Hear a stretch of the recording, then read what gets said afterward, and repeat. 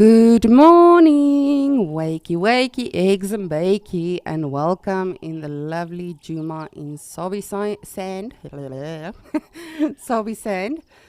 And of course, welcome to Escape to Nature, and thank you so much for spending your time with us. I'm Lisa, I'm your waterhole naturalist, and we are currently at the beautiful Gowrie Dam. And I've been spending some time with Betty Lou, the blacksmith lapwing, and Tracy, the terrapin. And I'm not too sure what's happening. They seem to be, I don't know, they don't seem to be on good terms. Generally, they're having a fat chat this time of the morning. But it seems like they are having a bit of a dispute. I don't want to get involved, of course. But so far, it is super peaceful here in Juma. We did have two beautiful waterbuck, and they, of course, moved off when they heard Escape to Nature is about to start, as the animals generally do. But I hope all of you are having a beautiful Monday so far. It seems like it's going to be a beautiful day in Juma. But let us take a look at today's weather forecast and see what we can expect.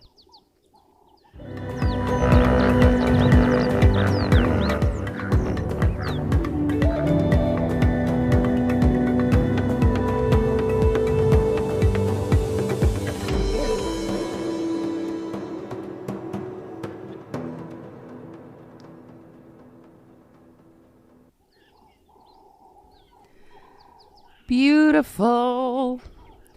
And as I say, generally, it's good to know the weather forecast, but I personally have learned specifically in the Greater Kruger, it's can be very unpredictable.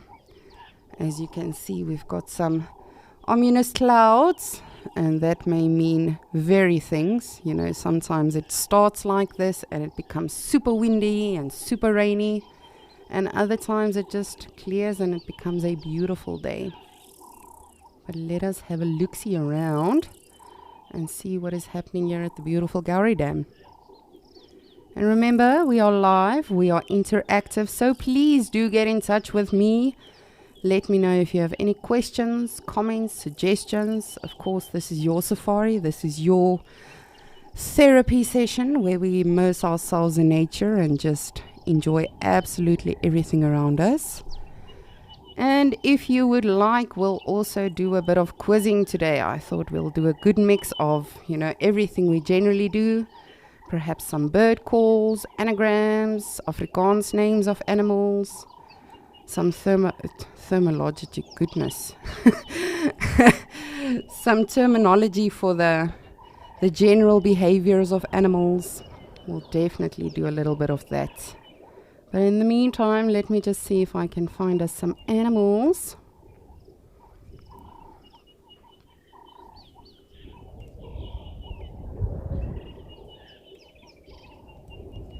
Ray J, good morning. So nice to hear from you. I hope you are having an awesome Monday, and thank you for your comments. Absolutely. How can we not have a great start to the week with this absolutely beautiful scene? And as I often mention, we don't constantly need to see animals to be educated, to be entertained. We can absolutely just enjoy everything.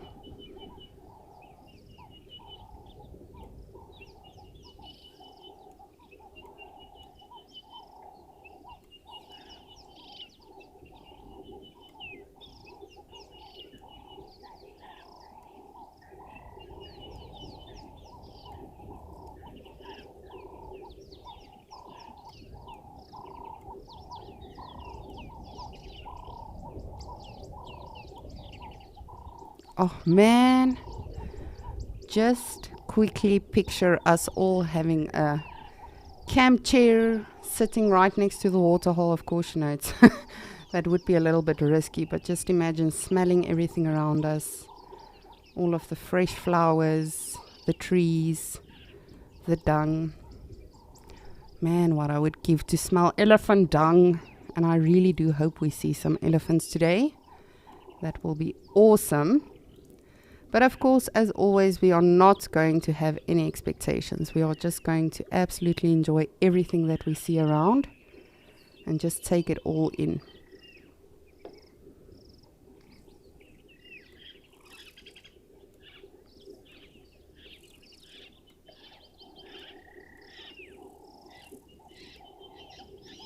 Darcy Miller, good morning. I'm happy you are game for the quizzes. I always enjoy it with all of you too. You are never too old or too young or too experienced or anything to learn. And as I say, for us as naturalists, it's always fun as well to quiz ourselves a little bit. But I'm so happy you are interested and game for the quizzes. And I think the first quiz we will start with will hopefully be an easy one. Let me just see if I can... Oh goodness, of course it stopped calling now. But that's fine. Those birds in the background, okay, that wasn't very accurate, but you get the gist of it. What are those birds calling there in the background, the very, very loud ones? Let me know what you think. It is a very common bird. We see them in Okukuyo as well, and a lot of our other locations, of course. It's even a very common bird in the city. This morning on the way to work, I actually saw one. It was rather entertaining. I saw one harassing a harida, which I'd never seen before. Oh, good morning, Waterbuck. You decided you'll come back for the party.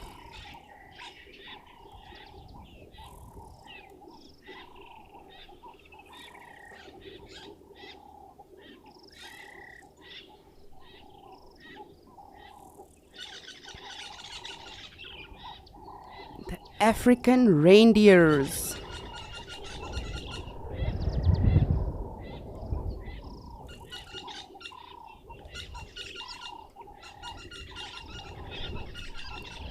Of course, I always refer to them as the African reindeers. I don't know, it just reminds me of that. And of course, these are two beautiful males. Waterbuck is one of our antelope species where the males will have the horns present and the females do not. And of course, they can use those horns for various things, amongst others, sparring with one another, establishing dominance. But also, if they need to, they can defend themselves against predators.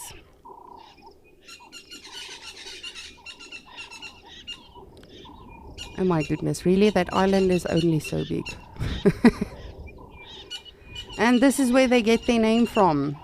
You'll always find them close to water, as much as possible. They are very water-dependent animals, but of course, that is also one of their defense mechanisms, is actually trying to evade a predator by running into a water hole.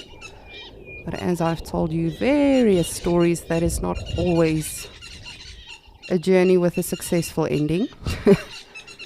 I've had sightings where lions have chased waterbuck into a water hole and a hippo actually harassed the waterbuck, and eventually, sadly, the waterbuck starved.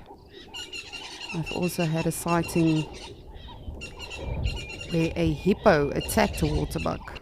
It didn't feed on it or anything, but it just merely attacked it. Of course, hippos are very territorial. So if they do feel threatened in their water hole or within their territory, they will definitely do something about that.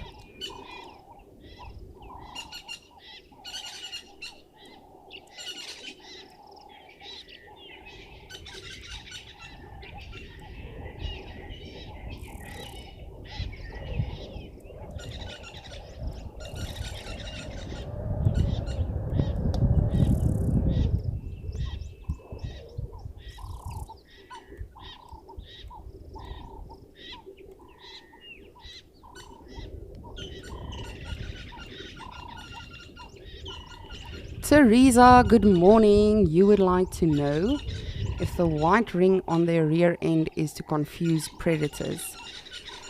It can be, yes, but not really. You'll see that more with antelopes such as nyalas, kudus. When they lift their tail, it's that sudden white flash that they'll see. With a waterbuck, and I always say this is according to our human interpretation. We don't exactly know why animals were designed the way they were. It could be for a completely different reason, but our common logic tells us that is a follow me sign, and we often observe that when they are in fact following each other in the bush. Of course, they'll just look for that white ring on the rear end. Whereas with lions, it'll be the black at the back of the ears, the black at the tip of the tail. With warthogs, we see the erection of the tail. So it's various things, but again, that is from our human observation and interpretation that we say, okay, well, this must... Ooh, is that a monitor? Just give me a second.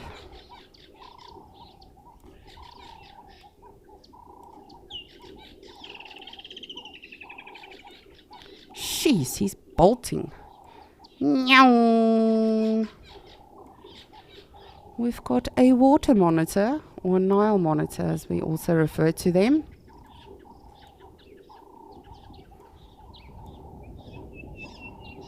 And of course, this is one of the very famous reptiles Juman specifically has to offer.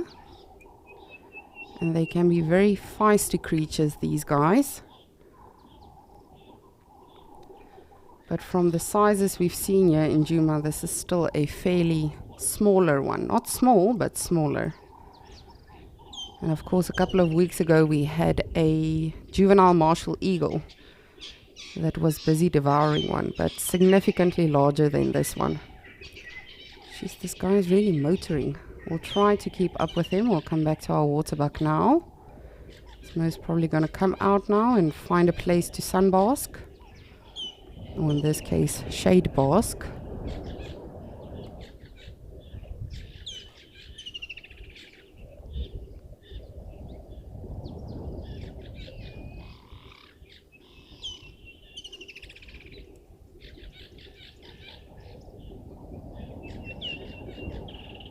Come on, monitor. All eyes are on you, my friend. Yes, the wind is definitely picking up here in Djuma now. Which, as I say, is going to mean one of two things. It's going to blow more clouds in, or it's going to blow the clouds away.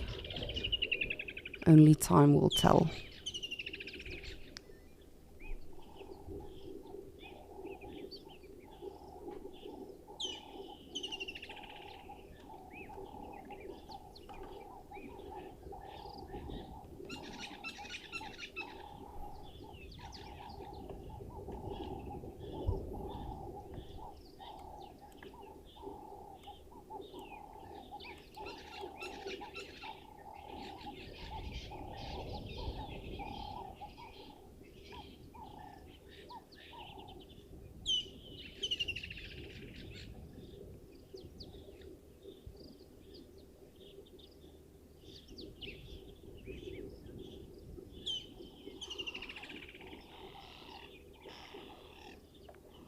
Do I want to? No, I do not want to. Do you want to? Do it.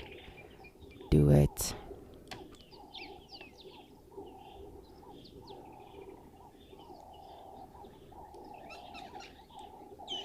Very interesting, drinking some water. But of course, just before that, putting out the tail constantly, just like a snake is literally picking up some smells. And that'll of course communicate to his brain what is happening here in his environment. Could he potentially smell prey?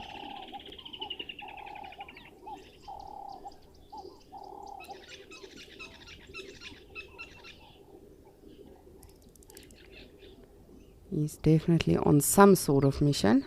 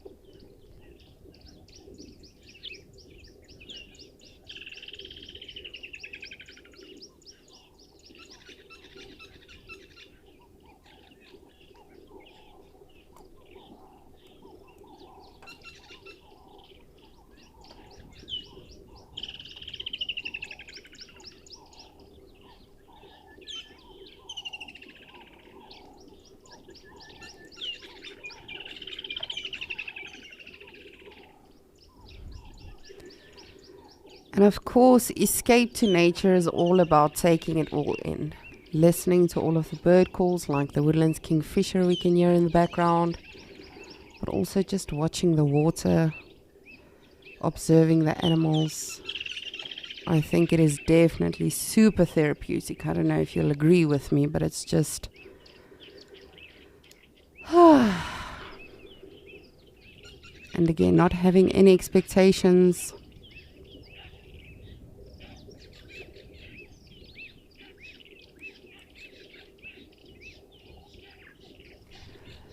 Benjamin, good morning. You would like to know if monitor lizards are solitary animals. For the most part, yes, they are. With them, of course, you know, they are reptiles, so they do lay eggs, so the female and the male will meet up. But for the most part, when you see a monitor lizard, it will generally be by themselves. And it's rather interesting. I've watched quite a bit of footage on them mating as well as fighting, because of course, you know, the males will also fight. And if you've not seen either one of those behaviors, definitely go research it. It is super fascinating, and it's very similar. There's a lot of similarities. It seems very aggressive when they are in fact mating. But for the most part, when you see a monitor lizard, it will be by themselves, yes. And how beautiful is the markings on this creature of ours. I'm just waiting to see if he's going to come out. Is he happy there?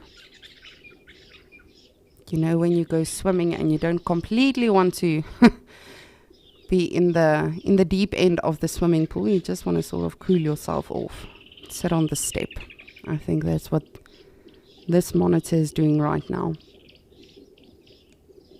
And just like the terrapin and crocodiles, and of course a lot of other reptiles, they are ectothermic, so they do rely on outer resources to regulate their body temperature. It's not like mammals. And so often they'll just come out and they'll have a bit of a sunbathe. Oh, there we go.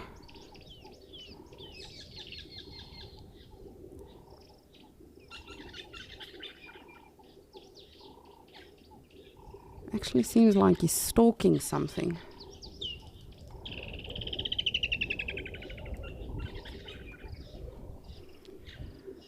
Well, I definitely take it back. He is not a small monitor at all.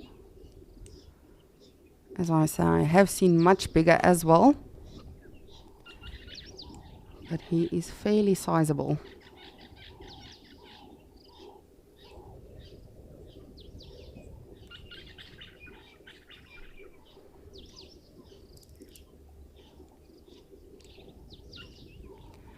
And unfortunately, these guys do eat eggs of birds as well. I remember one of my most memorable but most heartbreaking sightings was one that was busy stalking a helmeted guinea fowl, a chick.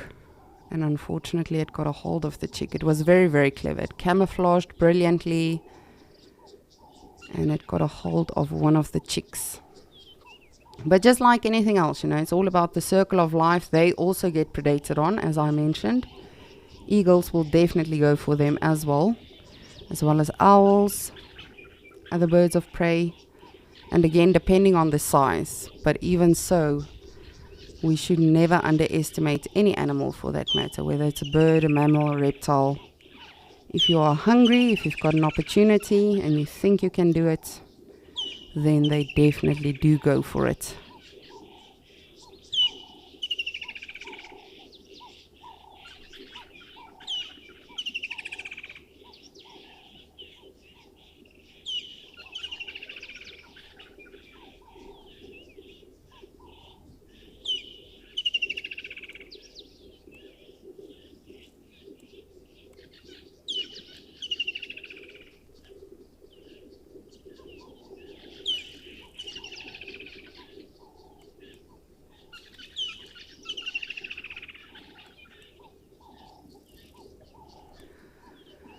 Martin, good morning. You would like to know if a monitor lizard stops growing or do they continuously grow?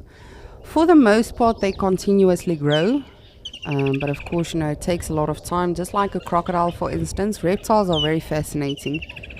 If they have a healthy environment and if they are left alone, and of course, if they have a lot or enough space and enough food, they will definitely continuously grow. But just like, with elephants that we often talk about, if you, for instance, got a monitor lizard in not a cage, but one of those, gosh, the word is evading me now.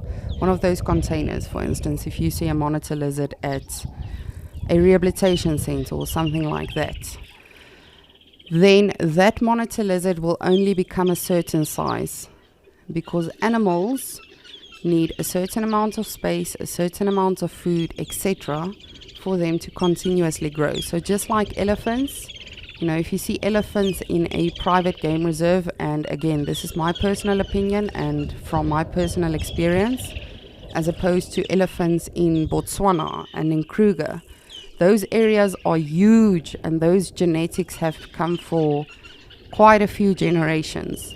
So they are still very, very, very big in comparison to the elephants we find nowadays, for instance, on a private game reserve. They stay... Ooh, is there another one?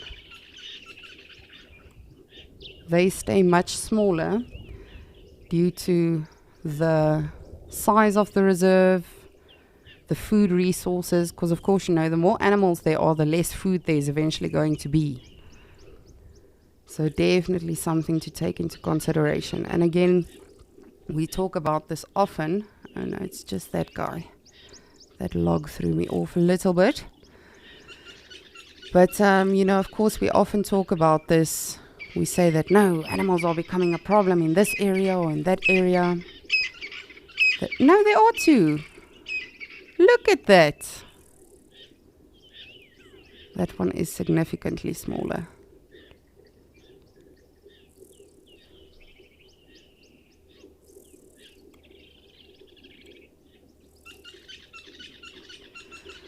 But of course, we cannot say that animals are overpopulating an area or animals are overpowering an area, because at the end of the day, the animals, and again, personal belief, but the animals were here before we were.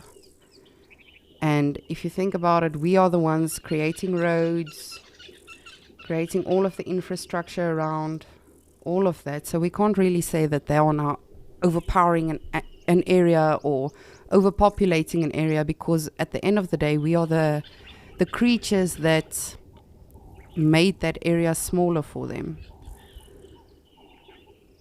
So it's definitely something we have to take into consideration when we want to go into that sort of discussion of saying, no, but the animals are becoming too many in that area.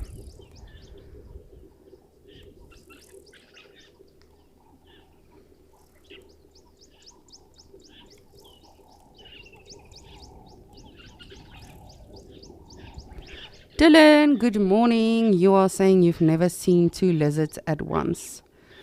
It is pretty cool. I lost the other one now, but it's very cool, definitely. On the one Escape to Nature a couple of weeks ago, we also had 2 of them chasing each other around. That was also very, very interesting. They are, as I say, super fascinating creatures. But again, if you have not actually seen any interaction between lizards or monitor lizards in particular, definitely go research it. It is super fascinating. Whether they are fighting or mating, it's something I've only seen. I think mating I've seen twice in my life, and fighting I've only seen once for myself. But as I say, I've researched quite a bit of footage on it, and it is definitely something to observe. Just want to have a look-see and see if this one is also now gonna come out. Choose a spot to sunbask a little bit.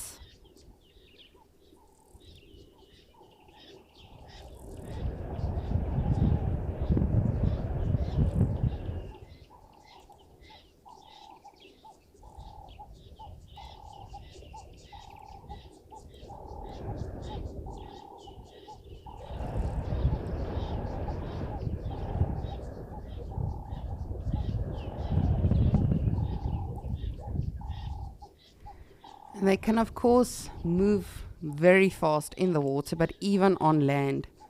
As I say, when they are stalking something or want to chase away something, there's quite a bit of footage on monitor lizards and leopards as well, you know, where leopards trying to hunt a lizard, and sometimes they are successful, but these lizards are quite powerful. So if they do need to evade something, they can move very fast on land as well.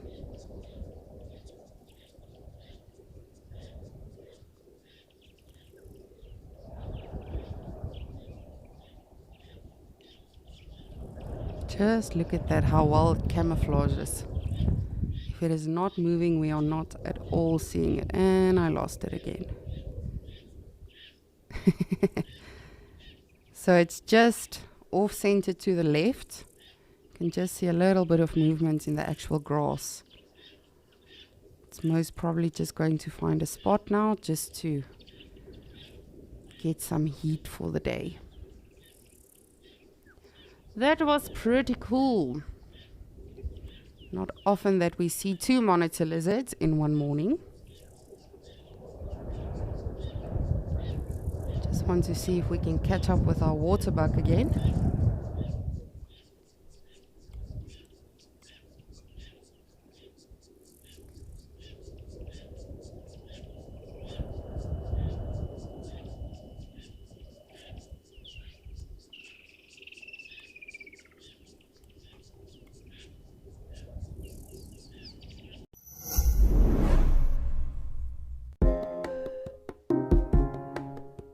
I'm going to make a combination of the thorns and the bark. That's what I'm going to do. It's basically just a very big open system.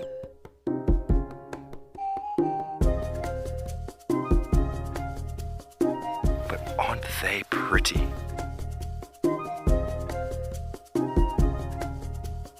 Thank you for joining us and have a fantastic morning.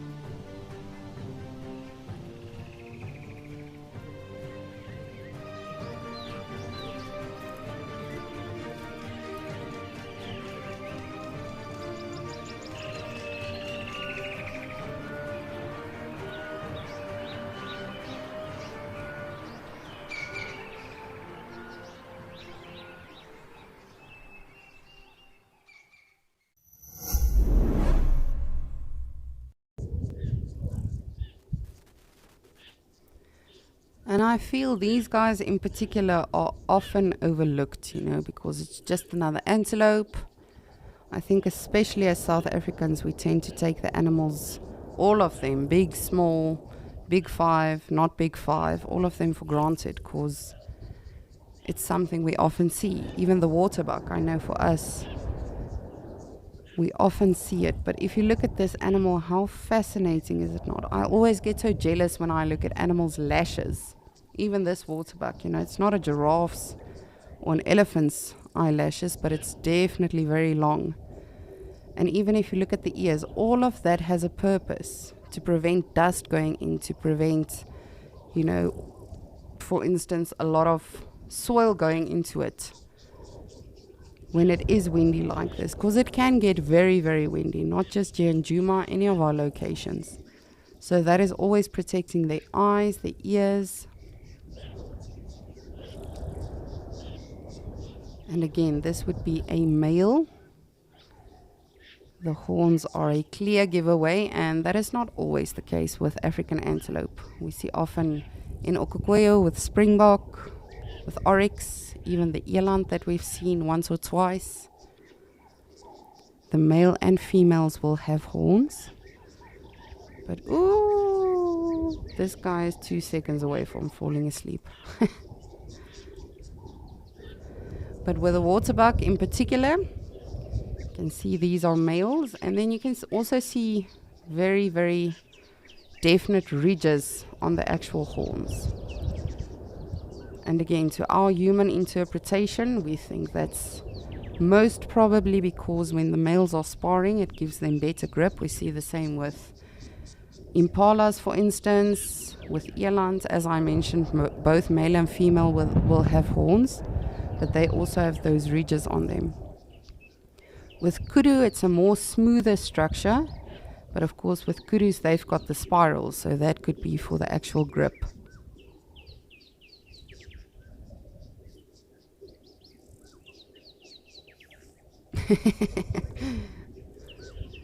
This guy is just having the best Monday morning.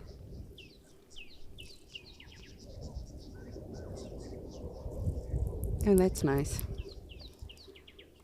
You've got people looking at you, my friend. You can't just pick your nose.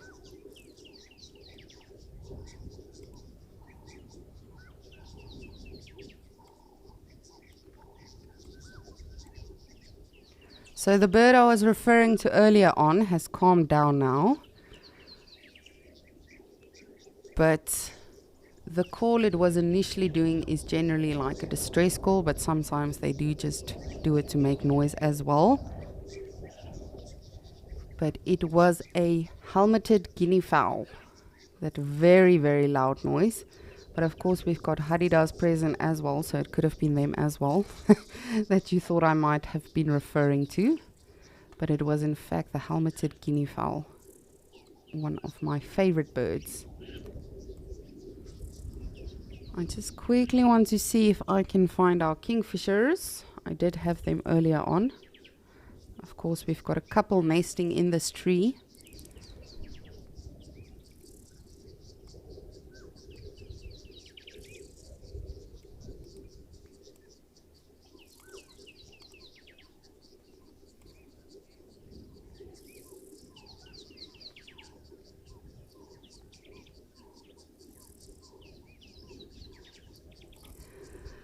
Calvin, good morning. You would like to know how we differentiate between distress call, alarm call, contact call. Well, it really depends on the bird as well as even if you are referring to animals. With guinea fowl, I have often found it, as I say, not confusing, but definitely you think the guinea fowl might be alarm calling for something, and then they were merely making some noise.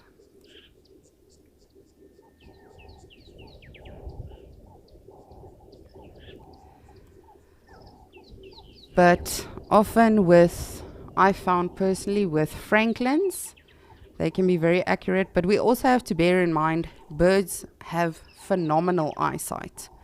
So birds will often even alarm call for a snake. Even vervet monkeys will alarm call for snakes. So often we think, oh, it's nothing, but then there might be a snake on the ground or in the tree that they actually spot. And then it makes it a little bit difficult to actually pinpoint what they are alarm calling for. But animals such as your mammals will be a very accurate giveaway for the most part generally as well, like impalas and kudus and inyalas.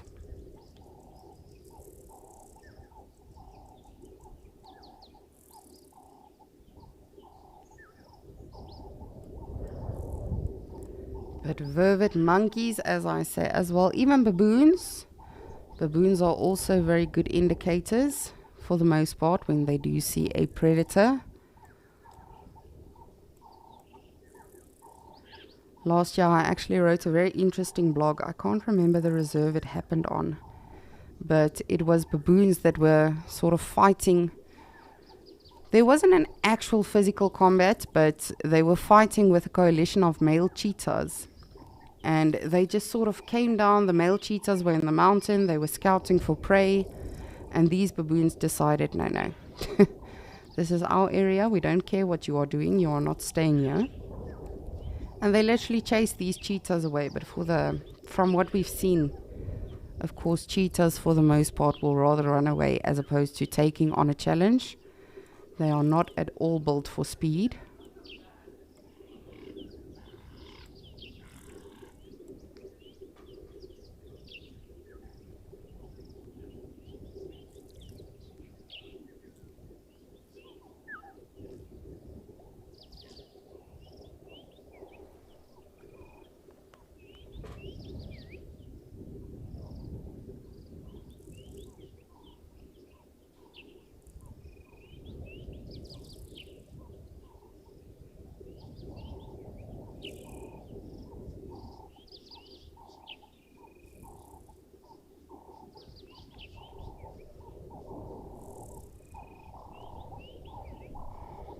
And this guy is also taking it super easy, ruminating, getting all of the nutrients, getting as much as possible. And then of course now as it becomes hotter, he's going to need a new source of energy again. So as I said, they might move into the shade and then graze again. Just looking for some new energy or new food sources to break down and then rebuild their energy. And that is the most important thing out here.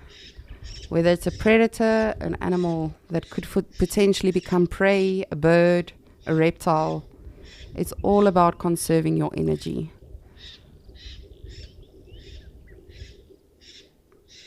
But I do not think, especially if the breeze is going to die down, I do not think they'll stay in the sun out in the open for this long.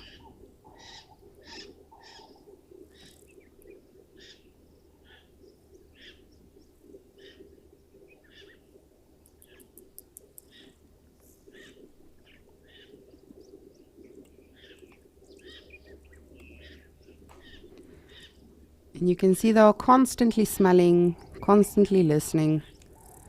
I always find it so, even, something as big as a water buck, but even they constantly have to be living on the edge, worrying about, is something coming for me?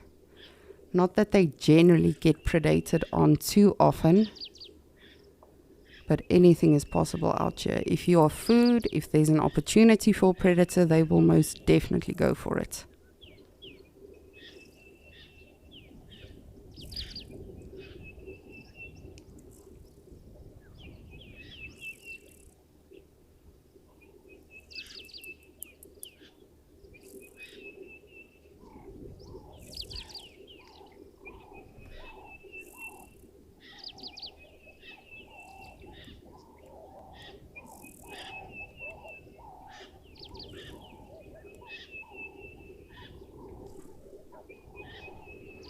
Brian, good morning. You would like to know if antelope actively do something to take care of their horns.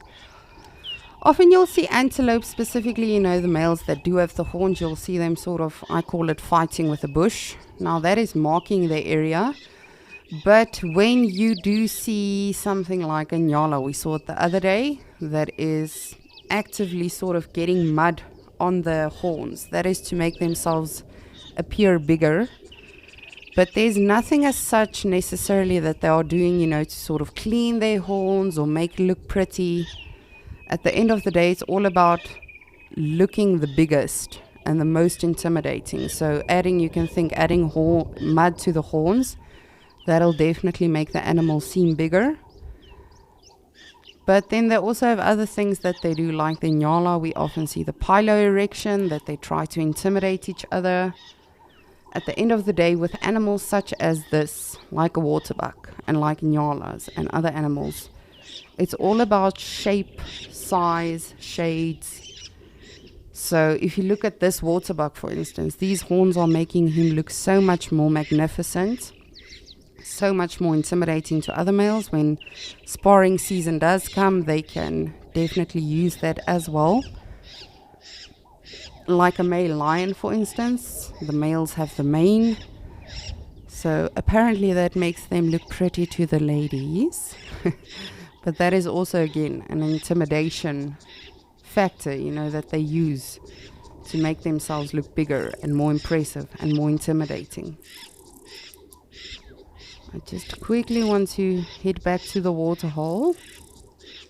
As we've often seen, sometimes we get so focused on one animal or one sighting in particular, and then something else has shown up in the meantime.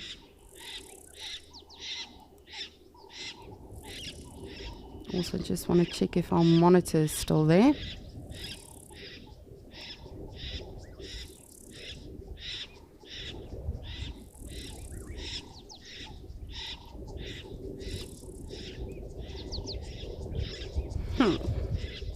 The bigger one has moved off, it seems.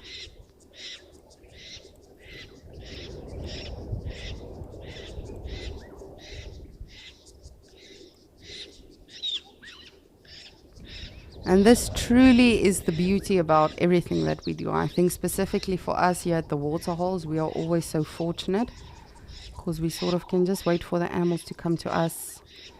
And sometimes it's booming in 1 hour, and other times, it's a little bit more peaceful. Again, even though animals are creatures of habit, they do not have a set schedule or set routine. Often we think in the heat of the day, the animals will definitely come around, and then they don't. I've often had guests where they say, okay, well, after breakfast, we want to go out again. And for a good 3 hours, we just want to go spend some time. And then as a naturalist, you think, but I don't know if the animals will be active. It's really, really hot. And I've had brilliant sightings midday, not just with elephants and rhinos wallowing and elephants swimming and buffaloes, also wallowing. I've had some good predator sightings as well, literally in the middle of the day, in the heat of the day. And then other times I've had drives where you go 3 hours, going to each and every single waterhole and not really seeing any activity at the waterholes. And then, I've had days where it's... I remember the one time my aunt was a guest of mine at my former lodge. And she always insisted, we go out. They didn't want to go out early in the morning. So we waited for breakfast, 8 o'clock. And then we would go out after breakfast. And the one day it was storming. And she actually felt so bad. She was like, no, we can go back. And we had brilliant sightings. We had rhinos fighting. We had lions moving from one area to another. A lion pride that actually had cubs. They didn't have the cubs with them at the time, but it was so interesting.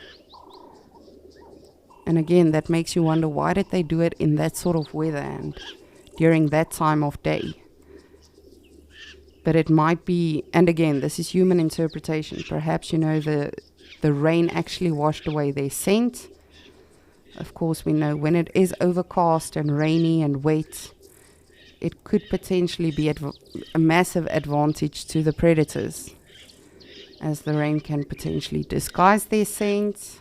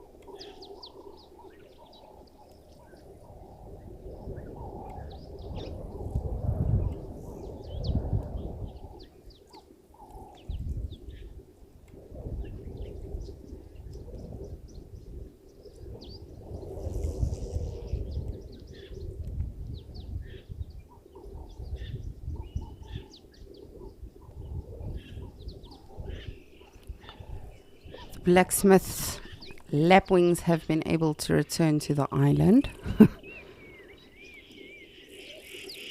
Of course, the waterbuck approached and then they had to get off immediately. Not because they would eat them, but because they are big. We often see this with elephants approaching a waterhole. Again, it's all about size and intimidation. Even if it is not on purpose or not a conscious thing from the other animal, it's just you are big, let me rather make way for you. Alrighty, so I do have the next challenge for you, and it is an anagram. So this one is Airwoman meets worming. Airwoman meets worming. What is this? And I will just give you some time to see if you can figure it out by yourself. If not, I will of course give a clue. But I know you will all figure it out. You guys are super impressive when it comes to the quizzes and the challenges, anagrams, literally everything we've done. It's very few times that you do not get it.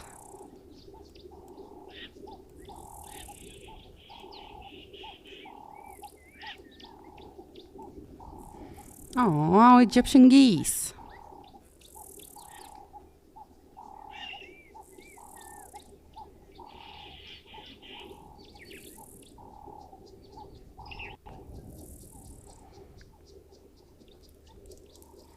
There they are. I was wondering where are the youngsters.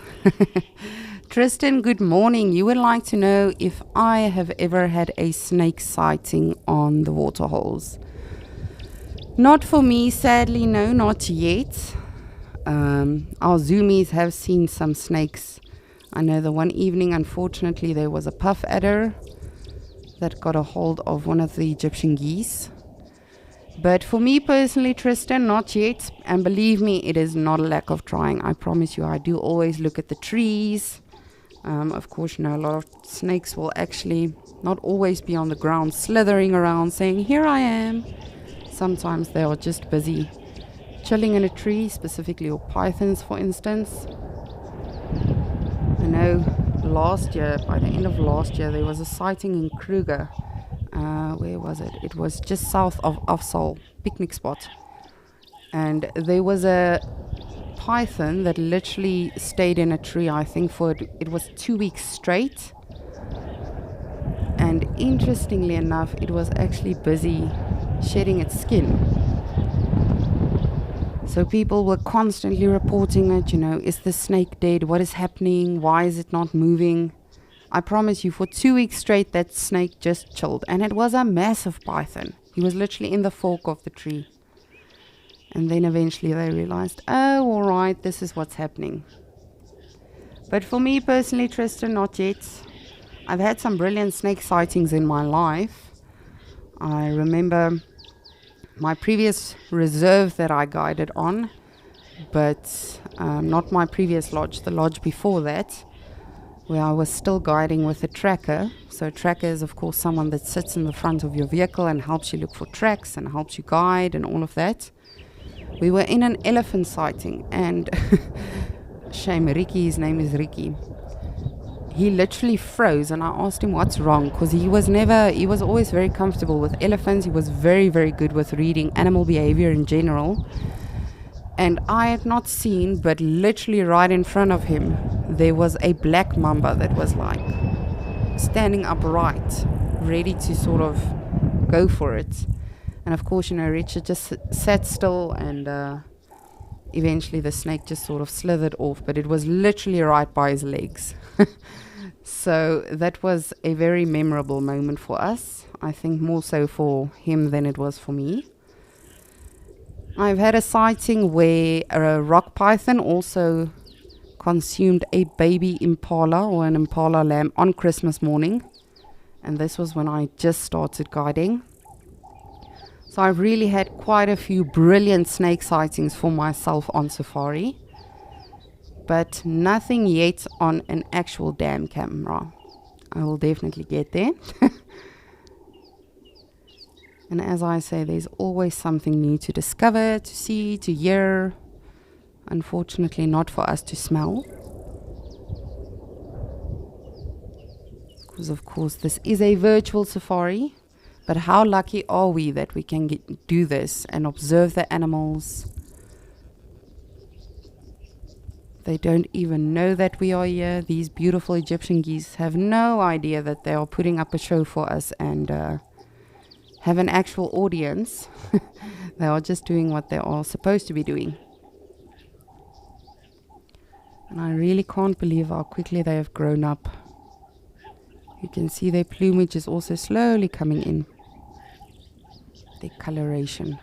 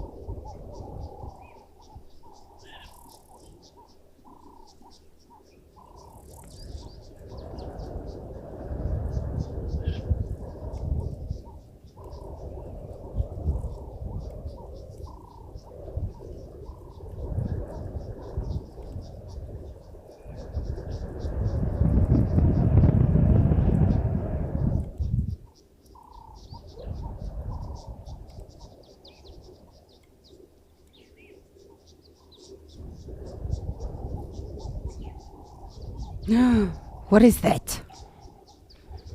Just an elephant.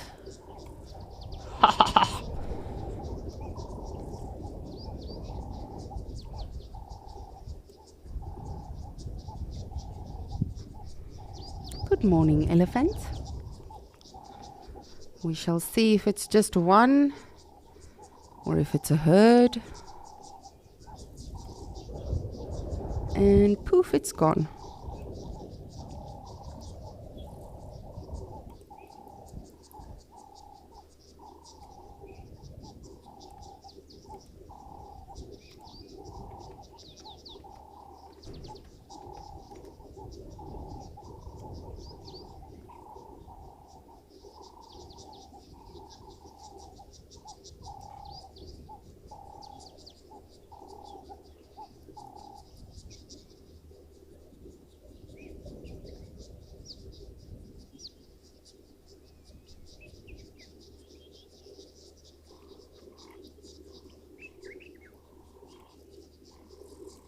It's a unicorn. He's just got one tusk.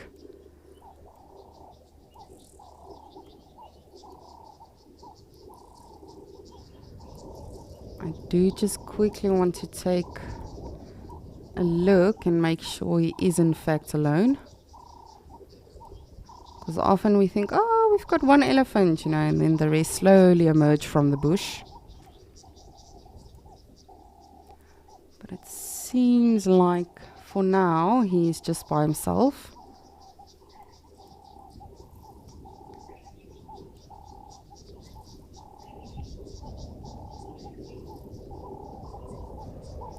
Oi, come here.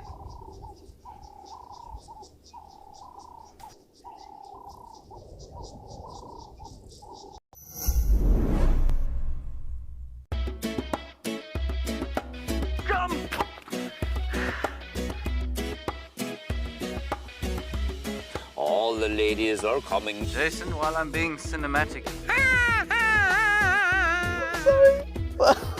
From the sublime to the ridiculous, everybody. Of that ethereal and unattainable thing, the happy marriage. Nice to see him. This is an unbelievable afternoon.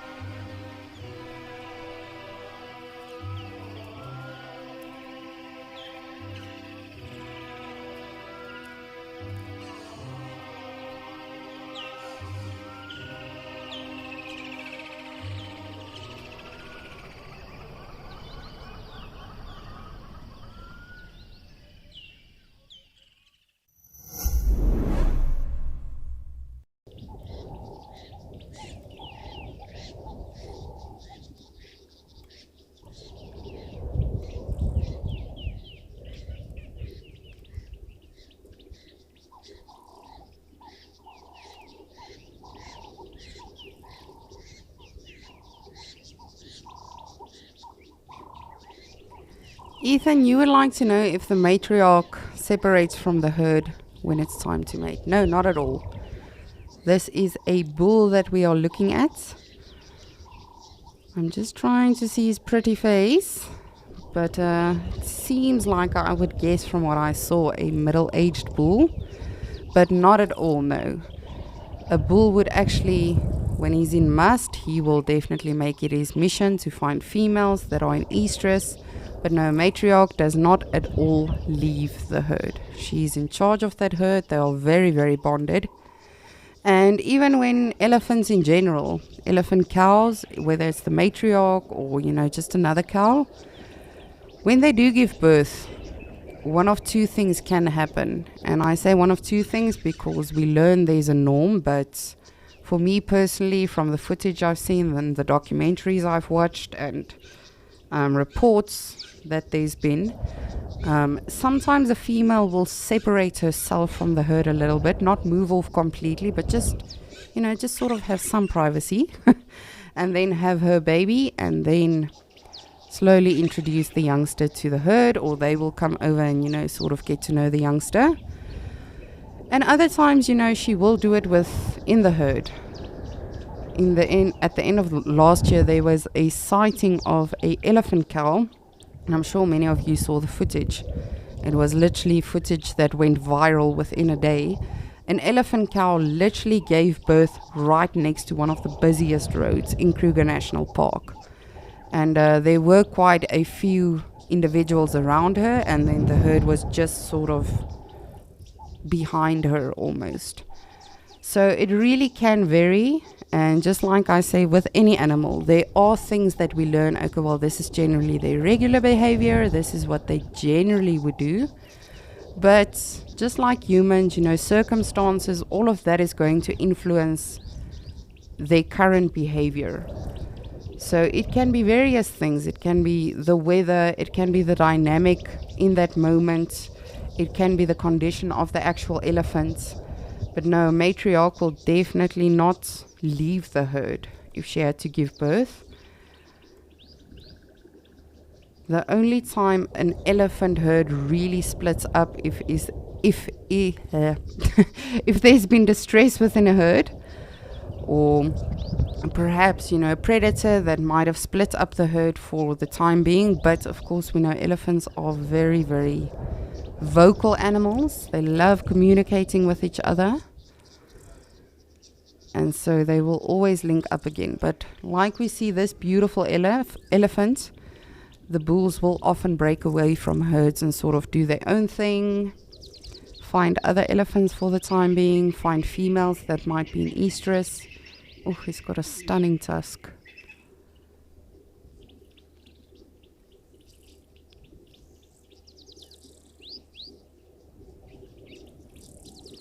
And again, I won't be able to tell you if this elephant was born without its tusk, if it broke off, but from what it seems, he doesn't have any protrusion of a tusk on this side at all. So my guess would be that he was most probably just born with one tusk, which could just be in his genetics, just like people. I often talk about this. Some people are very short, some people are very tall, some people have really long hair. Some people have one blue eye and one green eye. Some people have very fair skin. Some people have very dark skin. It's all about genetics. And it really is the same with animals. He was most probably just born like this.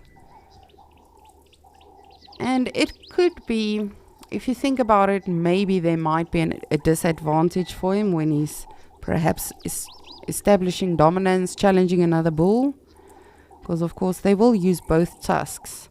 But animals are super, super quick to adapt. So if he was born like this, he most probably knows that, okay, well, I've only got one tusk, so this is the tusk that I'm using to fight, to defend, to debark a tree. Of course, they do use their tusks to actually get the bark loose on a tree as well. Oh, he literally is a unicorn.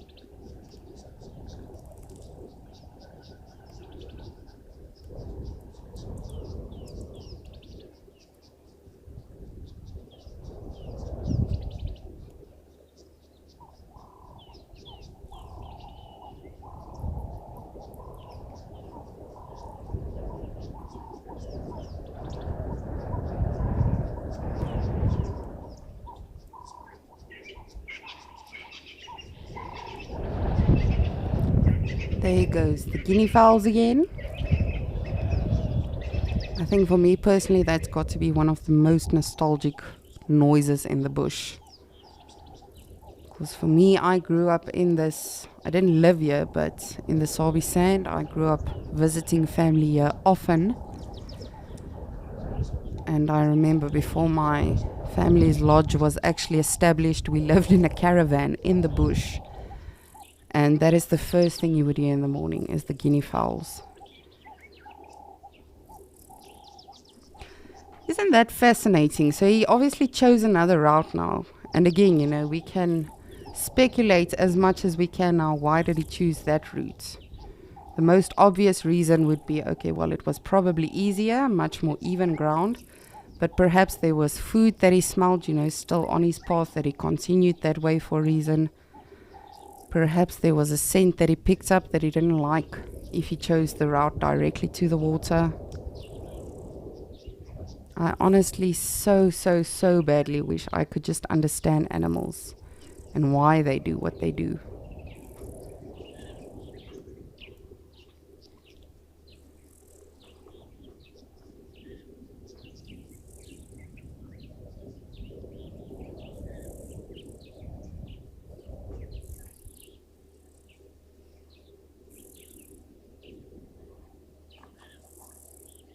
Oh, I don't know if you saw that. I'm not too sure if that was one of the monitor lizards. It was very quick. I just quickly want to have a look. But that was very odd. Don't think so, because I think we may have seen more tail and actual movement.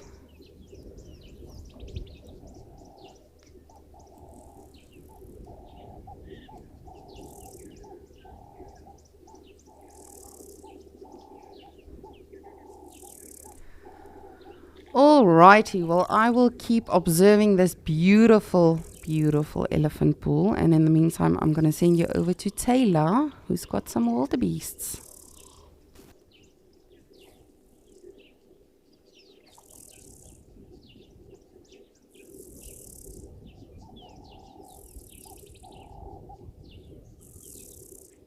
Lisa, it's always fun joining you on Escape to Nature.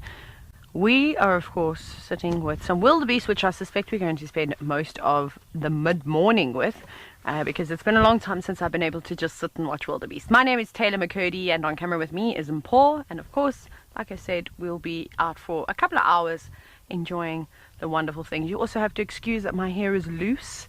I washed it this morning because it was disgusting, and I cannot now touch it until it's completely dry. I also have enough hair for about 6 people, so it's incredibly thick. So just going to let the wind and a little bit of sun blow through it, and hopefully it'll be dry, and then I can tie it up again. But it's quite a process. But shall we watch the wildebeest, because they are one of my favorite animals to spend time with, and I thought that we would do something a little bit differently today. When I go out on safari by myself, whether it's on foot or in a vehicle, I don't obviously do a lot of talking. I kind of just watch and observe. So I think that's what we're going to do today. Do you know what I want to do, Mpho? Can I reposition very quickly, because I've just seen that there's actually a southern ground hornbill also just sitting in a tree doing nothing, which is crazy. So I want to try and get us into a position quickly where we will be able to see all of the animals in one go, and then we don't have to move so much. That's crazy. No? I just want to show you. We'll watch a wildebeest first, but then there's an option. Do you see it now? Yeah. Okay, perfect. Okay, I'm just going to stop and sit very quietly and pretend like we're not actually looking at the southern ground hornbill, otherwise it might panic. This is not something that you see every single day. We do see the hornbills quite regularly. We're very spoiled. But to have one just resting up in a tree, just doing a bit of feather maintenance and actually just trying to escape the heat is quite special. I'm now also trying to scan to see where the others are, but I can only just see this one individual for now. And it does look like an adult. It's got the fleshy facial skin that's bright red in coloration. But that is amazing. I've always wondered, I was like, where do they actually go? Do they sit and rest during the day? Because you always see them moving around so much. But apparently, after the game drive ends, they also have a break.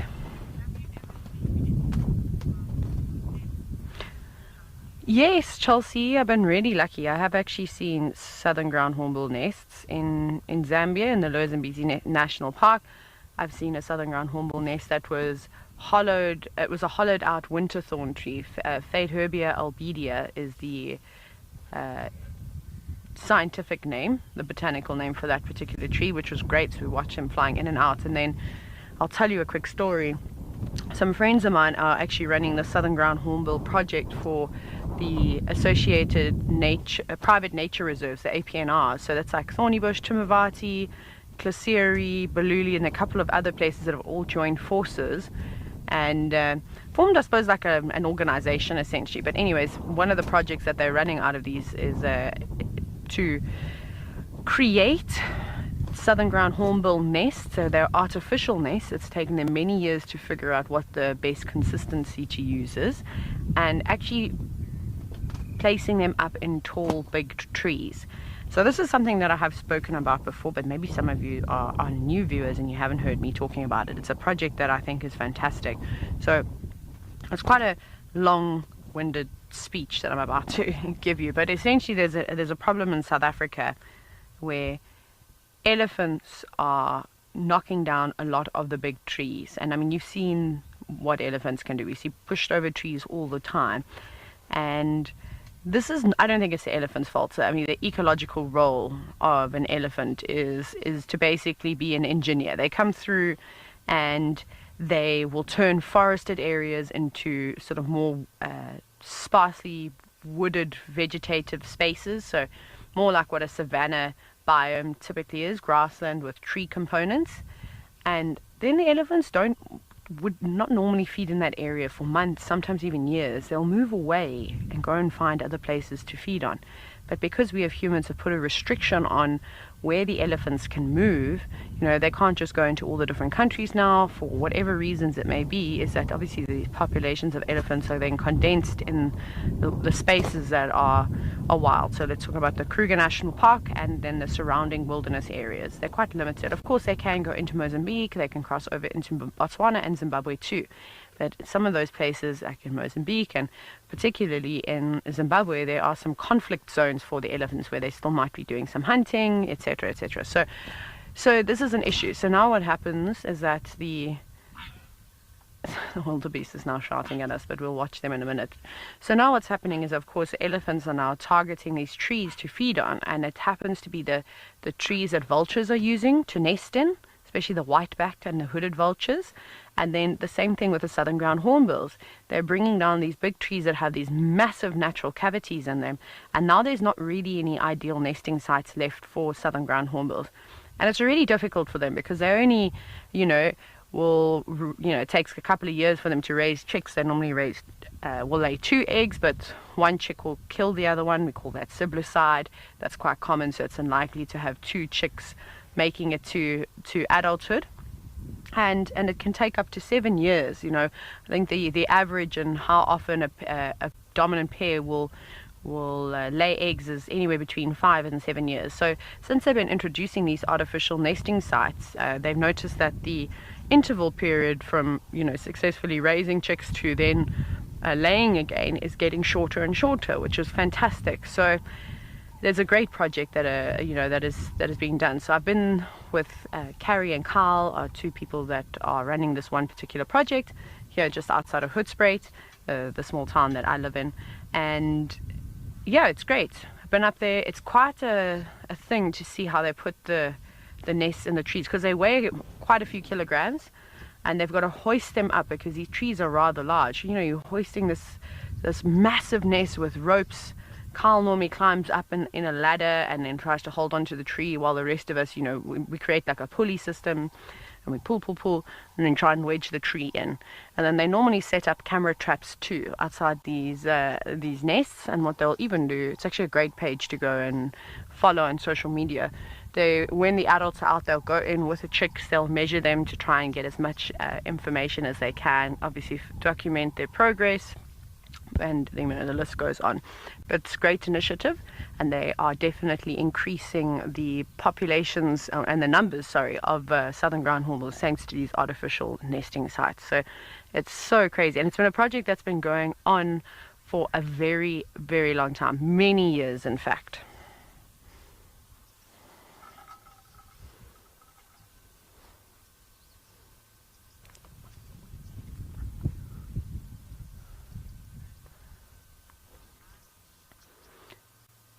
Yeah, so there's so many great research projects that are going on literally just on the doorstep of Hoedspruit. I mean, Hoedspruit is the safari hub of the country, and the people that you meet in the town are truly phenomenal. So yeah, it's always interesting. You go out to a pub or to a restaurant, you're bound to meet somebody that you know or you've seen on social media, and being able to ask these people about their work is great. So I love the opportunities to go out and spend some time with the researchers. I always say I think I missed my calling. I would have loved to have gone and studied at a university, whether it had been zoology or I don't know, any kind of animal behavioral sciences, something along those lines. I also would have loved to have been a vet, but I think I would have enjoyed the research side of it, more spending time with animals, working on different projects. So I unfortunately don't have the qualifications to be able to do that, but thankfully I know the right people. And it's been a while though since I've gone out and really sat with some researchers, but I enjoy doing that in my spare time. And this is crazy. We don't, how long do we get to spend time? I mean, this hornbill is not even that far away from us. We must only be about 20 meters, 25 meters at absolute most, and it's completely relaxed in the tree.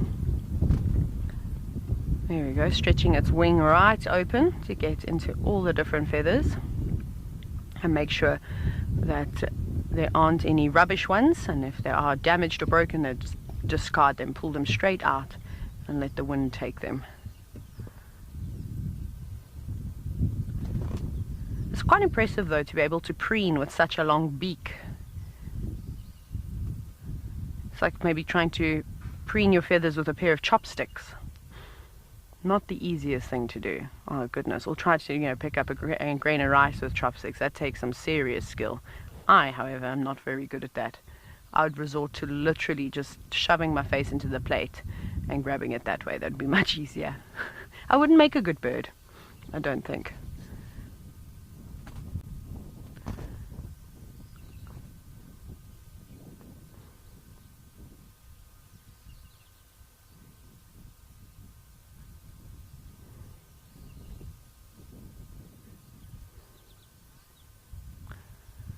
Very busy hornbill. And then you might be able to see just to the top right corner of the screen, and Paul, I don't know if you've noticed, there's actually a vervet monkey that's just sitting there. If you go up a little bit and to the left, sorry, did I say right? There we go. My bad. Now look, now you've got the hornbill and the vervet monkey. These little vervet monkeys drive us insane. I threaten them on a regular basis. You know me, I'm very honest, because they keep trying to get into my backpack. They chewed my books. They've tried to steal Maurice, my stuffed elephant. I'm not a fan of them. I prefer them when they're out here. We're just sitting on the plains of quarantine outside camp, but they come into camp all the time and they cause such havoc. You know they really are being troublemakers when you hear Gat. You'll hear him yell at the top of his voice, all sorts of colorful words, while the monkeys and Paul, and then the two of them stand outside armed with marulas, because the vervet monkeys will run across the corrugated iron roofs, and it makes such a noise, and they just cause all sorts of trouble. And then unfortunately there's a really big vervet monkey, a male, and he's going to be a bit of a problem. He's very aggressive. I don't know why, but he'll literally come up to you and try and have a go at you, and with less than a meter away, which is obviously not great. That's quite dangerous. But it's all happening actually this morning. There's even an elephant now that has just popped onto the plains, and you just see him every now and then through the trees. There he is over there, just slowly making his way. I don't know if he's going to go towards us, or he might end up going towards the dam, which will be great. He'll maybe meet up with the one tusk elephant that was at Gari Dam just a couple of minutes ago. Hello, big boy. Look how he's looking up already. He's obviously got his eyes set on that marula tree. Vivid Monkey, if you come anywhere near us, I'm going to be angry. You can just go away and stay elsewhere. Those troublemakers. Go jump on the tree and drop marulas out for that elephant. He'll be so happy. Anyways, quite a large bull, in fact. Not super impressive ivory, but in terms of his body size, he's big. He's got a massive head. Look how... Okay, it's a bit difficult to see now. He needs to just take like 2 steps forward. You'll see that his trunk is large. It's quite thick. And you can always tell, like, that's when elephant bulls are maturing. It's just unbelievable how, like, from the normal size of an elephant's trunk, a big mature bull, it's like almost, you can double it at least, if not even more. But I think he's just feeling around at the base of that tree looking for some marula fruits that have already fallen. Maybe if we're lucky, he'll even shake the tree. And that's always wonderful to watch.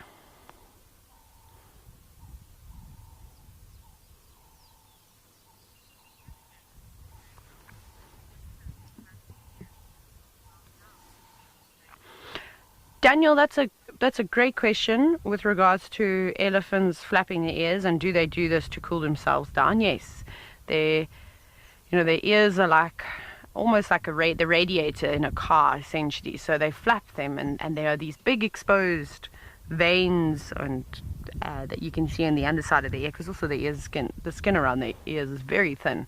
So by flapping that and moving it, creating a bit of wind or a breeze, you'll end up cooling down the bloodstream, and then that blood is then circulated through the entire body. So it's one thing, like Lisa was talking about, how it's not really a disadvantage for an elephant to only have one tusk. No tusks, but tricky, especially when you live out in this particular area. But for an elephant to not be able to utilize its ears properly, that's not great, because it is hot out here, and that is one of the most effective ways to cool themselves down. Oh, let's see if he's going to shake the tree.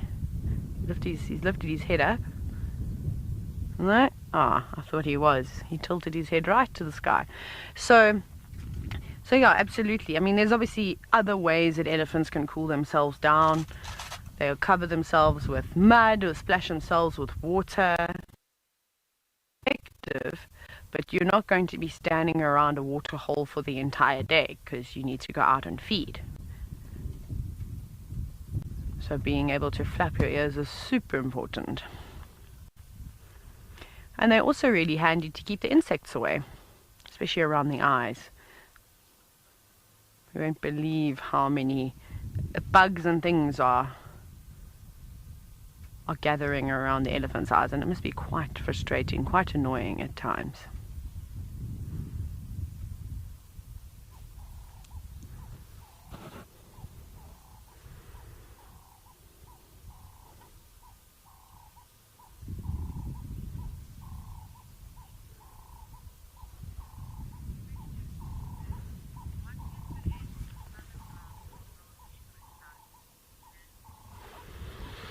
Oh, Lynn, I'm going to have to get the proper name for you now, for the Southern Ground Hornbill Research Site. It's done by the University, I think it's a St. Patrick's. Let's do this. Before, Lynn, sorry, let me get that all sorted for you. I'm just going to have a quick look and get the proper name for you. Because off the top of my head, I can't remember it, and I don't want you to. Okay, let's see.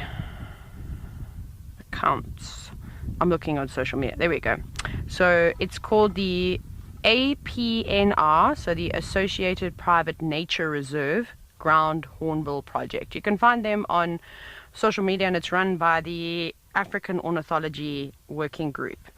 So, and that's basically the name of the project too. So you can type that in on the internet, and that should be okay. So the APNR, Associated Private Nature Reserve, that's just what the acronym stands for, Ground Hornbill Project. And it's truly amazing. Their research is just groundbreaking. They're doing such good for the hornbills in this particular area. Yeah, I actually need to get in contact with them and ask them if I can go out with them again.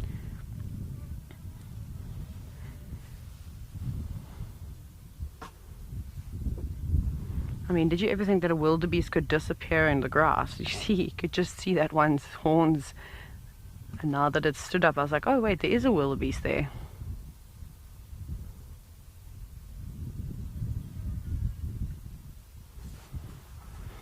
Also, apologies if you can hear some ice. I'm just going to take a sip of water. The nicest thing about all of us, you'll see anybody that spends a lot of time out on safari, to try and keep water cold, it's a nightmare. So we've all stopped using the traditional water bottles, and we now all use, flasks, for example. And you just get a really big one of those, and you add ice and you add your water, and then, the brand of flask that I use, for example, I can put ice in there and it holds it cold for more than 24 hours at least. Put ice in so if I put ice in the Sunset Safari in the morning, there's still ice in there. Easy, right until about midday just before. So they're great. So I'm just going to take a sip of water.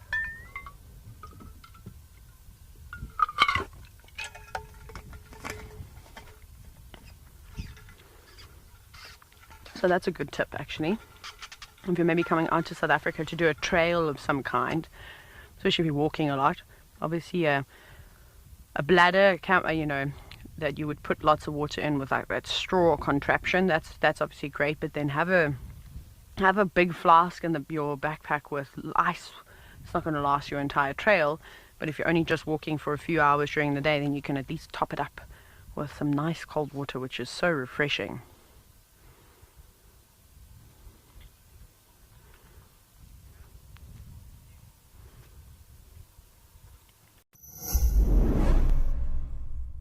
Join us from the 23rd till the 27th of January for a week of back-to-school special safaris, tailored specifically towards our future conservationists.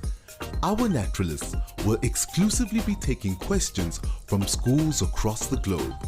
Tune in for some entertaining animal education to ease you back into the school year, because fostering the upcoming generations of conservationists matters.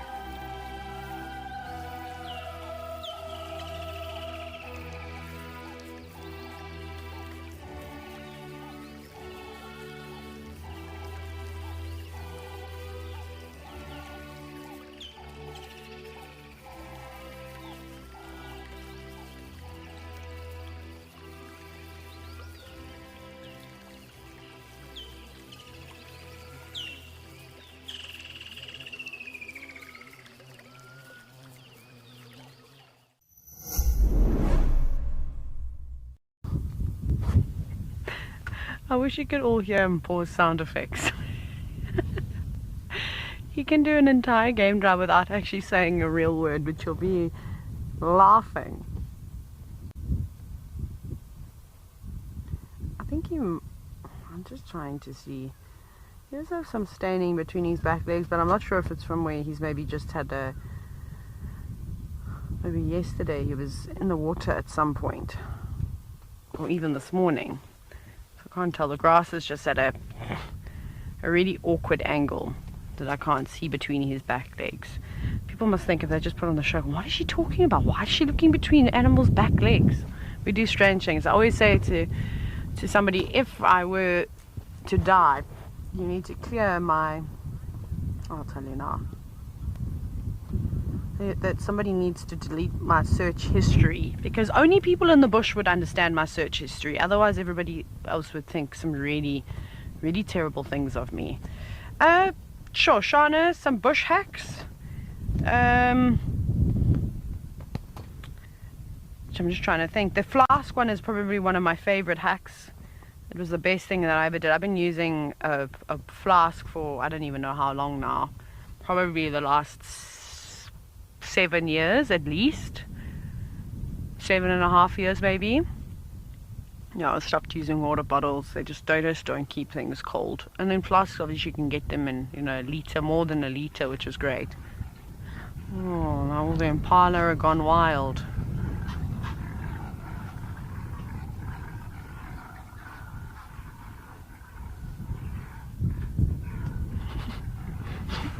The wildebeest is also chasing the impala. That was great.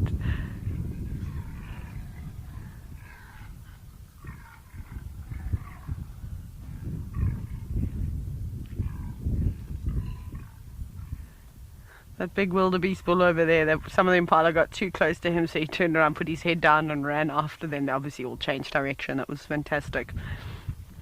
This is very typical behavior amongst impala rams. Just one gets a bee in its bonnet and then everybody needs to prove to one another who's the biggest and the strongest, which is honestly the most ridiculous. Considering, guys, it's not even rutting season yet. Calm down. No one is interested in you. But anyways, what are the bush hacks? Sunscreen, always got to have sunscreen, always got to have one hat, if not a spare hat, just in case one happens to your first one. I can't be in the sun without a hat. I'm just thinking. Always put bug spray on. I do, in the mornings, in the afternoons. There's really not a day that goes by that I don't layer myself with it. I've even been told that the perfume that I wear should just basically be bug spray, because that's kind of what I smell like most of the time. Rehydrates are a good one. If you're going to be out in the bush every single day, like I get headaches quite a bit, but it's often from being out in the sun, and I probably haven't drank enough water, so I normally drink 1 or 2 rehydrates a day, and that will typically take my headache away. Those are good. What else? I'll have to sit and think about it. I will think about what other bush hacks I've got. Obviously, when I'm asked these questions, I can't remember anything. But anyway, so I've got a little bit of time to think about it. Or if you go back to Lisa, who's checking out some Egyptian geese in Namibia.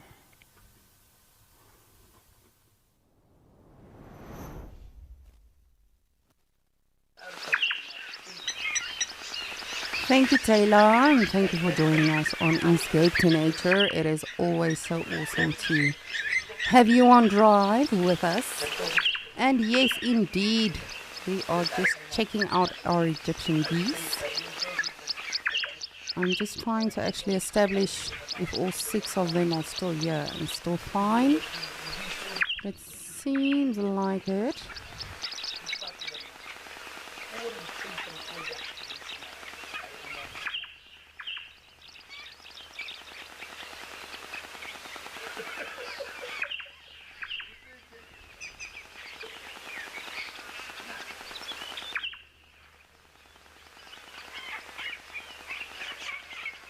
I'm also just trying to figure out what is this bird that is with the family.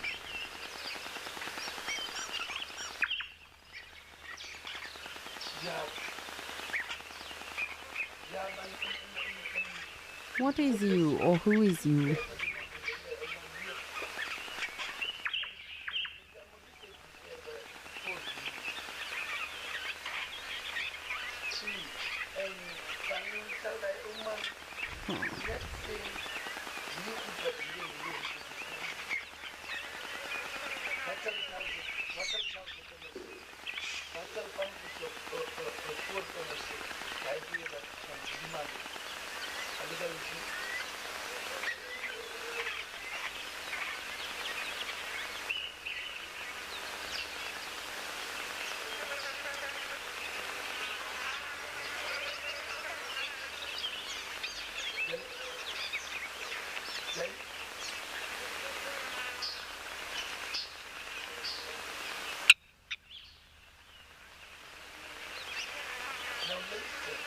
I have no idea what this other bird is.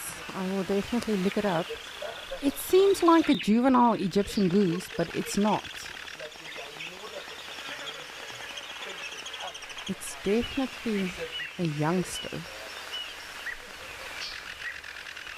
Just trying to get the best look possible.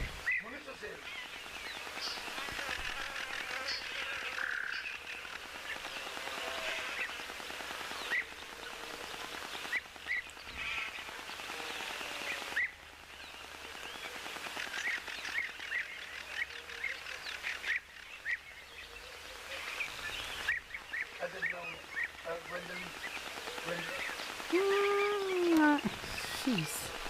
I want to say it is, but it's... no. I will definitely ID this youngster for us as well. I have no idea where its parents are. Because to my knowledge, it is definitely not a part of this family. Seems like a duck of some sort.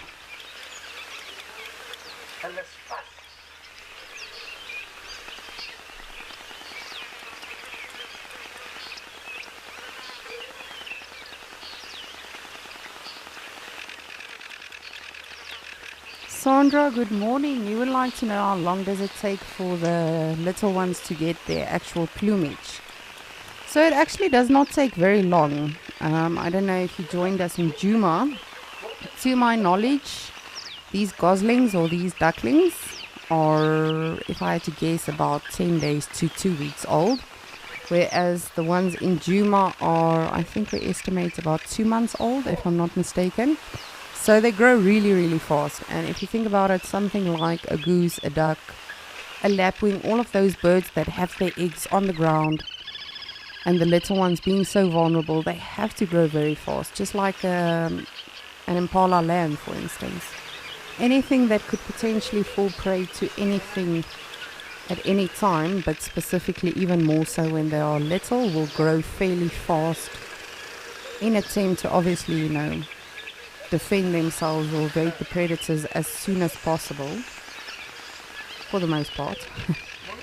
But for their actual coloration to come in, anything from 3 to 4 months, then you'll actually, even the ones in Juma we saw this morning, they are slowly, obviously the full coloration is not in yet, but they are slowly transitioning to that.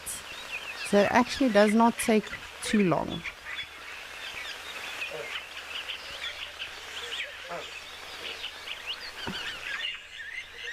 It is one of the Egyptian geese, but it seems so much bigger than the others. My goodness, I cannot believe how big this one is.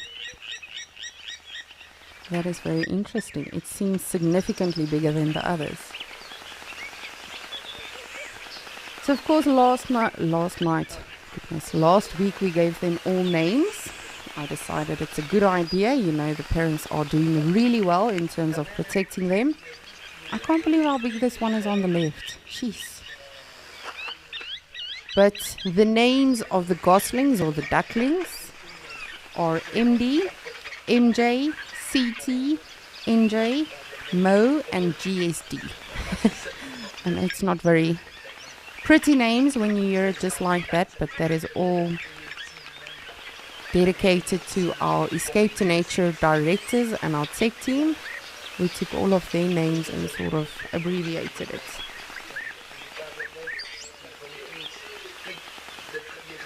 This one is huge. I'm so sorry. I can't get over this. It's really, really much bigger. Maybe it's just because the others are lying together and this one is actually by itself.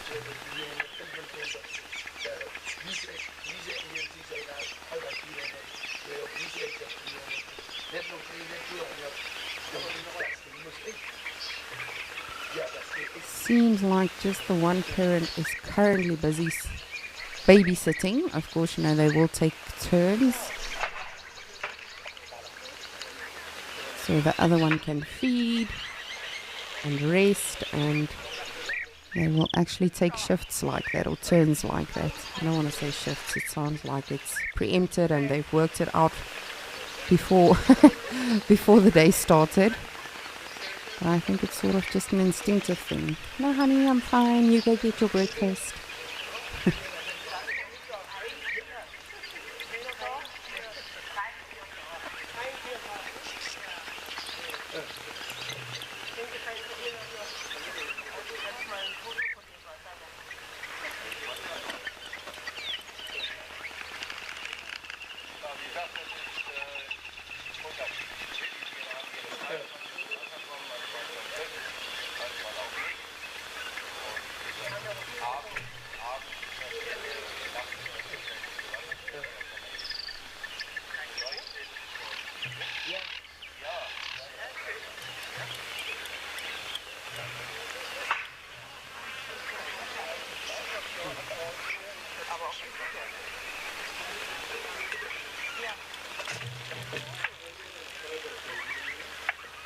Here's our little grebe. Thought for a moment it's the terrapin when I just saw some movement. But that is of course the little grebe, and that is fully grown. That is not a baby or anything. So I've never seen little grebe chicks in my life. That is still one lifer for me that I really would like to tick off my list. They are also known as dab chicks.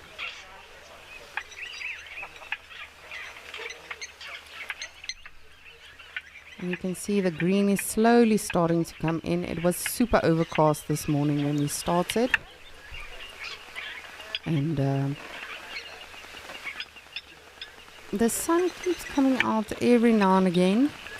But of course, you know, we often talk about this is prime time now for the rain season to start. We've had a little bit of rainfall, but nothing to get excited about or to write home about. Not nearly sufficient to get us through summer, much less winter.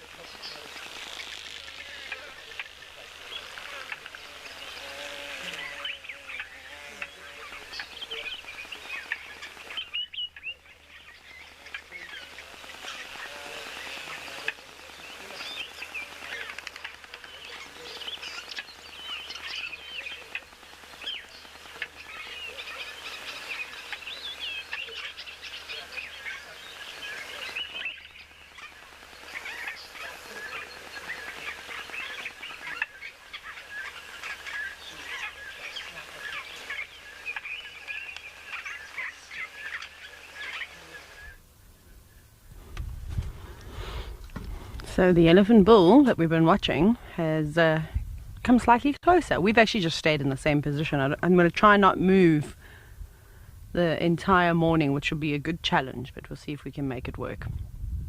See, why can't this stuff happen to me in the afternoons or even in the mornings for the sunrise and the sunset safari? I seem to have much better luck during the middle of the day. Elephant, have you just realized that we're here? I don't know, he might have heard me, maybe the wind is starting to swirl a bit, maybe he picked up on our scent. I'm not trying to really hide from this elephant, but he stopped and he was like, oh, people, cool. we'll just keep an eye out on you. And we have a much better view of him now. There's still a very musty smell coming from this elephant, but he's not actively dribbling urine. So it's quite possible that he's either coming into must or he's actually going out of must, and he might just have, I suspect it's the latter. It's that he's coming out of this must state, and perhaps some of that secretion is still embedded on his skin between his back legs. And that's what we are getting. So I'm not that I'm worried about him, but you always have to just be a bit more cautious around musk bulls, as they tend to be a little bit more on the agitated side, because they're not really eating like they should be, because they've got this drive to just continue marching through the land searching for female, so essentially that are in estrus. So they can be a bit hangry and a bit annoyed and frustrated at times, but he's quite relaxed. He pulled a big branch from a marula tree down. That's what he's feeding on at the moment. Might do it again. Come on, stretch up. Yep, there he goes.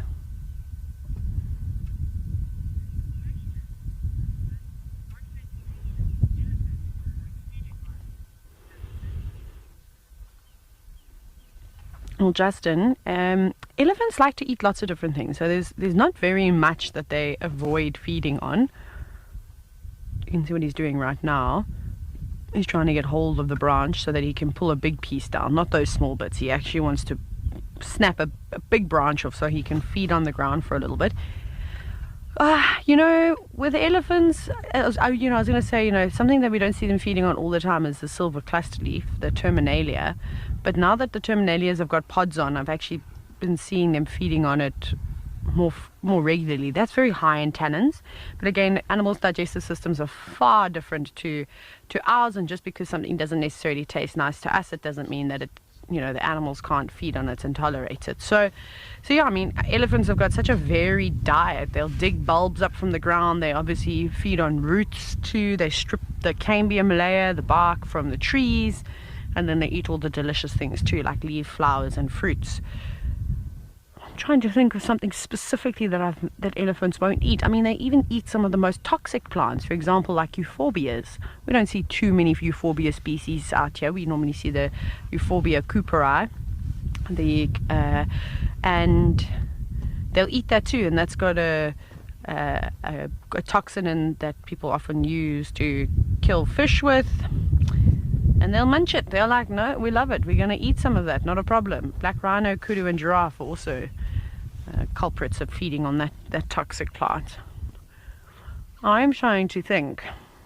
What tree has an elephant walk straight past? I've seen them feeding on almost everything and anything.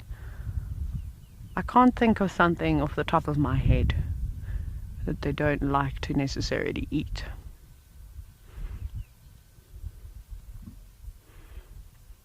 But if any of you have any examples, please let me know. I mean, elephants, when they live in captivity, unfortunately end up eating a lot of fruit, which is not good for them. They're not supposed to have so much sugar in their diet. That's why out here, fruit's not available all year round.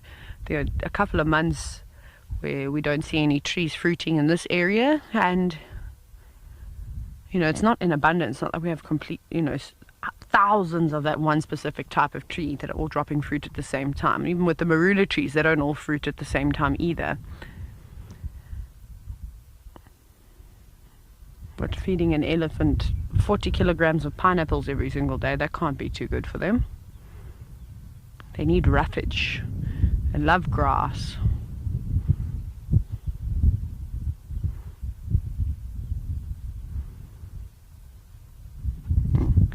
And off he goes. Oh, still not finished feeding on this marula.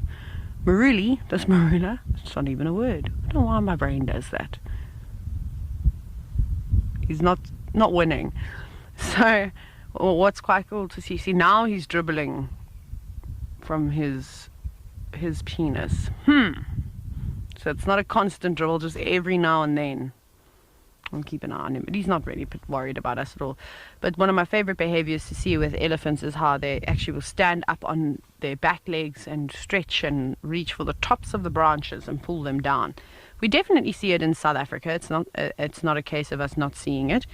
However, in the Lower Zambezi Valley, so in Mana Pools and Lower Zambezi National Park, both these areas are very good to see elephants that stand up on their back legs and feed on the big anna trees or winter thorns, whichever one you want to call them. The one I was talking about where I've actually seen a natural southern ground hornbill nest in a cavity of one of those trees, and it is so spectacular to see. I mean, that's huge, and his back basically scrapes on that branch. That's insane.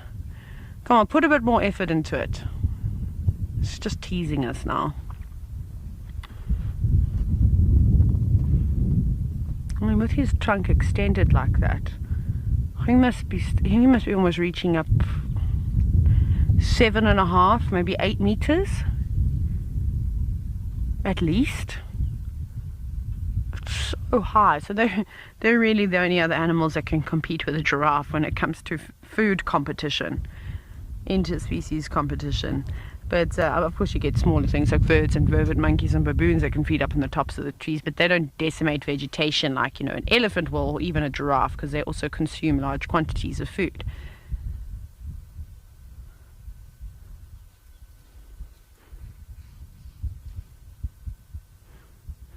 The tree, if we didn't have giraffe and elephant, the trees would definitely not have that lollipop figure that they seem to take on. I think there'd be a lot more trees with be a lot sort of messier, sparse branches everywhere.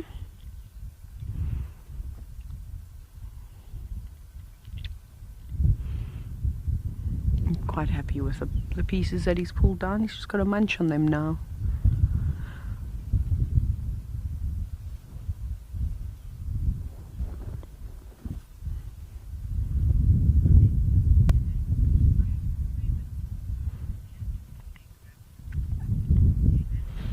Helen, yes, it is quite wonderful with the way that they do pull branches down. You're quite right. It's sort of mesmerizing at times.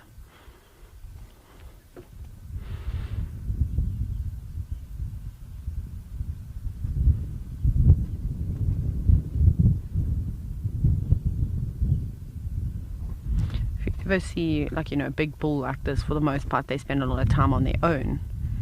But sometimes you'll get these younger elephants, also bulls, following a large individual like this around.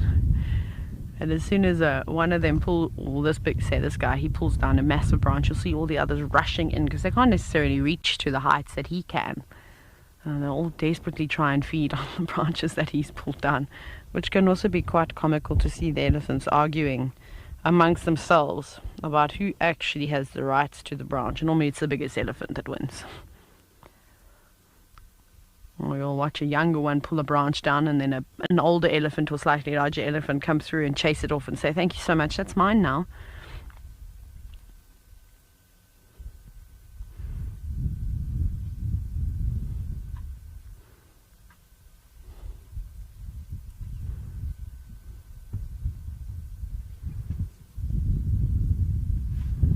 I still can't believe that these are the sightings we get during the day, hey, and Paul?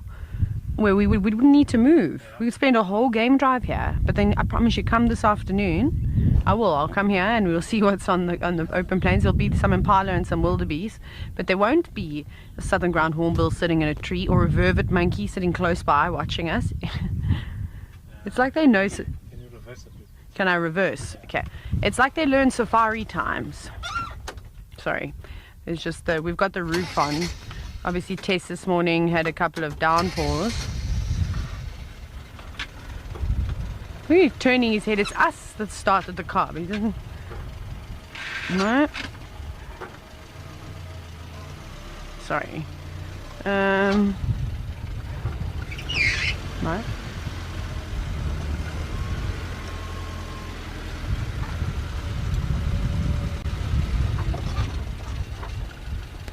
How's that? Yeah. I'll just get into a new spot.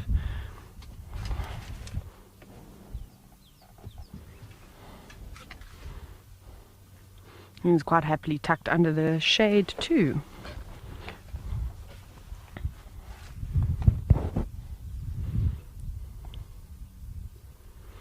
Everyone else has kind of moved out of his way now, giving him a bit of space.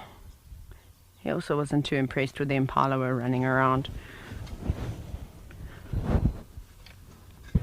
And to be fair, when you're this large, you deserve all of, I mean, everyone should get respect out in the bush, but an elephant acquires the most just by its sheer size. I wonder if a monkey has ever, like a vervet monkey, has ever jumped onto the back of an elephant. Surely that must have happened, especially those young ones. They're so naughty and so curious. What's stopping them? In all honesty, what would the elephant do? Because his trunk can only reach so far back. Oh. Spritzed yourself with, I don't even know what, mucus and leaves. That doesn't look very nice.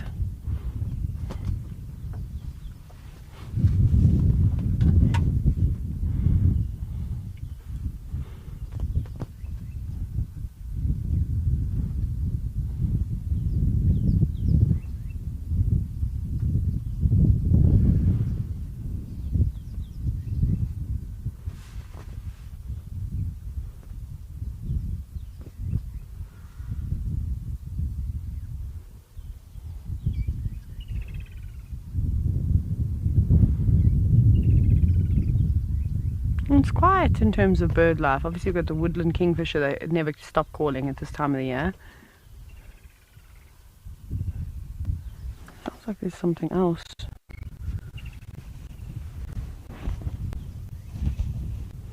A rattling testicular with a slightly different call.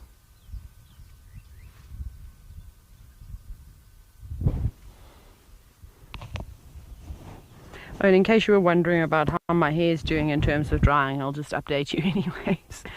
It's getting there. It's about 70% dry now. It'll probably still take another hour before it's completely dry.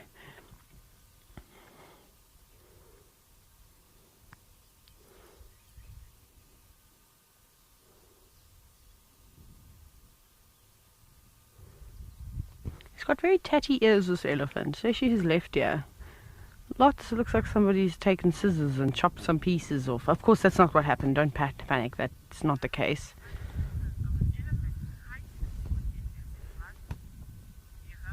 Heather, yeah, I imagine that the answer to that question is yes. Their senses will most certainly be heightened when they're in must. You know, they've got this sort of drive. You know, elephants are so comfortable in their place, especially big mature bulls. They're not really out there to cause any trouble. They just want to go around and feed and maybe socialize a little bit, but for the most part spend time on their own, go and have a drink at the water hole, push over a few trees, and then all of a sudden they get this drive that says, I must leave this area and I must search for more females, and then that's when they travel huge distances. And it's fascinating. You know, there's another organization called Elephants Alive, and I love the work that they do too. And they have collared a number of elephants, and with those tracking tags, it's obviously satellite connected. So they'll get a ping, depending on what they set it on. But let's say every hour or every 3 hours, they'll get a ping as to where they are. So it will send a location pin, and then they can track it on maps. And just by looking at their movements, say over a 6-month period, you can see when they've gone into must or if they haven't, and because their movements become so much more erratic, they'll kind of have the same route for the most part of their lives once they've settled in a space. You know, young elephant bulls are moving around a lot. They're quite nomadic. Not that they form territories or anything along those lines, but you know, they'll be moving, not sure where they're going to fit in, that type of thing, and then eventually they'll find a place that they are quite settled in. I don't know if he's having a sleep now, if he's using his trunk to feel around for some small marula fruits, but he's kind of standing very still at the moment. I'm just waiting for him to close his eyes.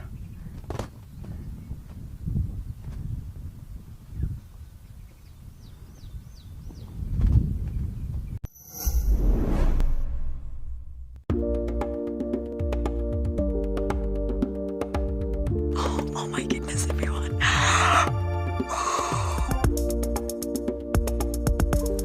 I did not think I would ever face my fears like this.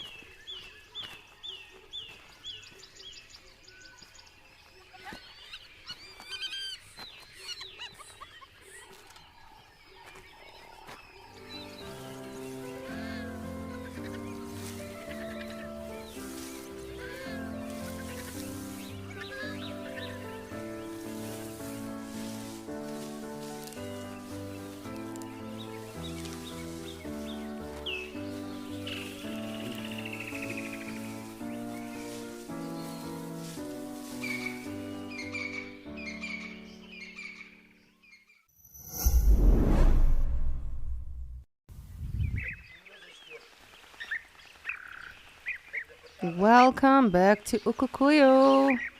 Oh, Taylor, that elephant is so chilled with you. It's like you say, sometimes you have more luck midday as opposed to, in prime safari times.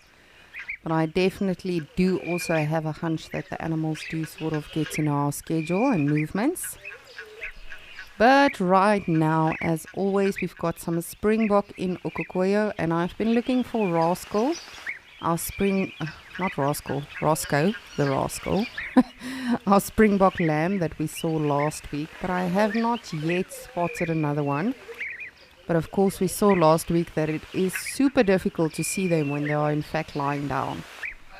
You would think, oh no, it's easy to spot them, but no sir. If they are lying down, they camouflage so well.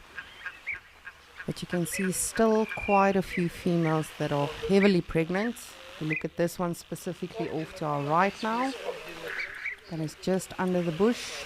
You can see she's got a very beautiful and round tummy,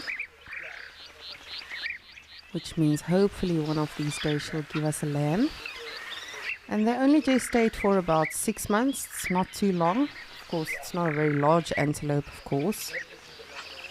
But, oh, there is a bee eater again. My goodness. Where do these birds go? Where do they?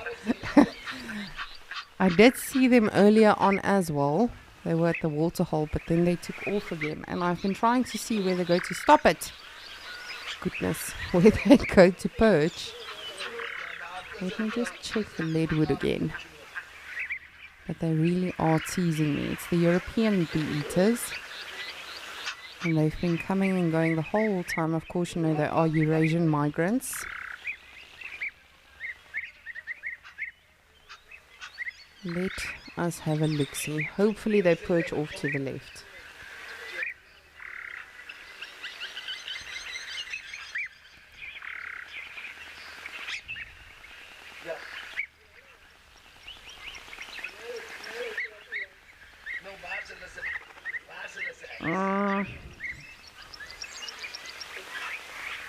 Not yet. What I'll do is I'll just keep us like this for a little bit, just to see if they're going to come in for landing.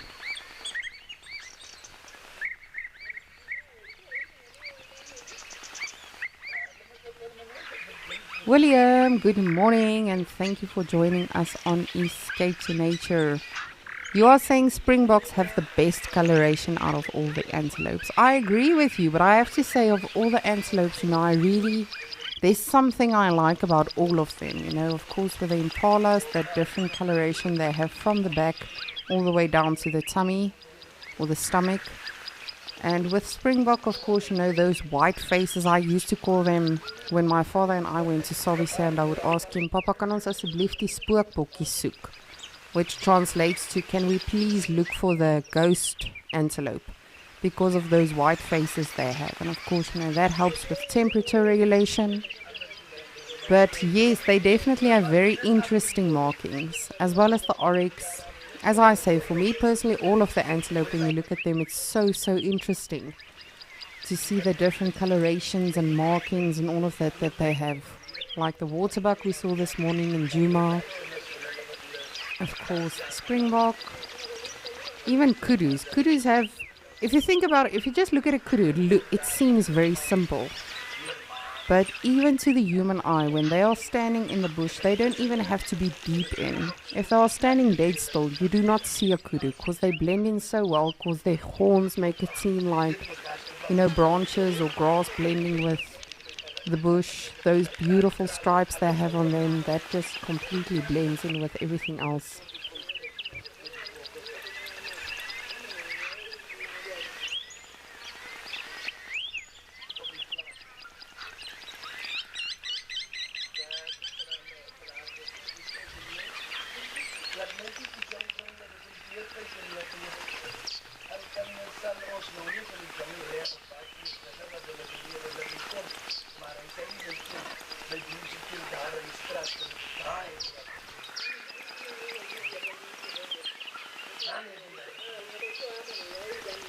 And as always, just a kind reminder, if you do perhaps hear some people, other than myself talking, we do have an actual camp behind the camera. So there might be some visitors that are also just appreciating all of the springbok, the guinea fowl, the geese, the lapwings, and of course the bee eaters, which are constantly evading me.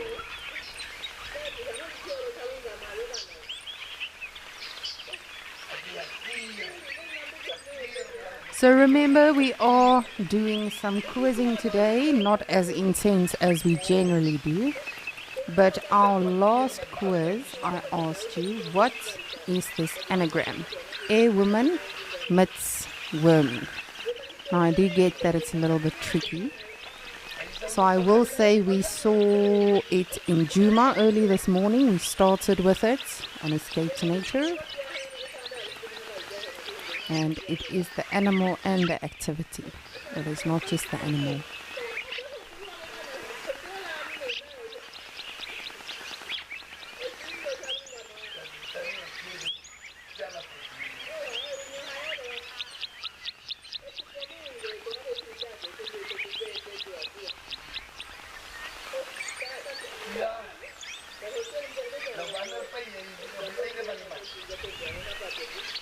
You can see all of the springbok in the back as well.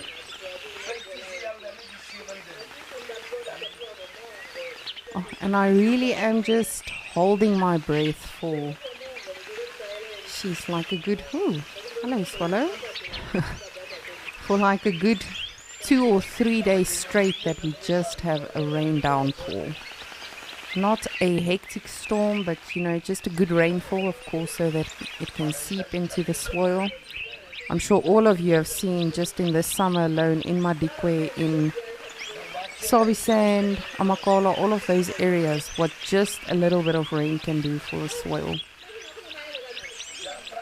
And we've already slowly started to see the transformation that comes through just because of a little rain.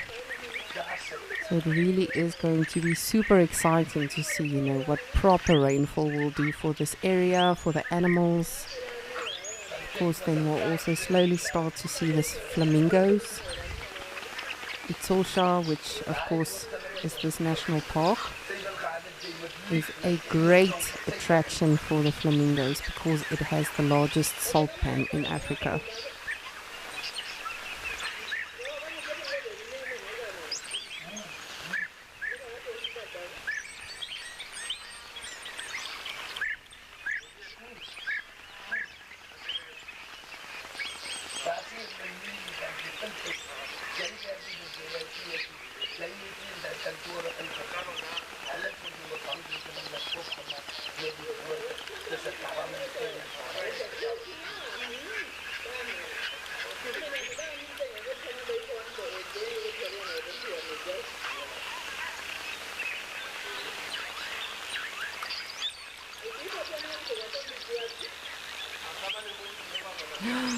I think I see a secretary bird.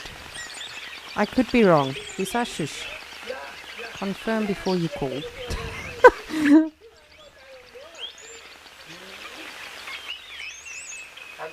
Yes, we've got a secretary bird. Woohoo!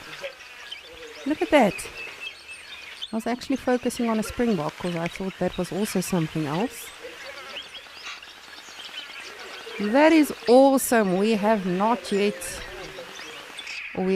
seen a secretary bird in literally weeks. For me personally, I've only seen one once here in Okukoyo. So this is super cool.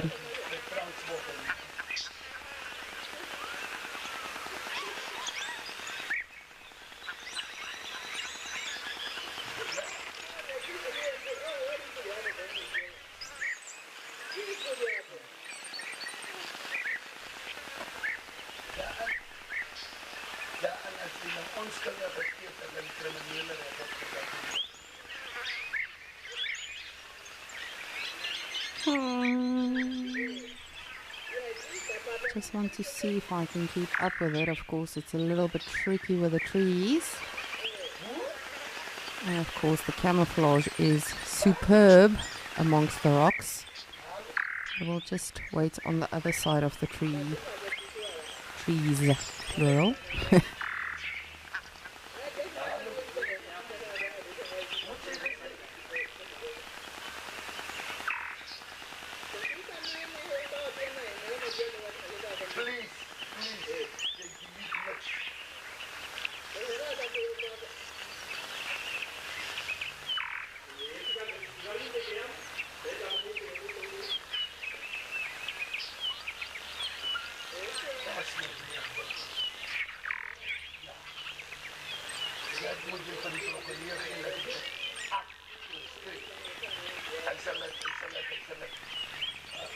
And if you are only joining us now on Escape to Nature, welcome and thank you for joining us. And you're probably wondering, Lisa, why are we looking at a tree with a cut off springbok? We've got a secretary bird. I'm just waiting to see if it's going to come out, hopefully. It was on quite a bit of a mission. And of course they do move very fast if they are on a mission or perhaps foraging or hunting. The question is, oh man, I don't know if you saw that movement. It's just behind this tree, but it's going deeper into the tree line now. Let me see, but I think we may have lost it now. It's moving deeper into the tree line.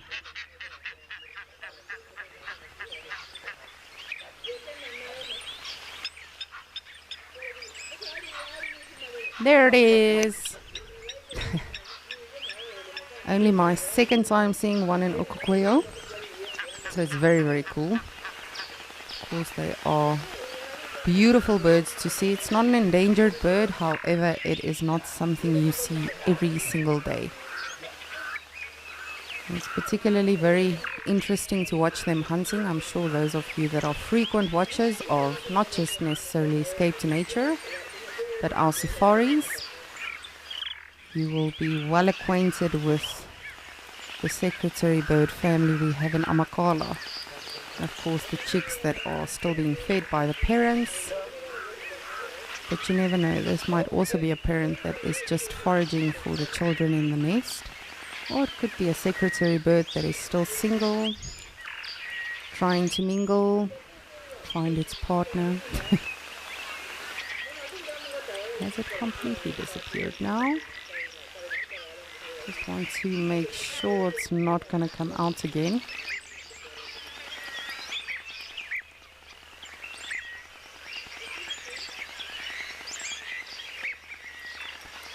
Stephanie, you would like to know if secretary birds are found throughout Africa.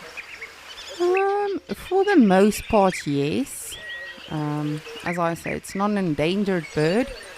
But for me personally, from my experience, it is a very special bird to see because I have not seen many in my life. And then again, you may chat to people and they tell you, no, it's a very common bird.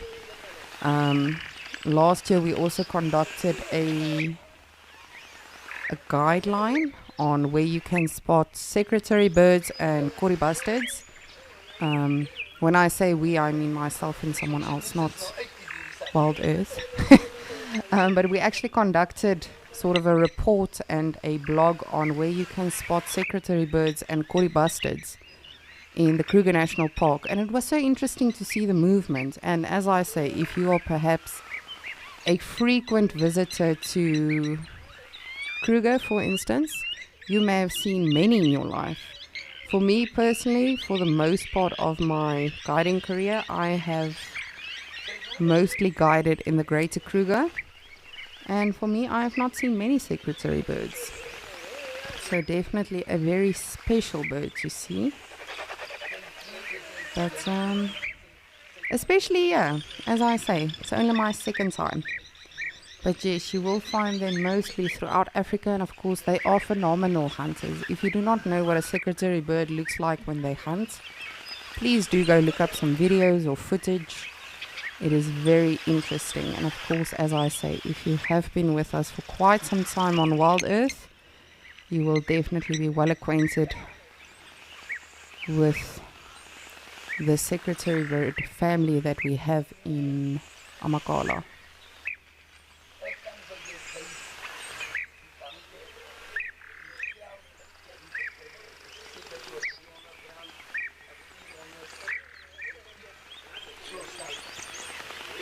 Now I see our eagle is back. It is just tricky for me to actually ID it because it is so far away, and as you know, we do get a little bit shaky if we take too much of a closer look.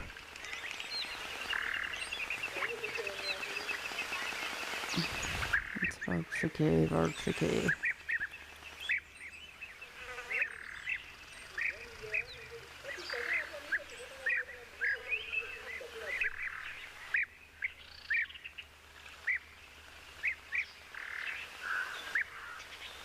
Of course, it looks very dark where it's sitting, but that might just be because of the actual light that's falling on it.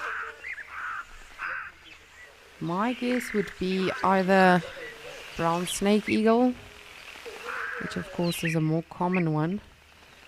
Again, with eagles, birds of prey, raptors specifically, it is very important to get your color of the bill,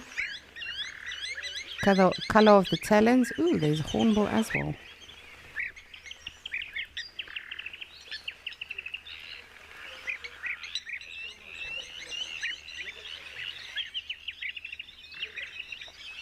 Alrighty, well, I'm going to continue birding.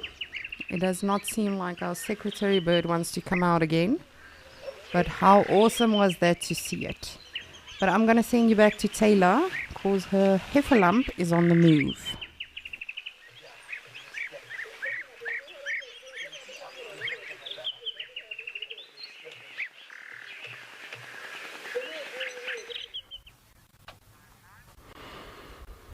Well, our elephant is now, of course, standing right behind the calves' roof. He's going to move, though, because we've also found ourselves a patch of shade. He's just moving from tree to tree. Completely unbothered. You also might be able to hear the zzzz. I think there's some brush cutting going on at Vuya Taylor Camp. just a bit of maintenance, or they're cutting the grass. One of the two, so we can listen to those wonderful peaceful sounds in the background. But there's kind of no need for us to go anywhere else. He's turning back and smelling us. Do you see how he's using his trunk? So just very subtly keeping an eye on us. Again, these small signs are often they go unnoticed before a head shake that shows how unimpressed he is with us, or raising his head or lifting his tail away from his body. There's all these tiny little small signs that elephants will show when they're slightly agitated, or not necessarily agitated, just kind of keeping a close eye on you. Found some more marulas that'll keep him happy.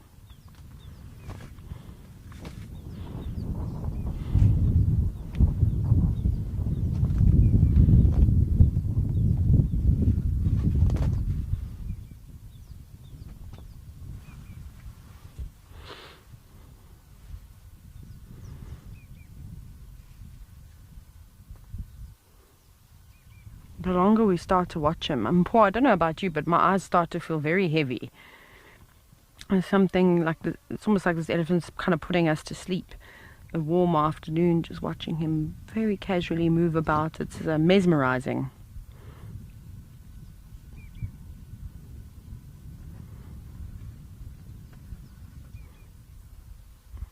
However, the last thing you'd want to do is fall asleep in an elephant sighting.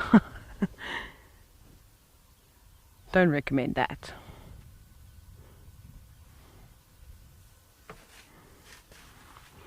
We thought he was going to go down towards the dam, but he's not. He's basically heading towards the DRC, the Djuma Research Center, which is or Djuma Research Camp. I forget what the C stands for. But that's where he is heading now. So maybe he'll bypass. Then there's a big animal pathway that runs just to the western side of our camp and goes all the way to Galago Pan. So maybe he'll head that side instead.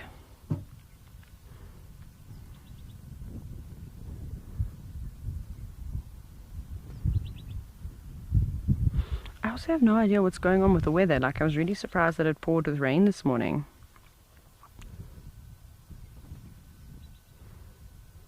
So there wasn't any rain that was forecasted. I'm going to check the weather right now to see what is happening for the rest of the day. It's currently 28 degrees Celsius. Yeah, maybe. It says we should still be getting some drizzling. No drizzles. There's actually not much rain forecasted for this entire week. I wonder when we're going to have our big downpours, because we've not had anywhere near enough rain. I, however, was also checking the weather for Thursday, because on Thursday afternoon I'm hoping to get together with a group of friends with all the dogs and go for a hike. And there's one place that we go to, you can have your dogs, you can have them off leash, and there's also a massive swimming pool too, and a dam. So we'll hopefully go play around there, have a braai, South African barbecue. We can't say the word barbecue here unless you're talking about the sauce. And then even then, basting sauce, we still call it braai basting or something along those lines. The weather's going to be beautiful. It's going to be hot, like 30, 40s, which is perfect. Elephant, you can come with if you like, but I don't know how many marula trees there will be.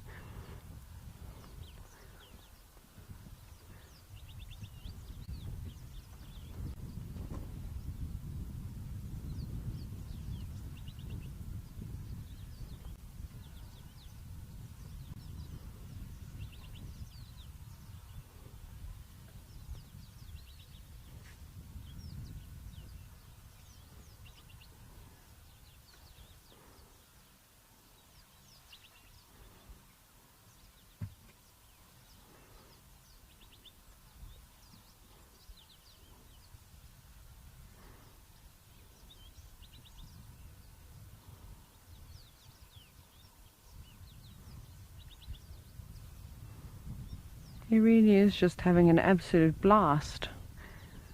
No hurry. Feeding around in circles, really. No one's bothering him. Sounds like a great day.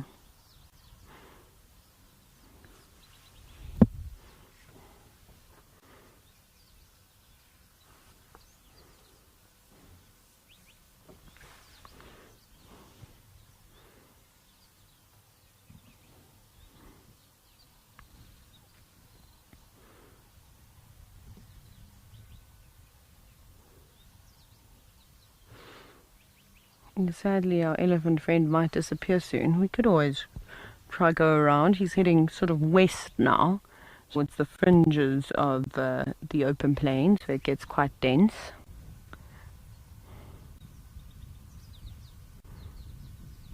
Let's go around him, Paul. Let's see if we can get him one last time, because he's going to disappear. You can see how far away he is. You can see my hair is still not dried. It's a crazy mess, but you should see what it looks like if I tie it up while it's still wet. That is even worse. Okay, off we go.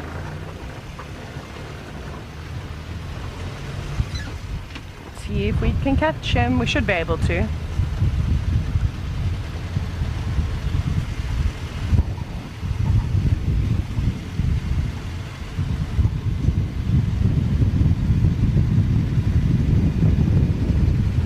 It's actually really nice, the temperature. It's not very hot at all.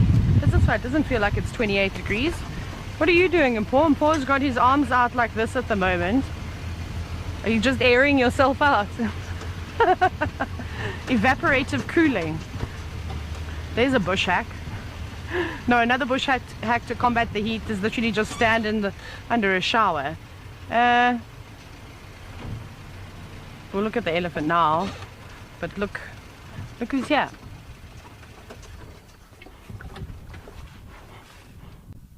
We've got the southern ground hornbills. They've I didn't see where the other one was sitting in a tree. We just obviously had a view of the one.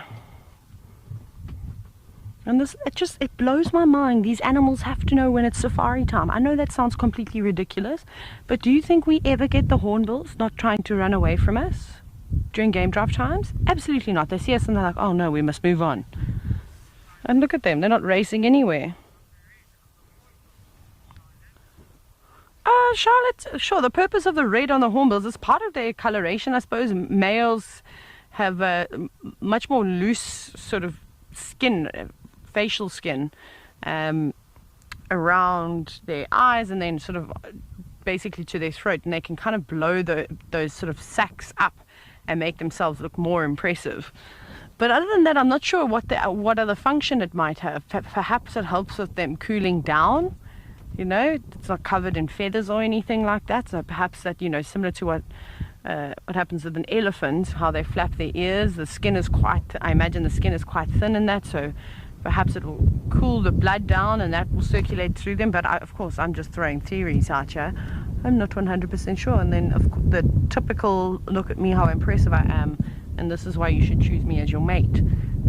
That could also be a potential. Females have it, but it's not as prominent as you'll see in the males. I'll show you in a book, but I don't actually have all my books here because they're still in Rusty, and I'm in the vehicle that Tess was in. I'm in Sparky at the moment.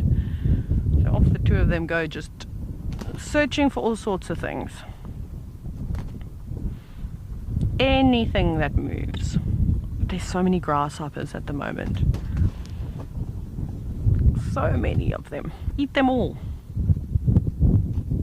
Has anyone ever eaten a grasshopper before? I haven't, but I know that there's some people now that are actually making, you know, sort of protein substitutes from grasshoppers, and they're just making it look like food that humans would consume, because for the most part, in a lot of cultures, you know, people might think it's unacceptable to eat a grasshopper, when in fact it can be the staple diet of many other cultures too. I'd definitely try one, but I'd need somebody who knows, who has been cooking grasshoppers for a long time. I'd eat one if they prepared it for me, not if, for an example, Mpho, no offense, if you said to me, Taylor, we have never tried grasshoppers before, we're going to give it a bash, I'm going to cook them. I don't know if I would try them, just because you don't have experience in cooking grasshoppers.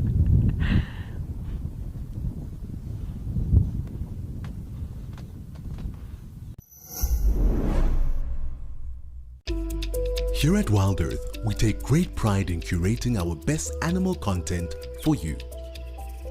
Would you like our very best animal stories, highlights, questions, and the inside scoop on all things Wild Earth before anyone else? Find it all, as well as info on our exciting plans going forward first, in the newsletter handmade just for you. available to all Wild Earth explorers.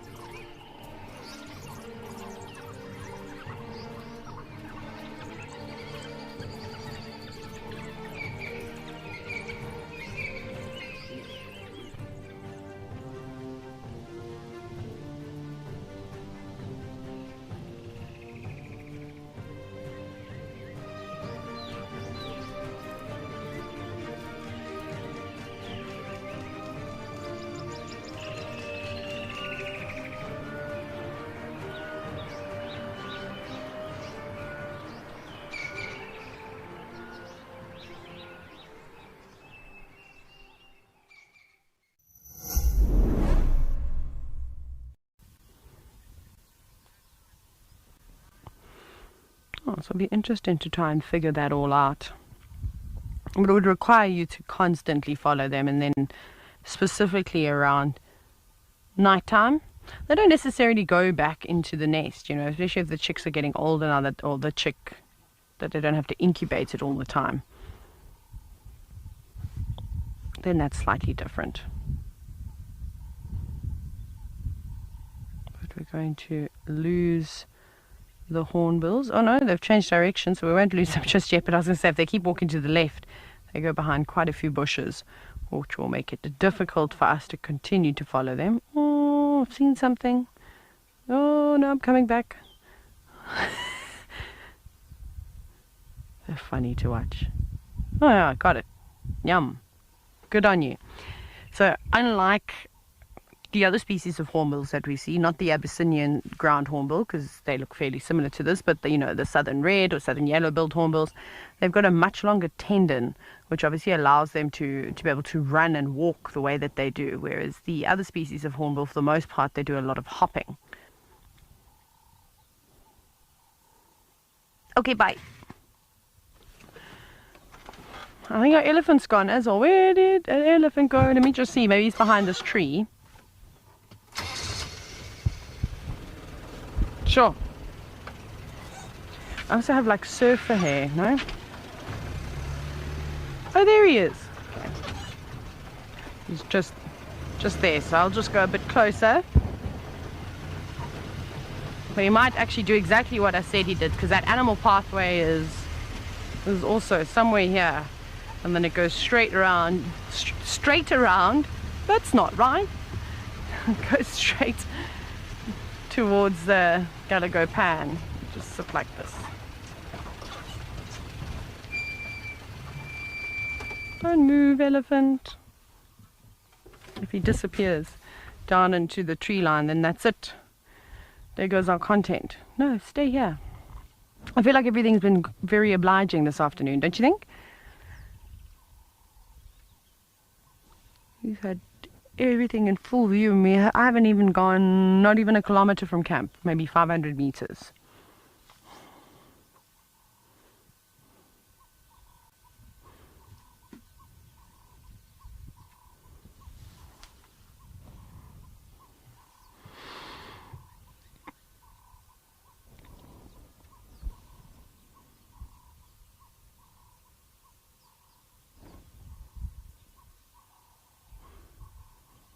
I don't think he knows where he wants to go either.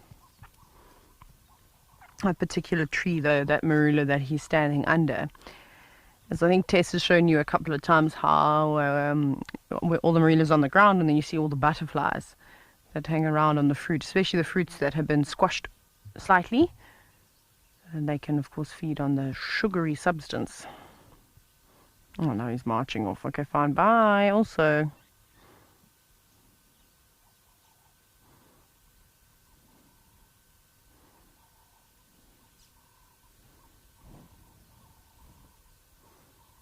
I think he's looking for that pathway. There it is. Just squeezing between the branches.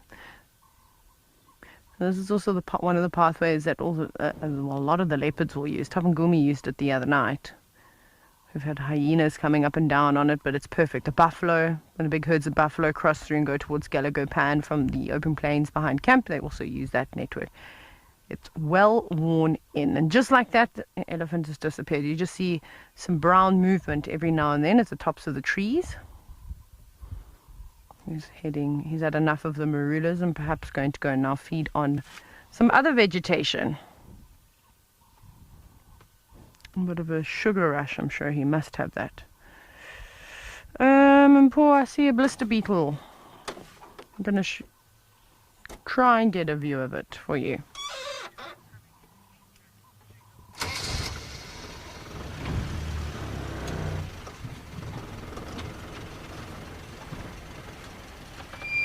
Can you see it? Sorry, I'm going to just see where, if I need to move back or forward a little bit. So I'm going to keep the car on. I'm just going to see if we're in the right spot. We're in the right spot. Oh, come on. Really? Rude. That is just, that's disgusting behavior. How that blister beetle that CMR beetle just flew away. No, man. Just sitting so perfectly. Okay, I'm now just hoping that there's something else that's on this tree. But I can't see anything. Poor no dragonflies. Poor's the dragonfly whisperer. He spots them all the time. It's amazing. Okay, no dragonflies.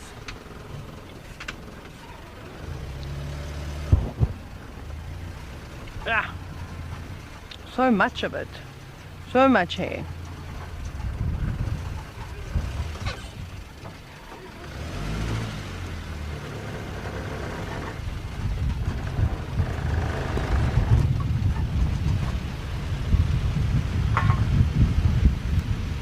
Okay, we're going to see if we can find anything else, maybe that's sitting on a plant, but in the meantime off we go back to Lisa, who is still searching for wildlife at Okakuya.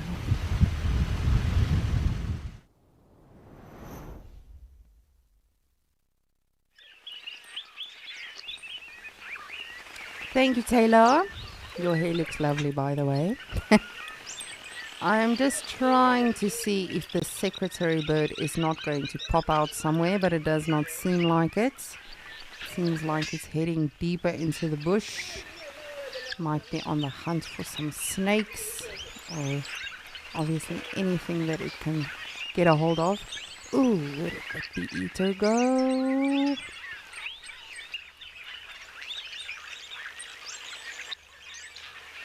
Just bear with me. We do have our European bee eaters again, and I'm just trying to see if I can find them perched.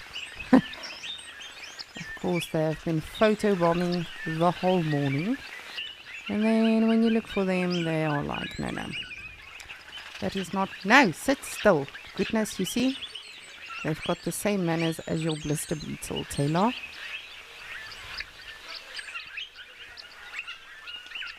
So if you use your imagination and a magnifying glass perhaps, you might see them.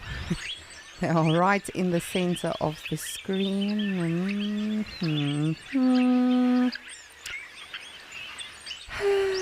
There we go. These animals, the birds, the animals, everything. Just sit still.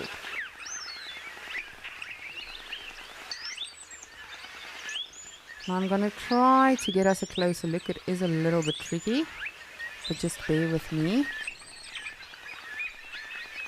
We can't get their full. Oh, look at them. You see, now all of you are obliging. That is such good behavior. Thank you so much. If you are not familiar with these guys, please do go research them so you can get a proper look at what they look like. A European bee eater. But they've got the most beautiful coloration. They've got all sorts of brown, all this reddish brown, yellow, blue. And of course, like their name suggests, they do feed on bees, but also other insects. They are not purely bee eaters. They feed on all sorts of insects.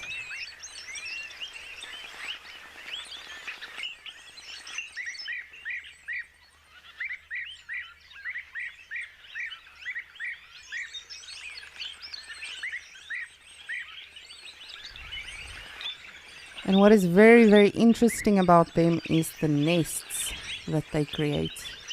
Oh, hello, Springbokkie.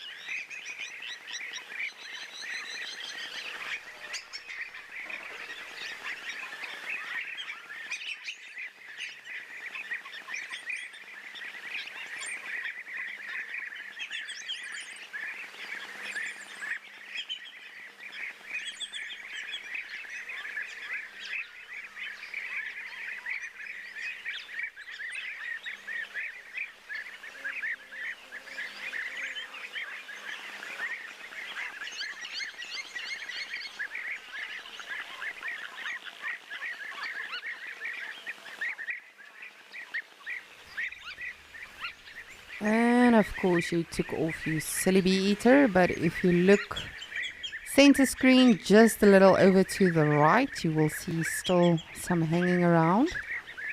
Of course, the European bee eaters. And they can be rather tricky to actually find perched. Of course, they do move around a lot. And even with a little bit of rain we have had here in Okukweyo, there is already some insects around. But it really is a good day for birding. We've seen a secretary bird, we've seen the bee eaters. And I'm just trying to actually establish if this is a bird or branch.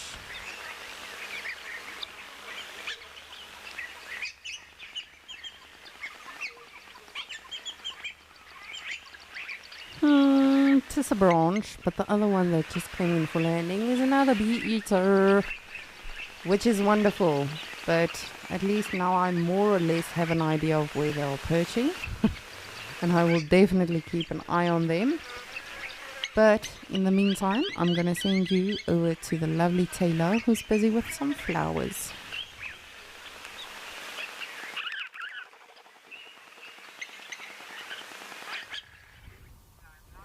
We don't have very much. We're just basically looking at some red star zinnias, an invasive species of flower that should not be growing around here, but it is. And hoping that we can see some insects. So we're just going to sit very quietly and watch the flowers blow in the wind until a butterfly lands on one of them.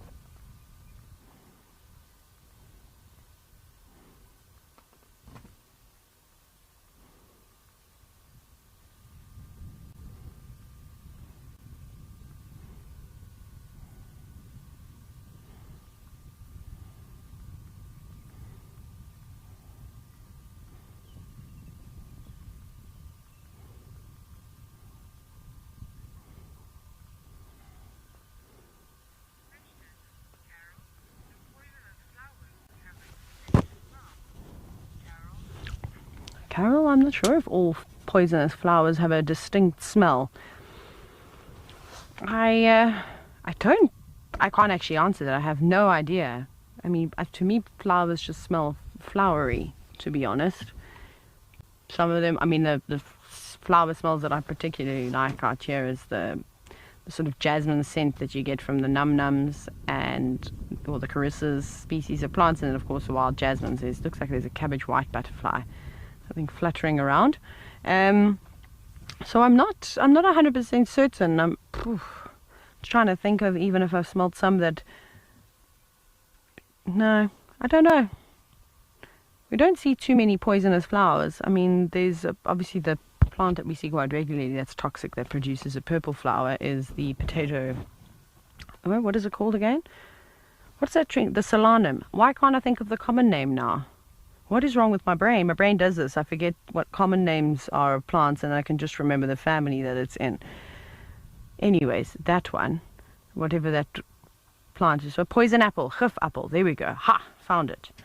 That's the one. I can't say that smells like anything, to be honest, and that's quite toxic. But anyways, so sorry, Carol. I don't really know. Maybe Lisa knows. We can ask Lisa that question. Perhaps she can elaborate a little bit. And I thought we were going to find lots and lots of butterflies. Because when we drove past you the first time, there were, and of course now that we've come to sit near it, we're not sitting on top of the flowers though. There's now not one fluttering around.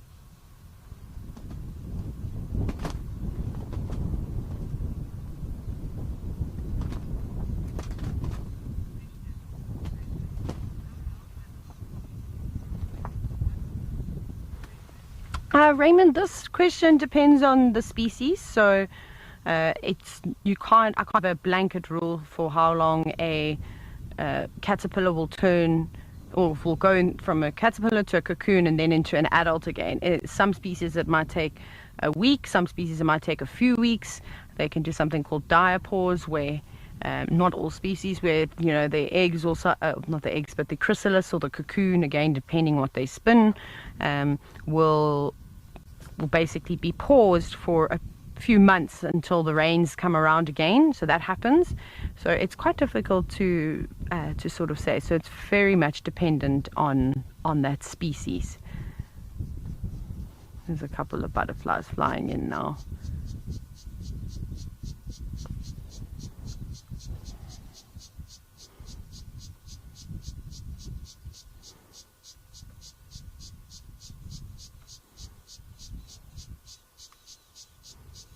You can also hear all the insects starting to chirp quite a bit too, as they either rub their wings or their legs together, which is called stridulating. There aren't very many arthropods out there that have sound producing organs, so they have to figure out a way to create sounds to be able to entice mates and all those other things.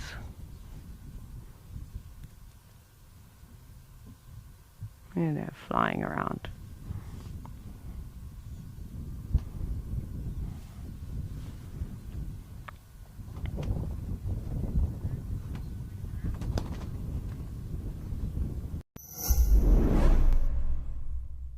Would you like a stay in the African bush? Open to all explorers. Sign up and stand a chance to win a 3-night stay for 2 at the fantastic Mashatu Lodge in Botswana. This bucket list prize includes daily safari drives, traditional African cuisine, spacious luxury suites, and a promise of sheer relaxation. Sign up now and stand a chance to win.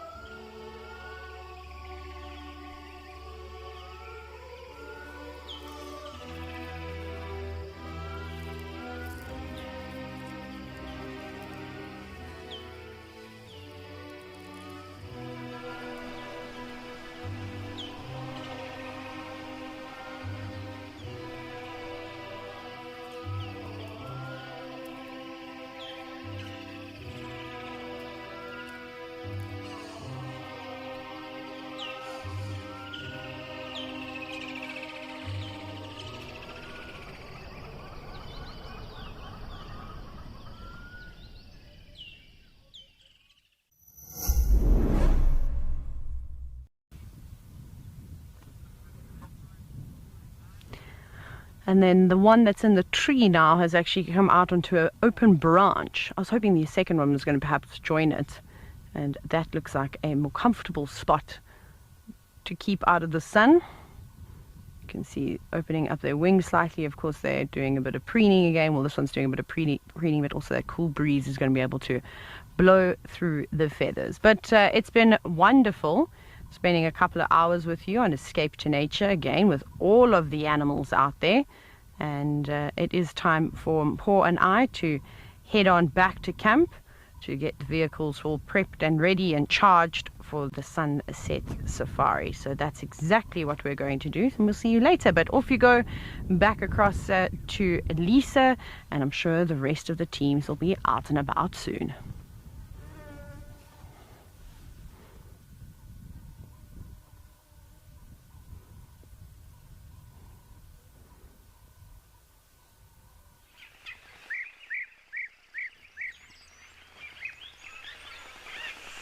Welcome back to the Rocky Waterhole.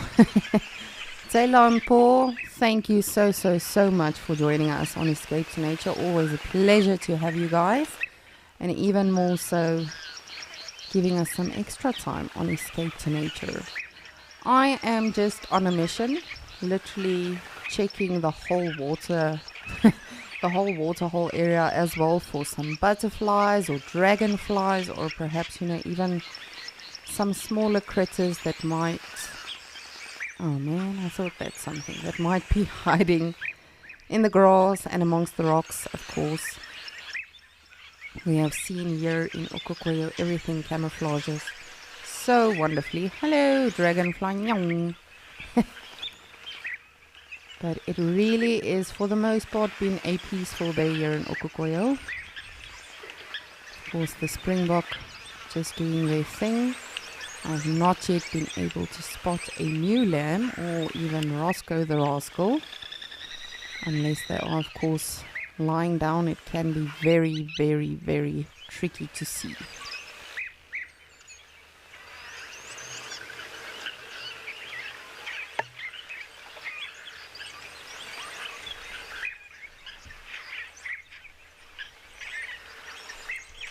And we've got some elephant dung all around. It really is incredible when you start to break down nature as a whole. Everything gets used. As Taylor mentioned, even when elephants push trees over, it seems so destructive. But everything has got a purpose. Even dung that gets broken down by dung beetles and by other animals, eventually stepping over it, stepping on it. All of it always has a purpose.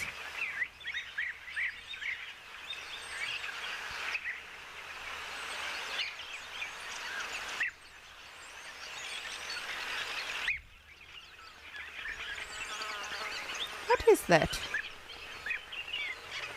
I have no idea what that is. It seems like, at first glance, it seems like swimming goggles. Of course it will not be. That is the first time I actually see that.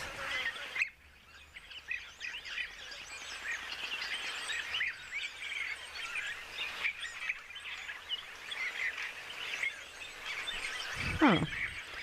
I have no idea what that is. Perhaps something that the conservation management uses.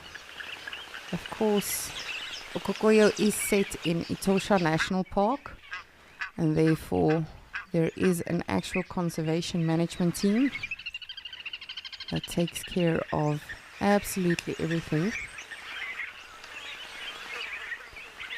Ah, look at my chickadees. Oh, I can't believe they're all alive and well and still. I know that sounds horrible to say, but if you think about it, we often see with blacksmith lapwings, with other lapwings, with Egyptian geese specifically, even though they are very tenacious animals and very feisty by nature, there's only so much you can do when a snake or a monitor lizard or a raptor even is going for your little one.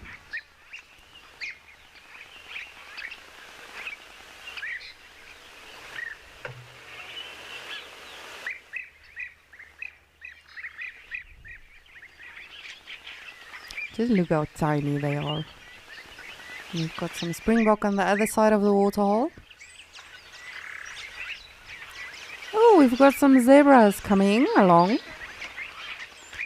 But as I was mentioning with the Egyptian geese, and I know this is something we often chat about, but it really is utterly impressive when it comes to animals having their babies. Even lions, a female lion can have up to 6 cubs, pushing it. Biologically it's possible, but pushing it, it is definitely something that could happen.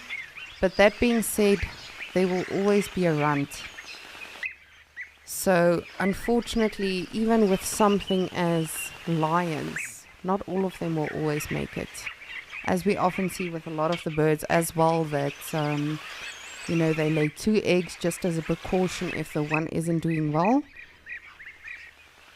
But specifically with these Egyptian geese, I feel so invested because they started out as 6 goslings or 6 ducklings, goodness, sorry. And they are all still alive and well. Of course, still under the protection of their parents, but much more independent as well. So it really is super, super special.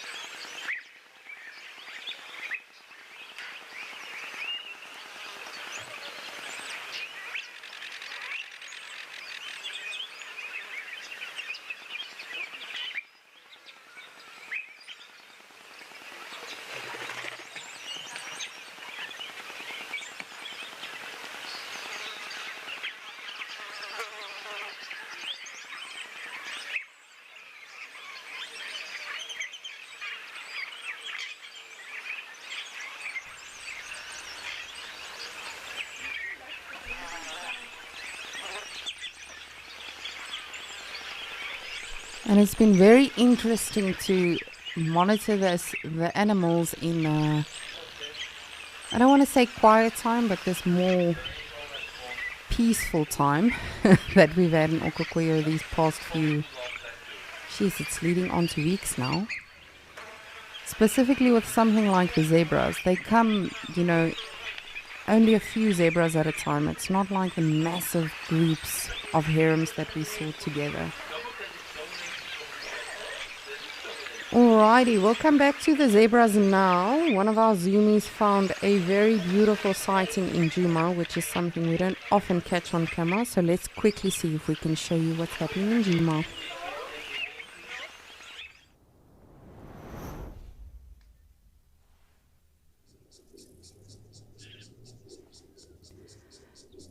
Look at this. How incredibly amazing is this? I'm just gonna shush for a little bit, just so we can enjoy these guys, because they are definitely trying to bore into these branches or this tree.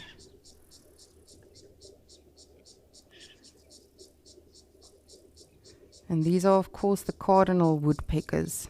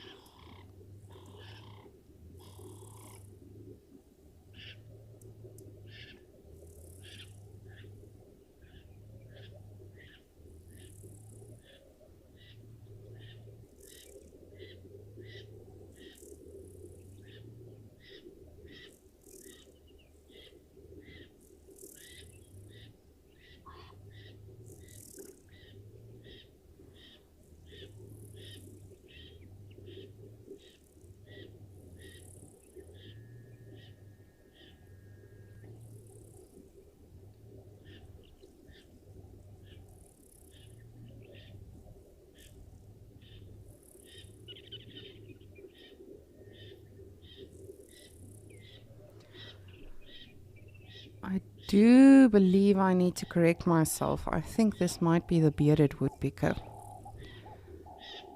And again, if you are not familiar, do go research them. The bearded and the cardinal have a lot of similarities, specifically when it comes to their plumage from male to female. The male in both species have this beautiful red head, and the female more of the darker coloration. But it seems like they might be trying to make a nest.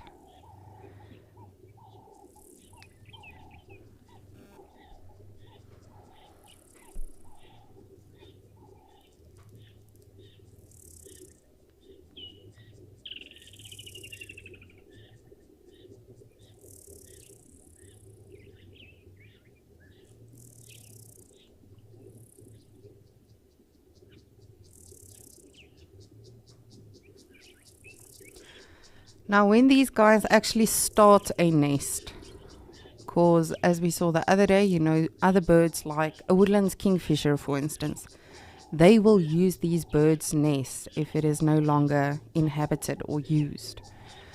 Now, when the male and the female, because both of them actually work on the nest, when they start it can take them anything from 30 to 40 days. Remember, they've got an incredibly strong beak mechanism to help them to actually start these holes, but it seems like they really are looking for the perfect location now. You know, they have a lot of things to take into consideration. Which school is the chicks going to? Are the chicks going to? Where would they like them to grow up?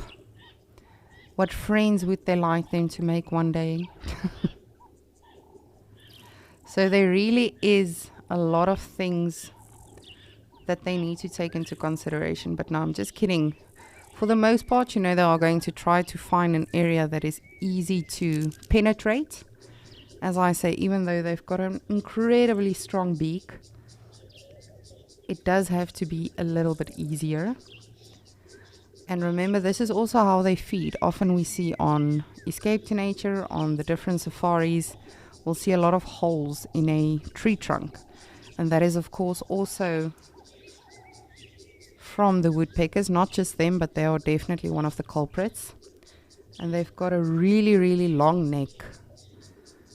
Do yourself a favor and please go research the anatomy of a woodpecker. It is super fascinating. And the only reason, I mean, I've read about it, but the only reason I know this and would really encourage you to go look it up is because a colleague of mine, at my previous lodge, we found a woodpecker that unfortunately flew into one of the lodge's windows.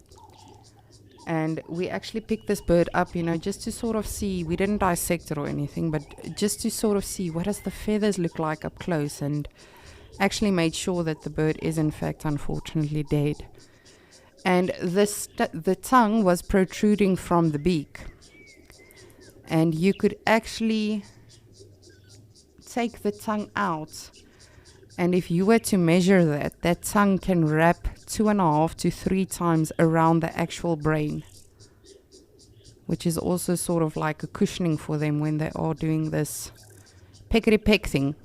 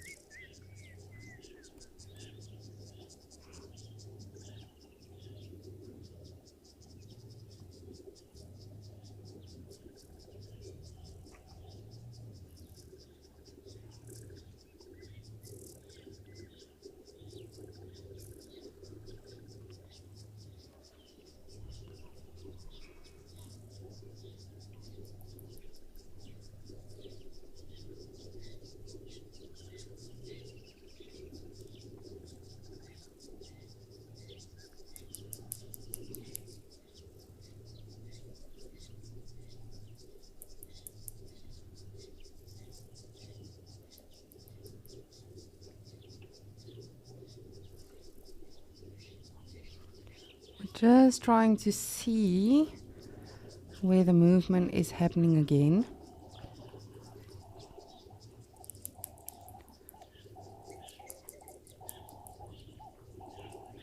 And as always, we've got one of the awesome zoomies helping us out on the dam cam. I often mention them because it really is they help us out a lot, not just with monitoring the animals, but actually making sure we don't miss out on something.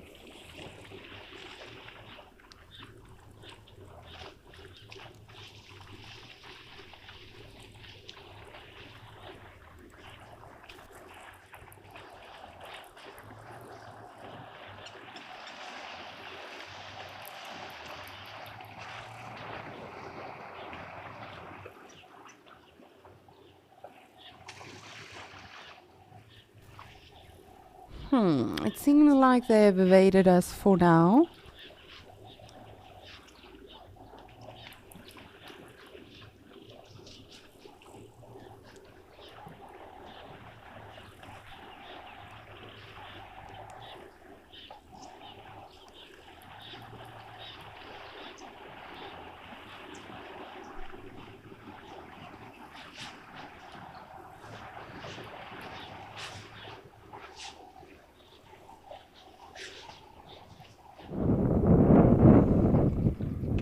Hello and welcome to the Amakhala Game Reserve down in the Eastern Cape, otherwise known as Frontier Country. And we've been able to catch up with our three amigos, three young male cheetahs that have recently been released here on the beautiful Amakhala Game Reserve.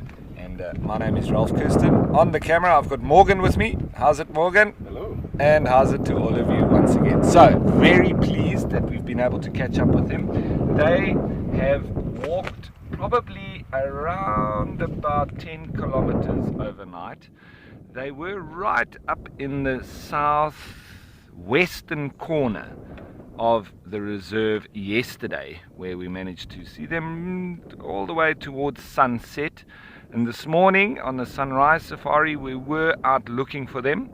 And while we were looking for them, we did actually spot a couple of bush pigs, but we didn't find them.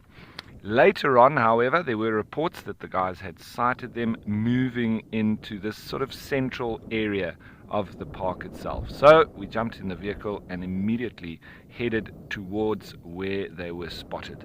And we've been able to catch up with them. We sat with them now for the last few hours. And they were sitting there, and then there was a herd of zebra that actually walked up right around this bush itself. And suddenly they burst out of the thicket, and they did have a go. There were a couple of little foals with them, and they did have a go, but they were a little bit reluctant to go in for a full chase. And I do believe that they're a little bit wary of the zebra themselves, and that's good for them, because if they get a kick from one of those zebra, it could mean the death of one of them, especially if they get hit in the head. So it was probably good that they didn't actually get in close to one of those foals. But they're in a good position. We're in reasonably the central part of the reserve now, and there is quite a few animals around, but they're quite off in the distance. There's some black wildebeest with little babies. There's some blesbok also moving through. There's a very strong wind coming in from the east, and so it does help them if they do want to hunt, which I believe that they are thinking about it. But just nicely staying off in the thicket here. They're concealed, and so an ambush is always on the cards. And while we wait for any kind of ambush like that, we're going to stick it out here with the cheetah stakeout, one of my favorite things on safari to do, and wait and see what happens. Cheetah for me are one of the most exciting predators to follow, especially when you're going out in the middle of the day. The other predators, lions, hyenas and the likes, can be very inactive at this part of the day, but cheetah on the other hand, we always have a chance to see them going for a hunt. And you see this one individual, it keeps looking off down in the area where those black wildebeest that I was talking about are milling about, grazing, etc. But they're probably in the region of about 1.5 kilometers, maybe even 2 kilometers away from them. Remembering that cheetah have binocular vision, they can see very fine detail, even up to about 5 kilometers away. So they can see those animals very clearly, but they do understand the distance in between them. So they wouldn't be sort of going straight for the chase from here. They would have to get much closer to them using thickets and cover before they get there. Plus, the other problem that they do have is that those wildebeest are downwind from them. So they'd probably smell them long before they even see them, and they'd move off and start alarm calling and give away their position. So it's all about tactics. There's lots to think about, and if you're a cheetah, you need to be on your toes, because if you don't get the hunt successfully, it could mean that you're not going to eat for the next few days. However, these cheetah did eat yesterday morning. It was only a small deka, but it was a relevant meal for all three of them. However, even with that kill that they got and the meat that they ate, they could still hunt today. And it showed. When the zebra passed by, they were willing to go for it. But I'm just hoping that maybe there's some other animals that come walking by. Maybe it's a little herd of blesbok. That would be a better size for them to go for. So we'll just have to sit here, watch, wait, and see what happens. The other two are in that thicket behind this individual. They're flat cats for now. But if you know cheetah, within an instant they can become active.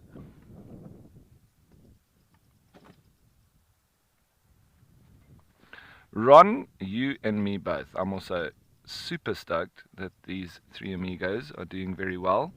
They are indeed. They've really surprised me. And after having eaten a few little tidbits of warthog piglets, they then got themselves an eland baby, which was a substantial meal. And following that, they got the duiker yesterday. And so we wonder what's going to be next.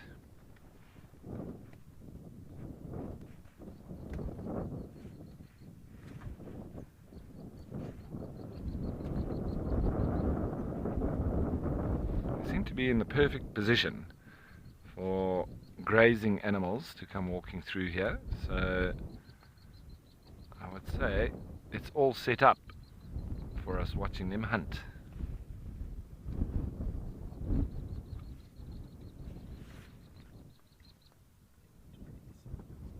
Alrighty, so we're not going to be going anywhere. We're staying right here, and if anything happens, we will shout.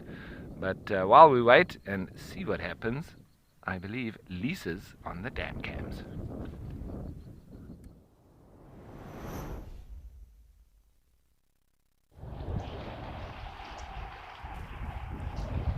Thank you, Rolf. Yes, indeed, still with the assistance of one of our zoomies.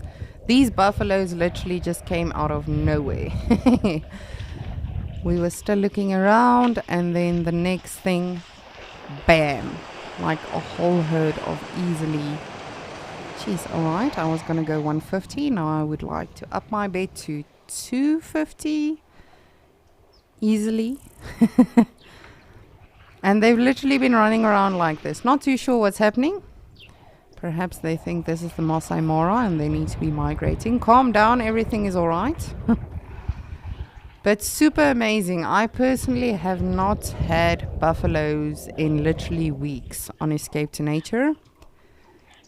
And always such a treat here in Djuma. Of course, they are just coming for a quick cool down.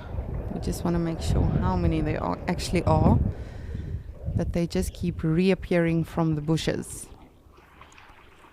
And like you saw that semi-stampede, that is why this is also known as the Black Death in the bush.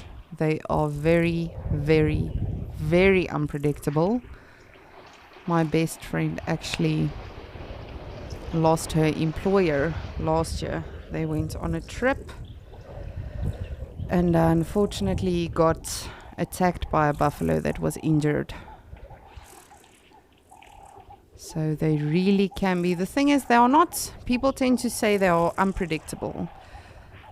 They definitely do give off signs and all of that when they, oh, look at the baby, when they do want to attack. But the thing with buffalo in particular is they can be very easily provoked, specifically if they are injured, if they feel threatened, just like a lot of the other animals. You know, they do rely on their senses, such as hearing, smell, etc. So if it's just even a little bit windy, they may be very much on edge. And as you saw, you do not want even 5 buffaloes, much less 500 buffaloes coming at you. And of course, they have killed many lions over the years as well. Not just necessarily using their stampeding tactics, but also the fact that they have these massive horns. Of course, male and females have horns. And so both of them can definitely be very, very unpredictable. But as I say, for the most part, you know, they will give you signs and things. But the thing is, this is what I always say on safari. And this is not just when you are on foot. This can be with a qualified What is happening, guys? Why are we so dramatic? Oh my goodness. What is this? We just want to have a look-see and see if anything is perhaps off to the left.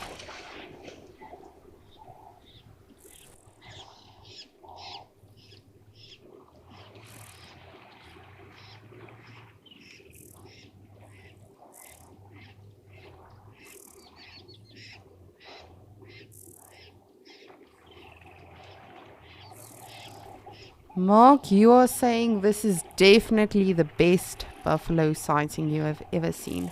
I'm so happy to hear that.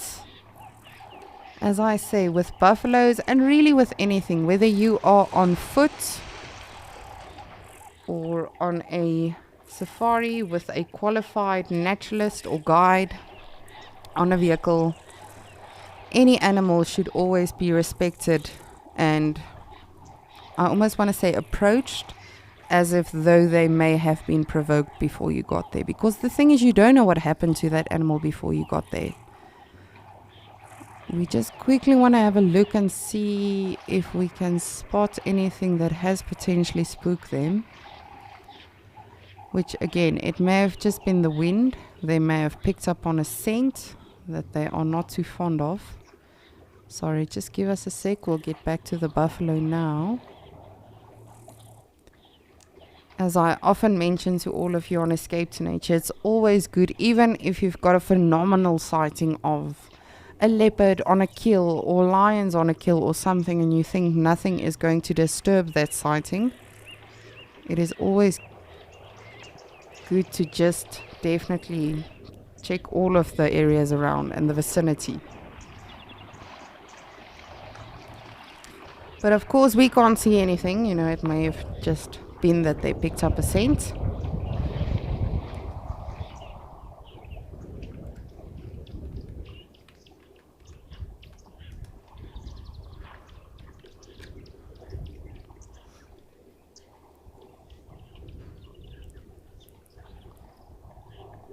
Christian, you would like to know if buffaloes form the biggest herds. They definitely form the bigger herds. I wouldn't say the biggest. Sometimes you can see herds of eland or even wildebeest or a lot of other animals, specifically migrating animals. But for me personally, from personal experience, it would be definitely in the top 3 there. Ooh, I just want to have a look. That one seems injured.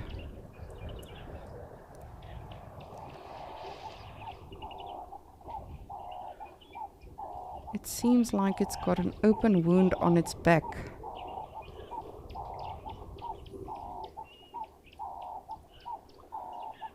Ow, that one, and then the one that's not right, or 2 o'clock of this one that is behind the one that's 2 o'clock of this one.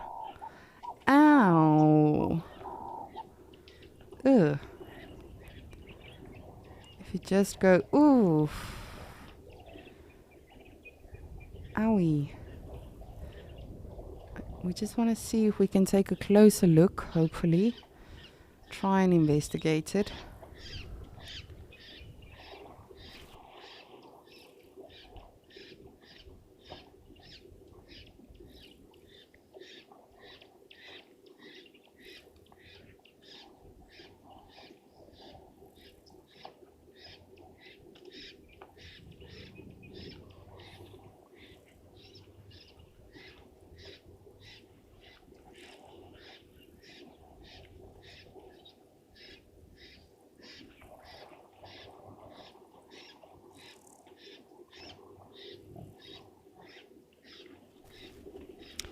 Buffalo, excuse me, just move your head a little bit. Sorry, I'm just trying to see this actual... Ugh. That's like an open wound. That is very big. Just gonna see if this buffalo is gonna move its head so we can actually take a closer look. Oh man, that is literally a chunk of meat gone. Now, again, we can speculate as much as we want. I always say, if you were not there when it physically happened, you know, we can, of course, interpret the behavior and observe the animals, etc. But if you were not actually there when it happened, you would not know. But this may have been from another buffalo, perhaps, that injured it. It could also have been from a predator. Of course, it would be a little bit tricky to see like this. Often, when it's that fresh a wound, you can actually see the claw marks. Perhaps some lions got a hold of that buffalo by the rear end and sort of took a chunk out with their claws, not necessarily even with their teeth. Oof, that seems painful, man. You can like see it from here. It's ow.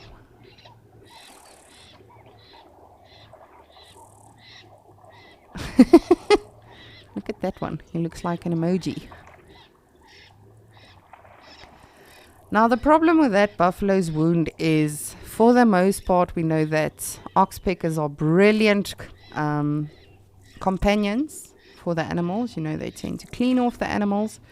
The problem with that wound is, well, both those wounds actually. Of course, we've got the smaller wound as well. Oh, I'm literally cringing. That must burn. Owie. No. Sorry for my emotional response, but can you just quickly imagine how painful that must be? You see, the problem with this is now, for the most part, as I mentioned, oxpeckers are good companions to the animals, and for the most part, they share a mutual symbiotic relationship where both benefit. The animal gets cleansed and the bird gets fed. Now with this oxpecker is actually going after the parasites as well as the actual blood coming from that wound. So this is now transforming into parasitic, where just one species benefits and the other one is actually negatively impacted. And that is exactly what's happening now. You can imagine that's not doing any good for the buffalo, because that wound is not now getting any chance to heal. And it's just, I can just imagine how that must feel. Ugh. And as I say, that's a big chunk. Of course, the other buffalo was bigger, but this one even more so is... that seems very ouchy. I can't. There's another one. What is happening?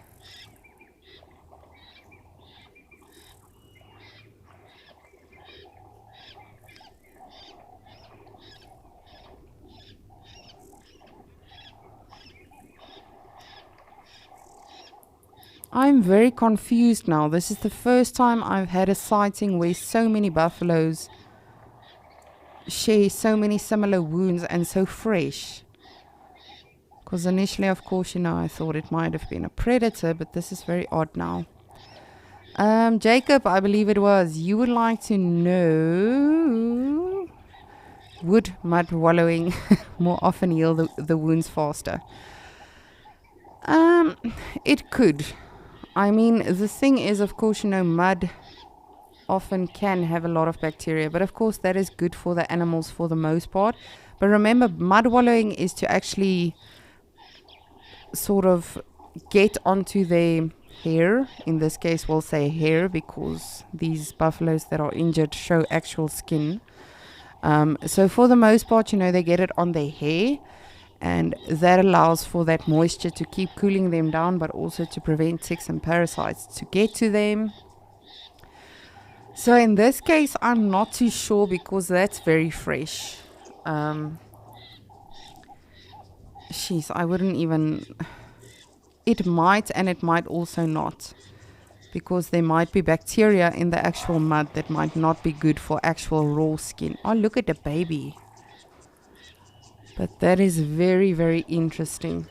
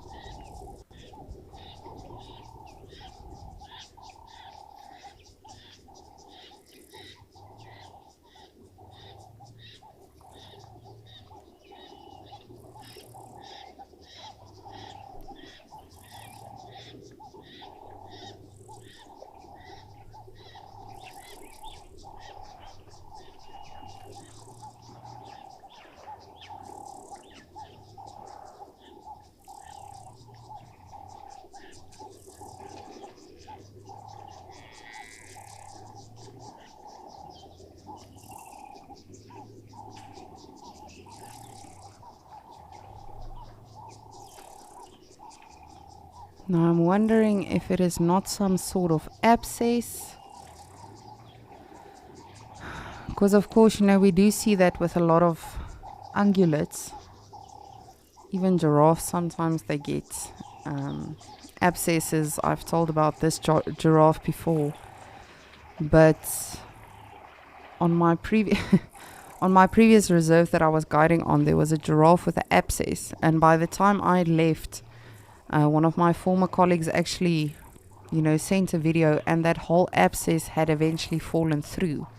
So this giraffe had a hole on its face, literally, or in its face.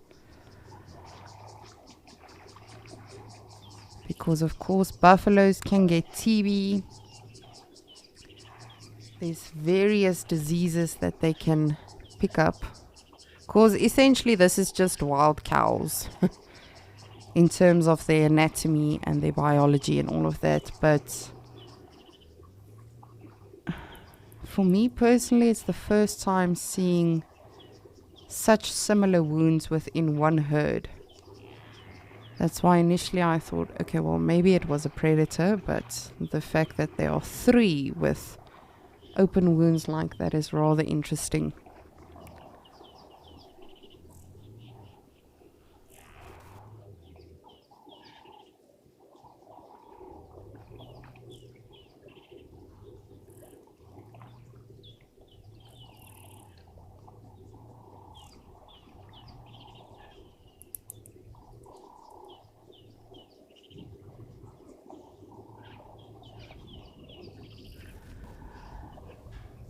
Ali, what I can tell you is that I will definitely get claustrophobic if I was a buffalo, an elephant, anything that had to move around like this, whether I was a male or female or a little one, it doesn't matter. I would not deal well with this. And as I say often, with the oxpecker situation as well, even so much worse when you've got an open wound.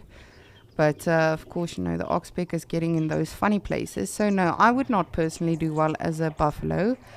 But for the most part, I think they are so used to it. And surely they must know that, you know, the safety in numbers thing does definitely play a massive role to their safety and to their well-being. So I think it must probably get irritating sometimes. But that one to the left seems like a hippo. But definitely something they get used to over time, I'm sure. And I'm sure they know that they don't have much of a choice. If you want to stay safe, this is how you stay. Because as soon as you single yourself out and move off on your own, even if it is just to get a little me time or to get some space, you are much more vulnerable. And again, you know, that brings us to the thing of, what do these animals do instinctively and what do they do consciously? Why do they do these things? Do they know it's for their safety? Or is it just sort of like a, well, this is what we've been doing all our lives, so that's how we get things done?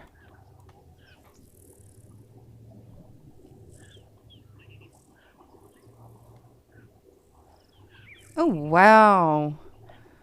This buffalo that is at the bottom of your screen now, that is just off to the little bit left now. Just give me a second. Let me just get back to it.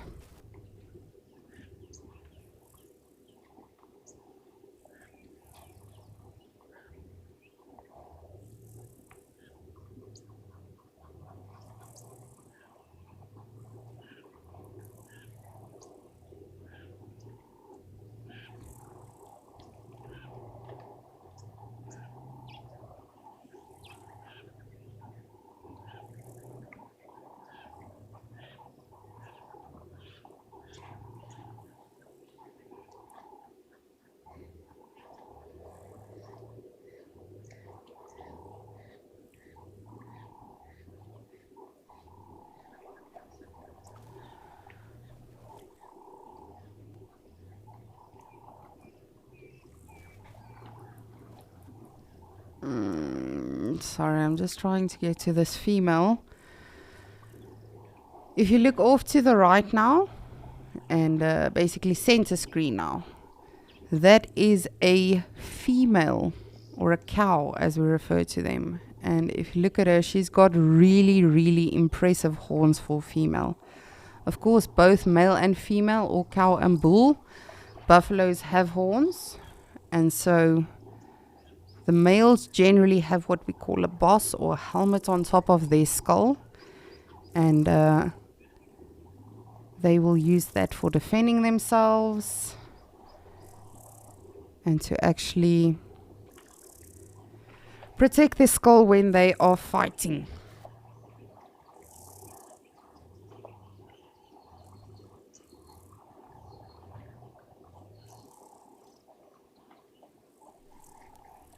Glenda, good afternoon. I almost said good morning. Good afternoon. Goodness, Lisa, focus. You would like to know, are oxpeckers the only birds that sit on buffaloes? So in terms of actual perching on the animals, yes. And very interesting with buffalo.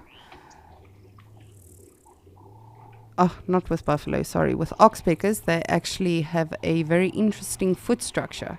They've got the foot structure of an eagle or an owl, and therefore they are able to perch on the animals, whether it's their stomach or their back, wherever they may find themselves. Here we go, there's that impressive female. But then you've got a lot of other animals that also move with something like a buffalo. So cattle egrets, those white beautiful birds, fork-tailed drongos, even woodlands kingfisher. I almost said fish finger. The woodlands kingfisher. They also move along with the animals, because as the animals move through the grass, they of course flush some insects, and then the birds will go for them. But in terms of actual perching on the animals, they will definitely be the only ones that sit on the animals. I'm super impressed by this female. She's got really, really beautiful horns.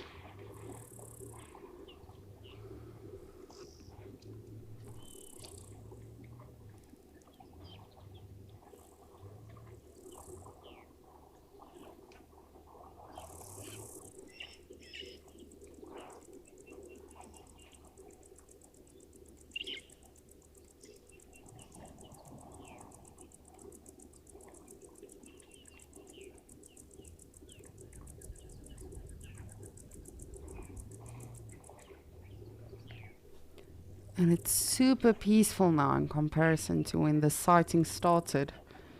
You know, all of them rushed in here, had a minor or mini stampede. And now they are just super, super relaxed. Of course, cooling down like this helps them a lot. You can see a lot of them ruminating right now in the water as well. But then they'll slowly start moving on again.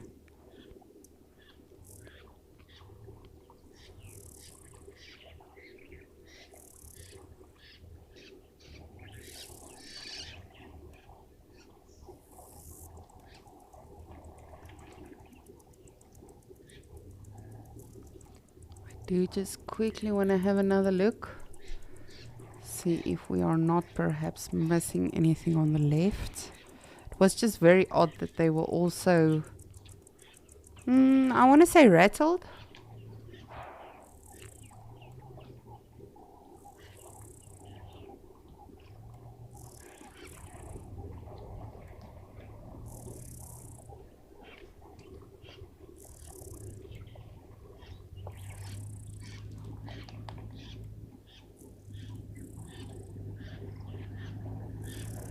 I don't see anything, but of course, as I say, it might be out of sight for us, and it also might have been a scent that they actually picked up. Henry, you would like to know if I've ever seen a buffalo with deformed horns. Ooh, that's a tongue twister, deformed horns. Yes, I have, but it wasn't in a sense that it grew that way. The one that comes to mind now first was a buffalo that actually lost both sides of its horns, and that was due to a fight that it had. But of course, you know, we've seen with the oryx in Okukoyo, we've seen with some eland in Amakala as well. Sometimes it's just genetics. You know, like we saw earlier on, that elephant with just the one tusk, it may have been born that way, it may have been something that happened to it in its life, and now it's just growing like that. But of course, as I say, the males will challenge one another. They actually fight with each other, and they literally headbutt one another, again to establish dominance, just like we see with so many animals out here. And that is why they have the actual boss or the helmet on top of their skull. That is to protect the actual skull. Females don't do that. Females, again, do need to protect their young. So I'm sure many of you have seen various videos on, you know, buffaloes defeating lions, whether it's in a stampede or actually picking up the lion with a horn, and often then they get punctured. It really can get very gruesome for lions to hunt buffaloes, so they have to be very strategic about it, and definitely having quite a few lions as opposed to just one or two would definitely be an advantage to them. And often, of course, we see that they are in fact successful, but as I say, this animal in particular is not your friend. It's not something you want to take lightly.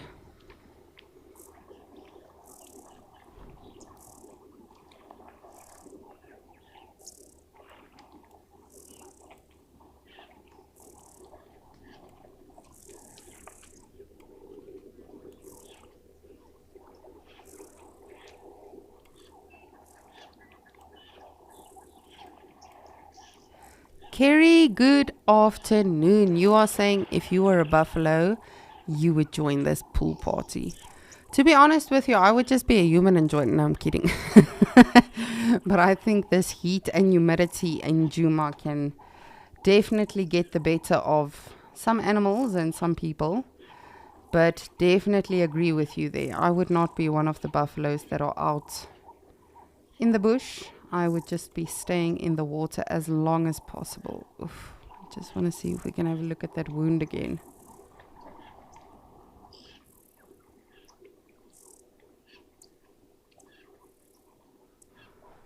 Ooh, man.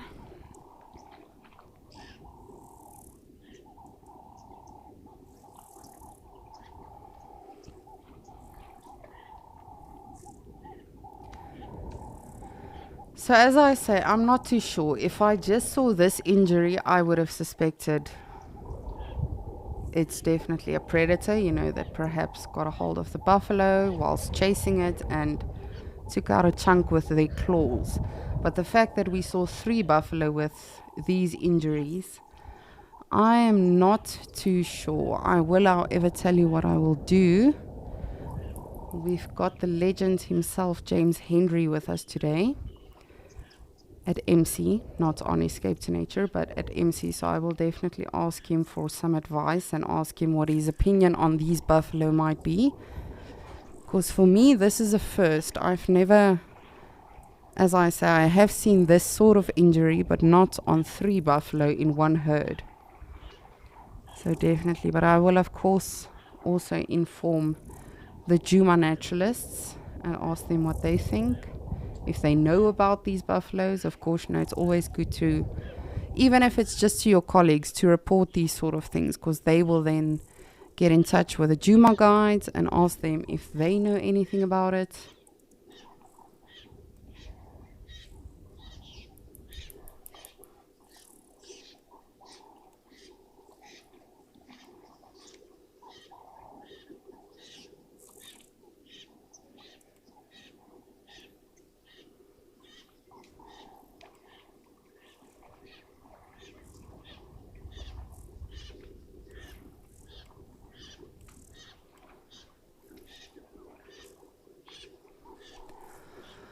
Alrighty, well, in the meantime, I'm going to try and get a second opinion on these wounds. And while I do so, I'm going to send you over to Rolf, and as Mel calls it, he's Cheetah.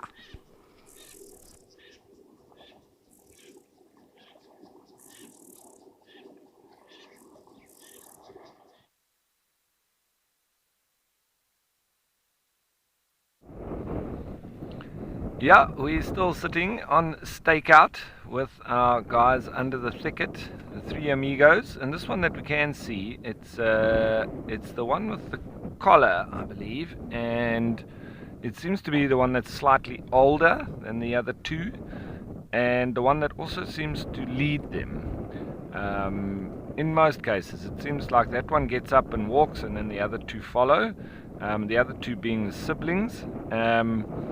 And with the hunts, it seems like, in the little time that we've spent with them, that this one also leads that as well.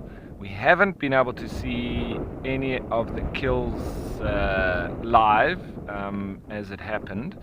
We've arrived there afterwards, so we haven't actually seen who has gone in and made the kills. But I'm pretty sure that it's that one, even though you can hardly see it now. It's getting quite hot currently, but the wind is picking up as well. So we've got a fresh breeze coming in from the east, and at least with that breeze, it's keeping it a little bit cooler than it would be if there wasn't any.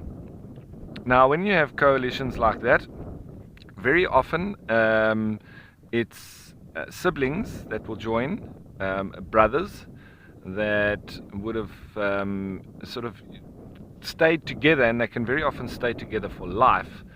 But you can have alternative males joining that coalition of similar age.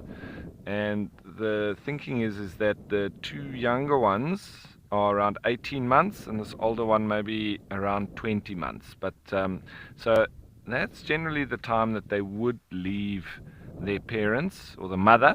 Not the male doesn't hang around for the rearing, so leaving the mother, but sometimes the mother also obviously leaves them once they've established themselves in a nice hunting territory or an area that's good for them. There's lots of food, etc., and then the female often moves off. Sometimes it's the young ones that leave, and sometimes it's the mother that leaves them and spends less and less time with them, and then they're on their own. So these guys are on their own, but looking like they're going to do just fine with the way that they've been hunting and learning still. They've still got a long way to go and lots to experience. But I'm glad, as I said, that they didn't go through with a full hunt there on the zebra, because that's quite a risky animal to take on. And the adults, they are quite big defenders of their foals. And they make a real racket. They make a lot of noise as soon as a cheetah is chasing them.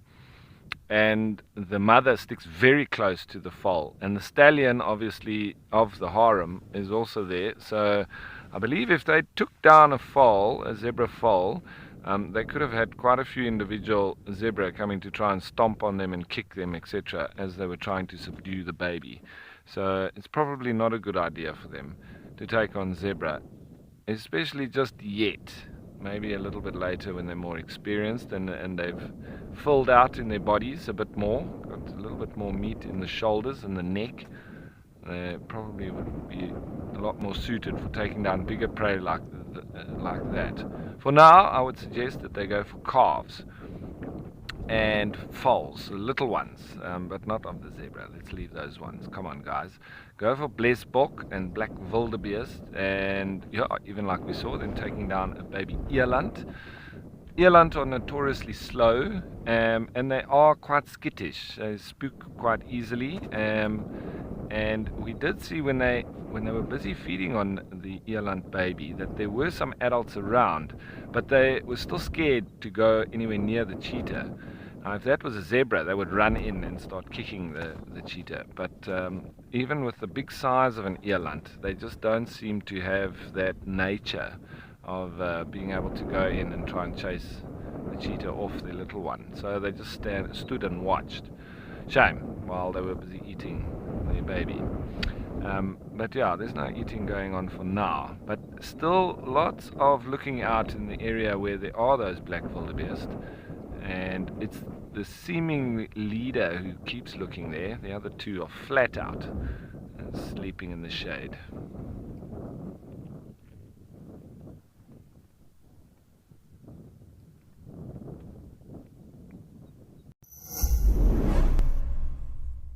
Join us from the 23rd till the 27th of January for a week of back-to-school special safaris, tailored specifically towards our future conservationists.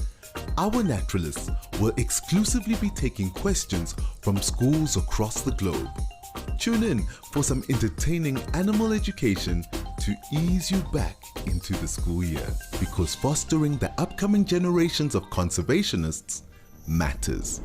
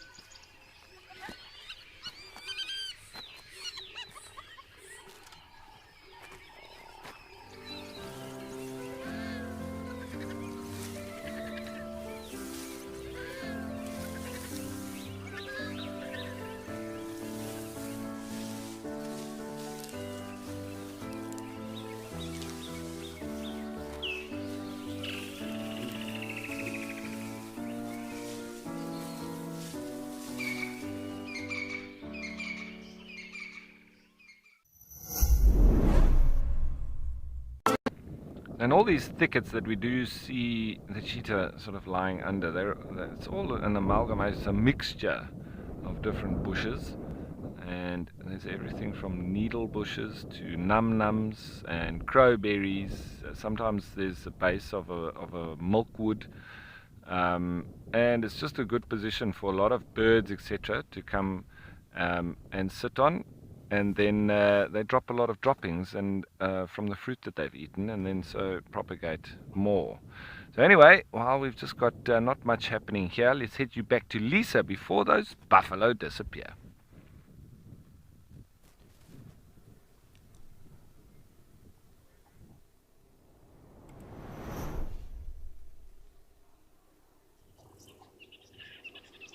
Thank you, Rolf. Ooh, apologies for the lesser spotted Homo sapien. Yes, we are just keeping up with the last bit of them. They are slowly heading into the bush. And still just trying to figure out what is up with those wounds. I have asked my wonderful Wild Earth colleagues if they have any thoughts. As I say, to me it's just interesting that at least 3 of them have the similar wound. So not too sure what is happening there, but I will definitely keep you updated with it.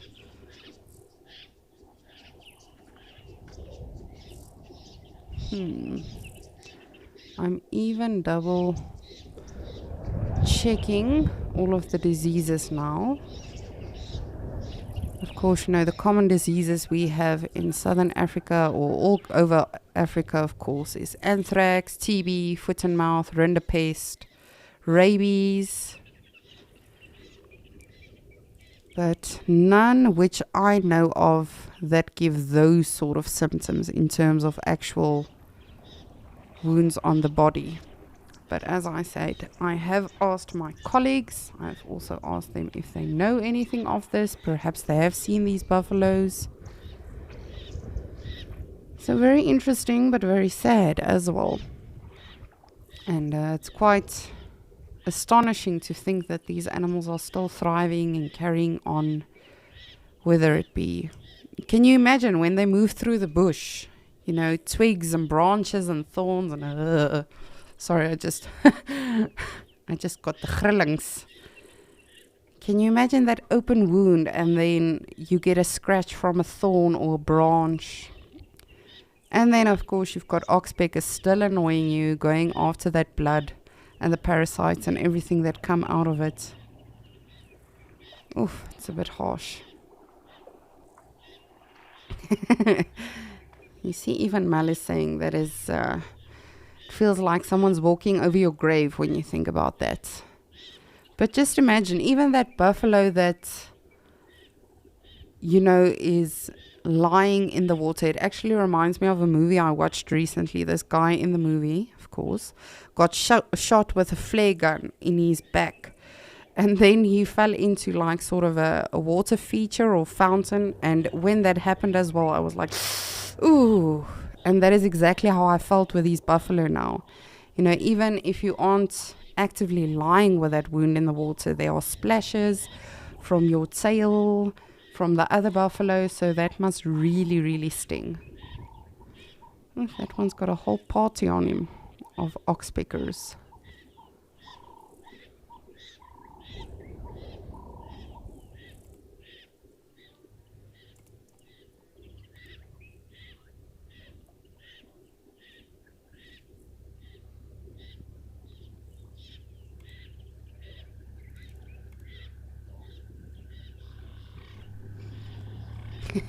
That one is just giving us a look. And generally, not always, generally for the most part, you will, when buffalo herds come to a watering hole like this and they sort of get a quick swim or wallow in a mud wallow, whatever the case is, generally for the most part, it will be the bulls, the older bulls, that are also known as the great protectors of the herd. They tend to leave last, but it's not always the case. You know, sometimes animals just do whatever they want. There is no prediction as to their behavior or next move or anything like that. Ooh, goodness. All right, I will definitely keep the Juma guides or the naturalists updated with these buffaloes. And again, I have no idea if anyone has seen them.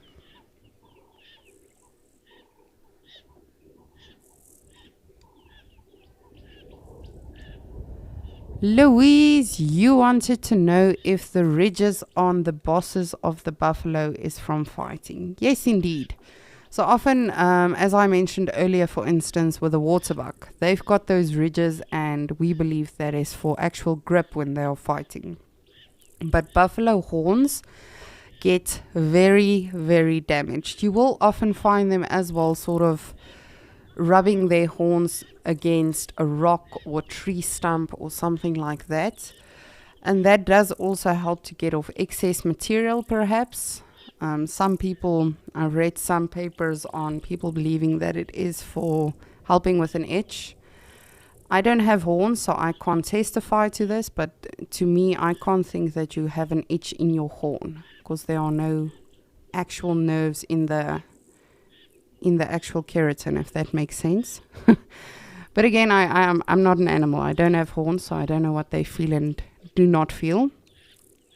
But then yes, also from the actual fighting, they do pick up damage and that creates the ridges. Often, you know, the older the buffalo, the older you will actually see the horns becoming due to that damage, that ridges forming. Sometimes the tips of the horns actually breaking off as well.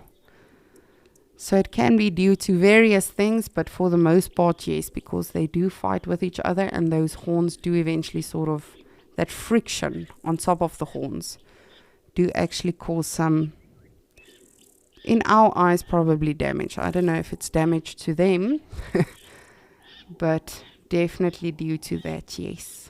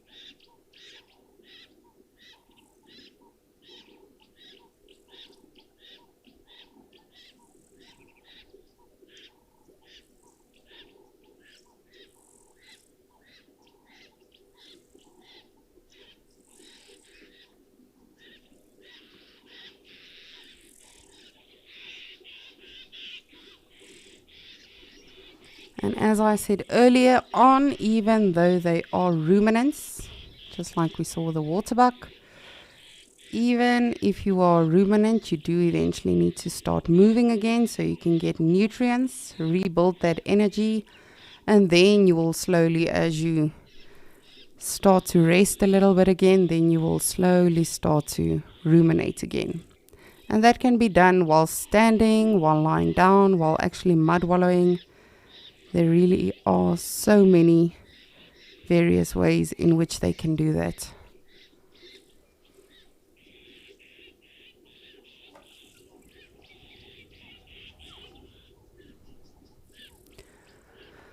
Alrighty. Well, as always, I will keep monitoring the water holes, keep you posted. But in the meantime, let's see what Rolf and his cats are up to.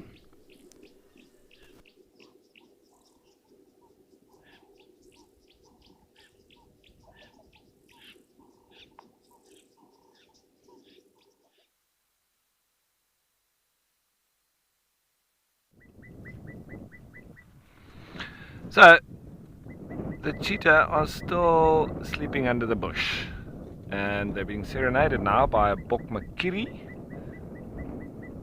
But the reason why, obviously, I like to stick with cheetah during the heat of the day like this is because they're one of the only animals that could potentially become active, especially predator-wise. But in general, most of the animals, when it's hot like this, they're doing exactly what the cheetah are, is going and resting in the shade. But you've got a chance that the cheetah might get up and move around. And it's a tough part of the day to go out on safari. It's especially when it's hot. When it's cooler, you can have a lot more activity. But that's the reason why we do sort of early morning safaris, late afternoon safaris, and then folks normally relax around the pool and have their lunch, and then once at those cooler hours around sunrise and sunset, best time for game viewing. The most of the activity is happening then. There's also the option of going on a day safari, but the best animals to view during those times are the likes of cheetah and elephants, I would say. Two best to see at this time of the day. Now, I'm not too sure where the elephants currently are. We'll see what happens here. If these cheetah don't go active, maybe we'll think about going and looking for an elephant, but we could always miss something happening with these three. So it's always a toss-up. Do we roll the dice and go and see if we can find an elephant? We might not, and then we miss out on something happening here. So it's a bit of a gamble. Anyway, for now, I'm not going to roll the dice just yet. Let's wait and see what happens. You can see also by the movement of the plants how the wind is freshening, and it's probably going to get stronger and stronger towards sunset, when it generally then does die down. This part of the country, we can expect a lot of wind almost year round. Best time of the year wind wise is normally around March, April, May. That's when the westerly wind sort of starts beating this easterly, but it doesn't howl. So you have a light little westerly breeze, and that then makes for the best weather. It's offshore, so it makes it beautiful beach days. It also does sort of settle things down here out in the bush as well. So that's the one we want. So Harold, cheetah don't, when they've got very small little cubs, they normally hide them in different places, but they don't particularly den. Female cheetahs, when they do have cubs, and they can have up to about 8 or 9. 9 I think is some of the highest number on record. Generally it's probably around 5 or 6 that they have, but there's a very high mortality rate, mainly from other predators. And the female cheetah then, she'll move the cubs regularly, so that because she's still obviously has to go out and hunt, and she's got to leave them. And if a predator comes into the area and realizes that there's some cubs there, they'll grab one, go off and feed on it, and then they'll know that where they are, and they'll return and start to, eat more and more of them, and then she could land up with her investment, disappearing. So moving a lot, and in so doing, that they don't really den as jackals might, bat-eared foxes, hyenas, and even leopards. They're a little bit more like leopards, where they find a little bit of a hole or somewhere and they stash the cubs. But as I say, they can move that very regularly, and that's important for them to be able to survive. And generally, I mean, if a cheetah has 9 cubs, just imagine if she's moving the den site, she's got to move 9 individuals, and she's got to then she's split her investment while she's moving. Depending on how fast she has to move, she's got to take one, drop it, go back, get the next one, and up and down she goes, and each time leaving either side on their own. So it's a risky business, and that's why in general, if one female brings up 2 or 3 cubs, it's a job well done, even if there were 9 to begin with. Generally they sort of land up, especially where there's high concentration of other predators, 1, maybe 2 that survive. So very high mortality rate, and that's probably one of the reasons why they have more cubs generally than the other big predators at once.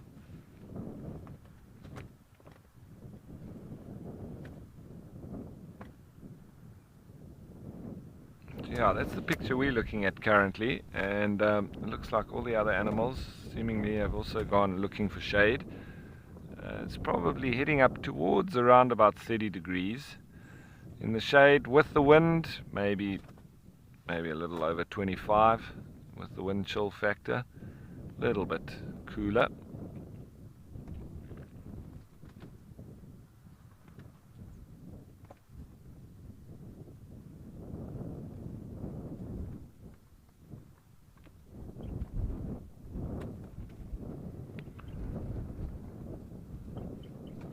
Sounds like there's a little, it might be an Apellis or a greenback Cameroptera. That's bloop, bloop, bloop, bloop, bloop. One of the two. Those calls can be rather close, but I think that one actually might be the Apellis.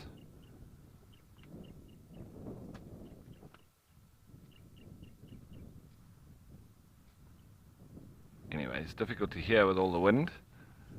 The birds also stop calling generally around the middle of the day. It's a lot of waste of energy, especially when there's lots of wind as well with the heat.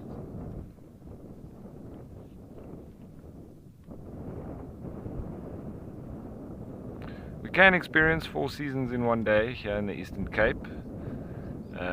You can start out and it's raining, then in the middle of the day it can be hot and it could get cold and rain again in the afternoon. So we always prepare for all seasons. Always got my jacket, raincoat, everything on hand. I think it's a bit of a weatherman's nightmare, because very often they predict sun, it's raining, they predict rain, it's full-on sunshine. It's very changeable in these parts. Also being so close to the ocean, things can change very quickly. In general, we get all the systems coming up from Cape Town, so that's where we get our weather from. And they obviously, it comes up from the Antarctic.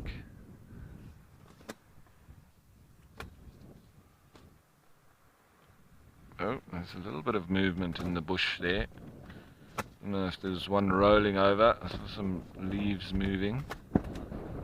Maybe just trying to get comfortable. But yeah, also the camouflage that they got is incredible. Yeah, there's lots of tail swishing there, I think. If we didn't know that they were in that bush, you would not stop, because they're invisible.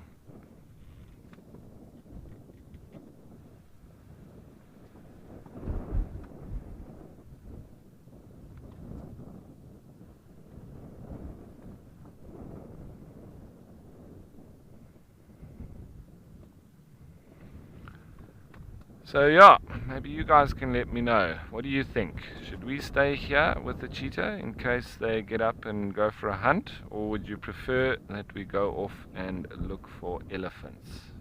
Either way is a gamble, but obviously we do know that the cheetah are here and we can sort of see them. If we go off looking for elephants, there's a chance that we might not find any, and then we'll have to talk about some plants and things. Or maybe some of the tortoises that are walking out in the road because of the heat. We do then often see lots of the reptiles being active. So yeah, let me know. What do you think? Should we roll the dice, or should we sit here and wait and see if these cheetah hunt?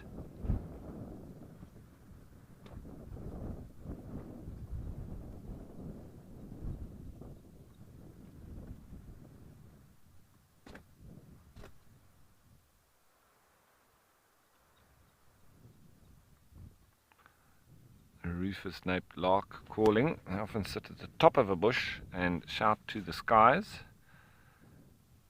of that shweep, shweep, shweep, shweep, shweep. There it goes. There's also a Cape longclaw calling with its typical cat-like meow.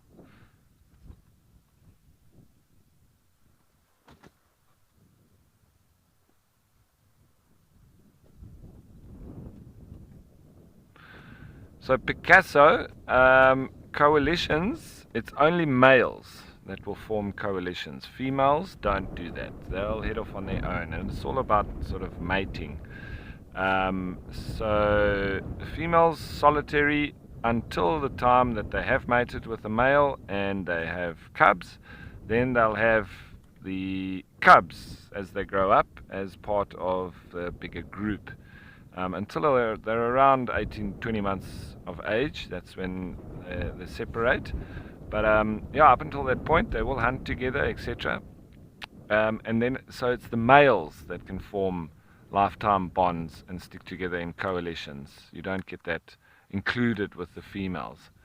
And yeah, obviously, pooling their resources, it does make for better outcomes, sort of defending territories, catching food, bringing down bigger prey. Yeah, so much better if you've got a group of you rather than singularly.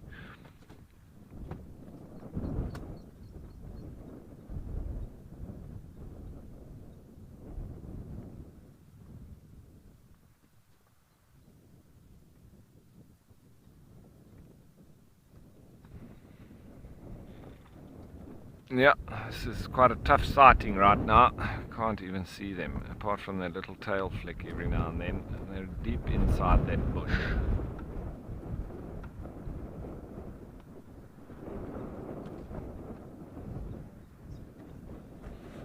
Oh, there we go. There's a head. Still looking in the direction where there is... very far in the distance is some wildebeest. That there's just a few of them out in the plain. Keep watching them.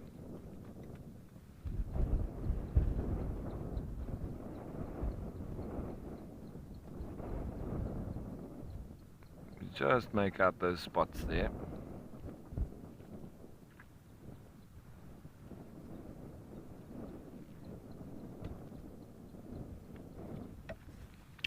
So Shirley, you say we should roll the dice and go look for elephants. Okay, so we'll make it the best of...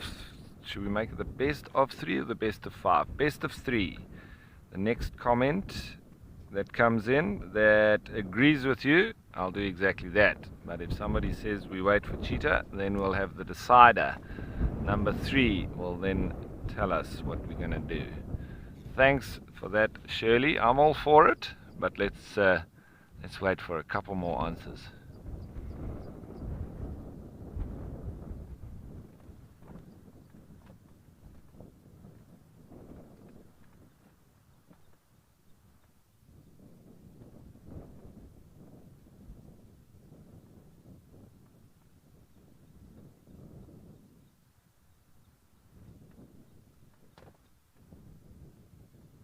Hello. You see, that's why I say it's a gamble. You never know if these cheetah are going to see something nearby.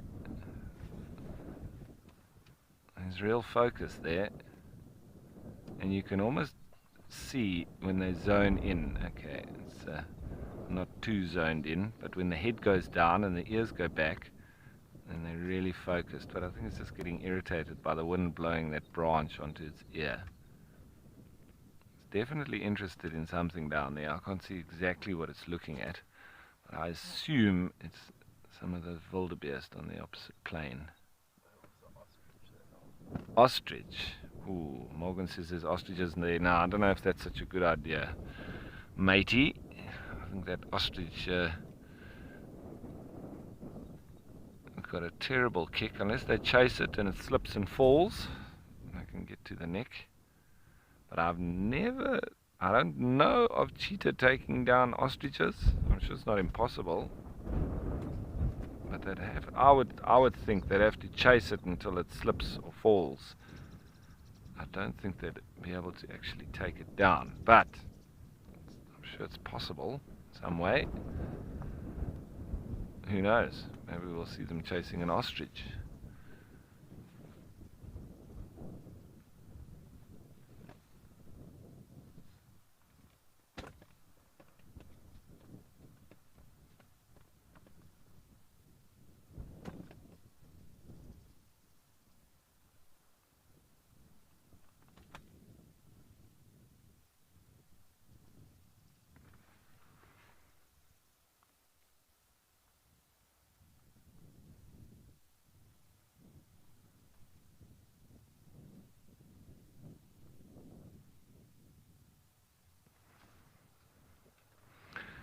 Lenny, that's not a bad idea. That's not a bad idea. Morgan says maybe it's a bit hot for them. Sometimes when it is hot like this, then the adults, they do catch reptiles, snakes and the likes quite easily. It might be worth a look. Okay, so we've got one call for elephants, one call for the secretary birds. I need a second. So, is it stay with the cheetah, go look for elephants, or go to the secretary birds? As soon as one of those is seconded, we'll go off and do that.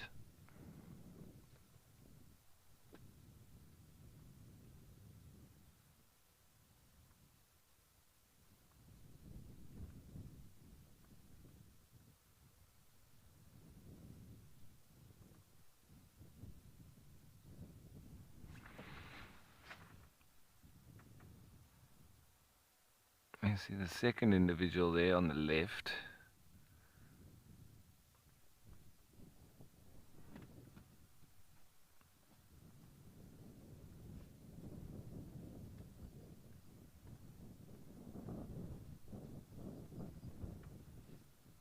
Now, if the wind wasn't blowing through like that, you'd probably see the heat waves as opposed to the wind blowing the grass.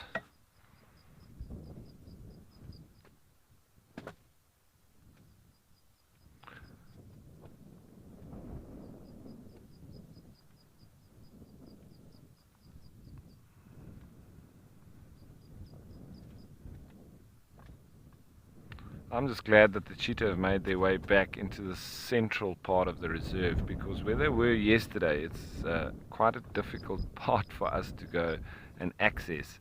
And unless the cheetah are sort of up on the top of the koppies, they would be down in the valleys and almost impossible to find. So they did catch that duiker, but they might have found that it's a little bit more difficult for them to hunt there, because it's not really open ground and it's rather rocky as well, and very thick bush. So not ideal, but yeah, it can produce as they've shown.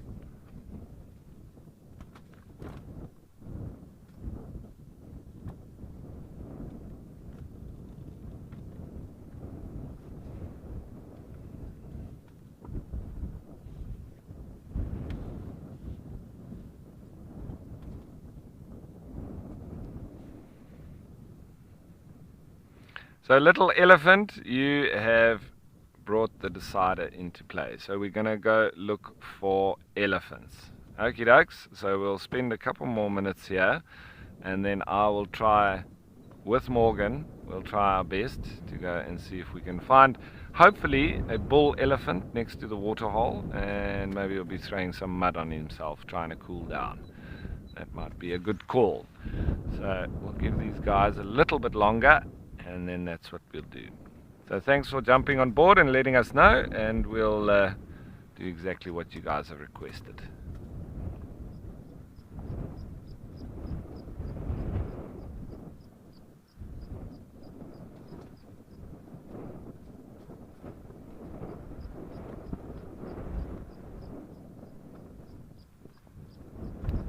Unless these cheetah get up in the next few minutes and start to hunt, then it would be difficult to leave.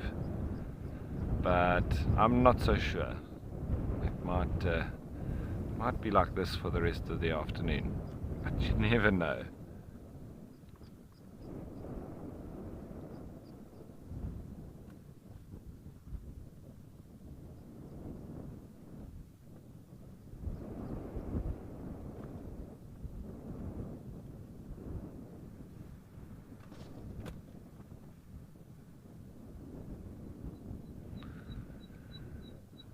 Okie dokes, I think it's time.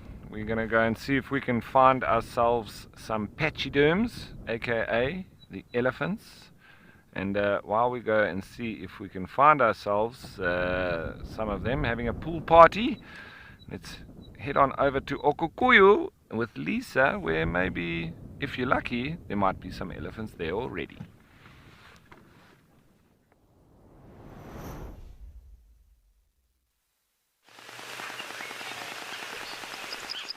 No, Rolf, no elephants yet. I'm actually just trying to relocate our European bee eaters. We've got a springbokkie underneath these trees just chilling, of course trying to cool off a little bit, even though it doesn't seem hot to us. I can promise you there is a lot of humidity breaking through as we are anxiously awaiting the rains, but no elephants yet, sadly. We'll get there. Rome was not built in a day, and nor was Okukuyu. Now I'm just trying to see again if we can frame up on the beautiful bee eaters again. As you've seen, if you have been with us the whole Escape to Nature today, they really are yanking me around. But I definitely hope you find some elephants, Rolf. I've been very spoiled today. I was actually just, as all of you know, I keep a journal, to sort of keep track of everything, and I've actually just jotted down everything we have seen so far today. And, apart from Taylor having the southern ground hornbills and the elephant, and her blister beetle that was very brief but beautiful.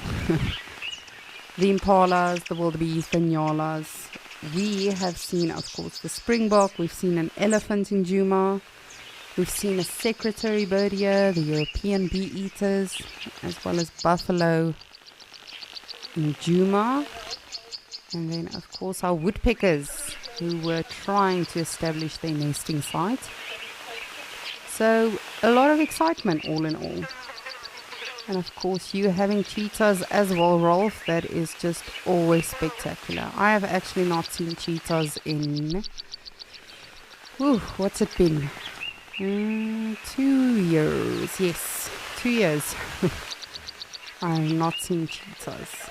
I mean for myself on safari.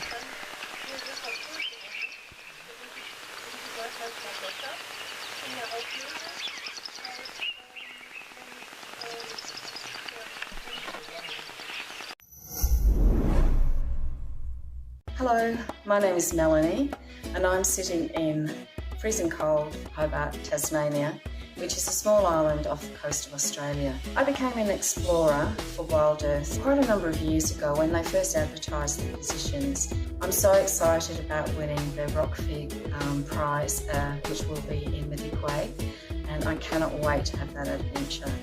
And I thank the organisers so much for this opportunity.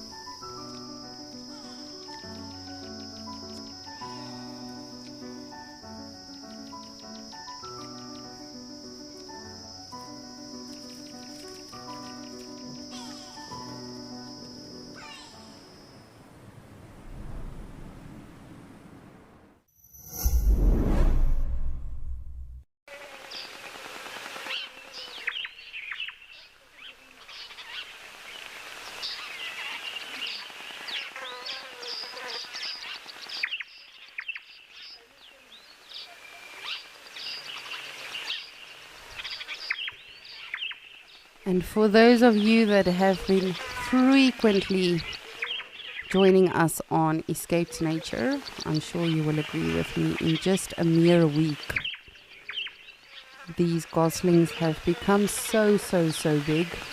It actually breaks my heart a little. You want them to stay cute and fluffy and tiny forever, but of course, you know, this is the wild. They have to fend for themselves and grow up and do their own thing. But it's still a pocket size. I mean, I can still easily fit that into my pocket and walk around with it. Just take it out every now and again.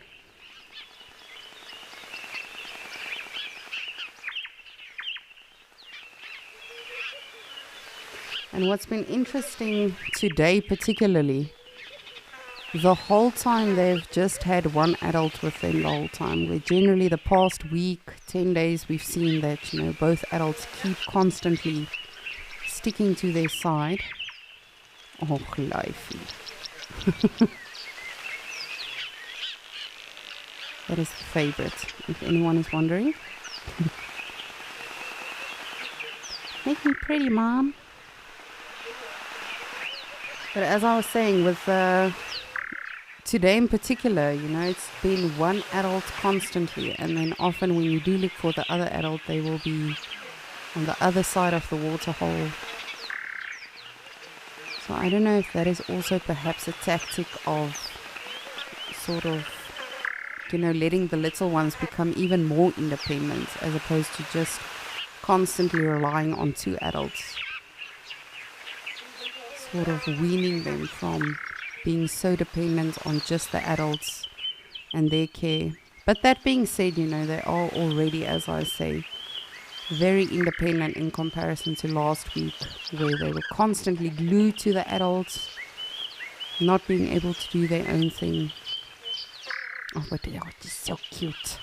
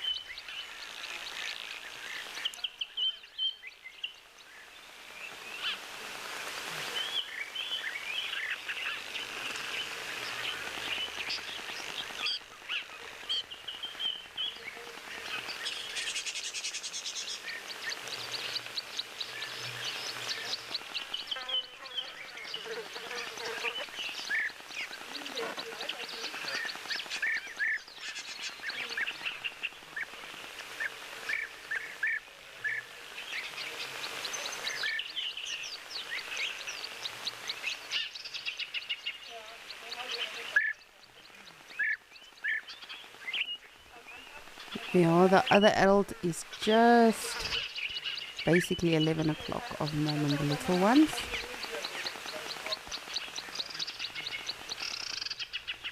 And there's Fiona, their fairy godmother. If you are wondering, the chicks actually have a fairy godmother. It's the blacksmith lapwing. Constantly checking in with them.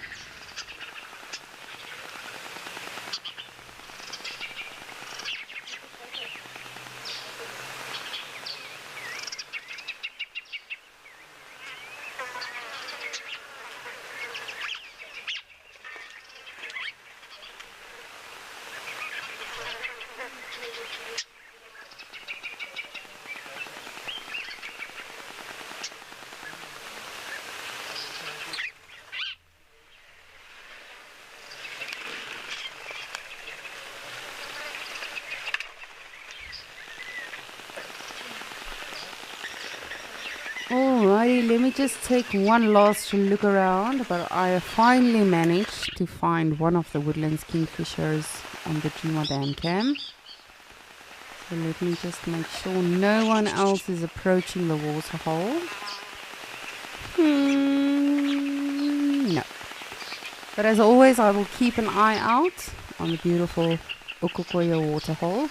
But let's quickly go to Djuma so I can show you the kingfisher.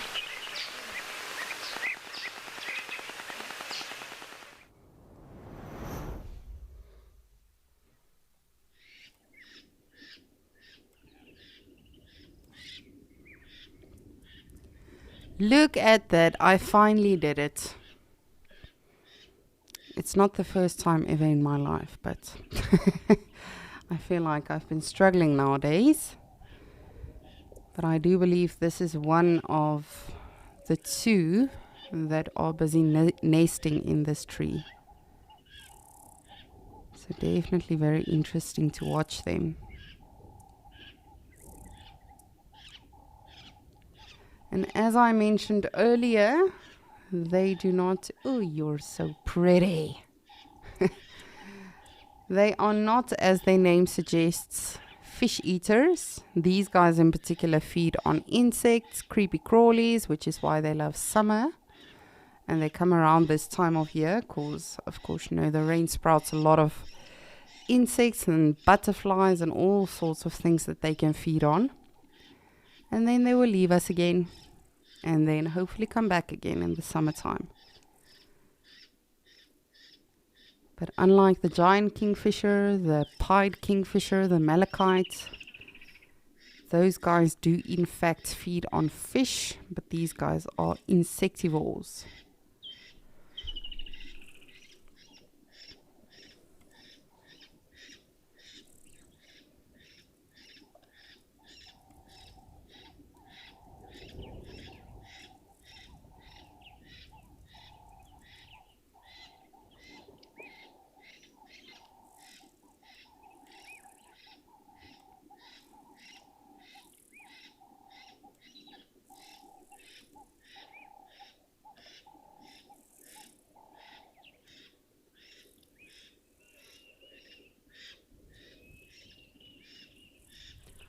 Just want to see if it's going to return to that spot.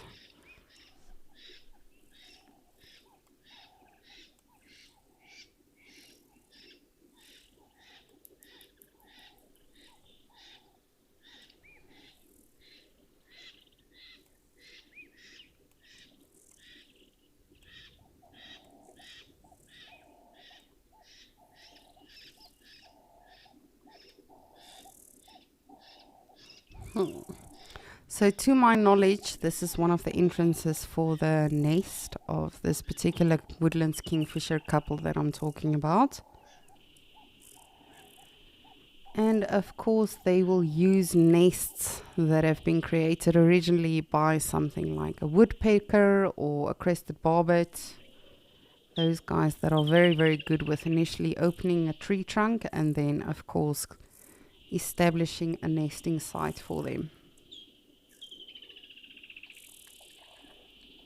Have you now completely left us? Seriously? Alrighty, that is fine. I'm quickly going to look around just to see if I can see those beautiful woodpeckers again.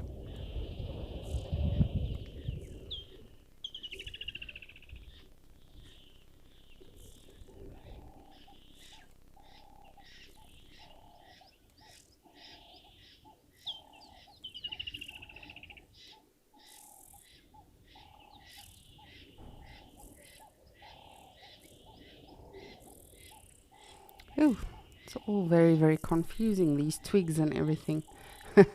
Paul, you would like to know why are birds' beaks different to their body colors? So remember, birds can see in perfect color and detail. So a lot of that goes around attraction purposes. Some of it can also go around defense mechanisms. But for the most part, if you look at birds in general, even the woodpeckers that we saw earlier on, the male has got these beautiful red, bright colorations, and the female also beautiful, but more pale in terms of actual coloration. So a lot of the times that is for attraction purposes. I'm sure you've seen a peacock as well. If you do not know the difference between a male and a female peacock, please do go look it up. But it's actually very hilarious. It's sad, but it's hilarious because the males have got these beautiful feathers that we know are, of course, those of a peacock. And then if you look at a female's, she's very, very pale and just bleak and not impressive at all. So that is the reason why they have these beautiful colorations. And then there is also hypotheses behind it that it could be a defense mechanism against bigger birds of prey. Because of course we learn, a lot of animals have aposematic colors, which is sort of like a bright color to warn other predators, whether it's a raptor or an actual predator on the ground.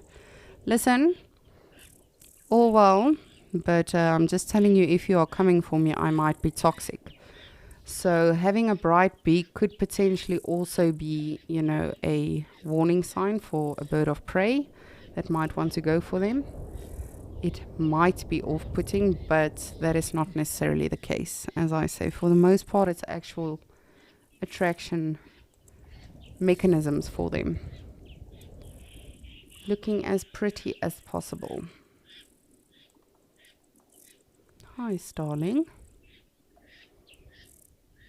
You can just see the actual... No, wait, you are not...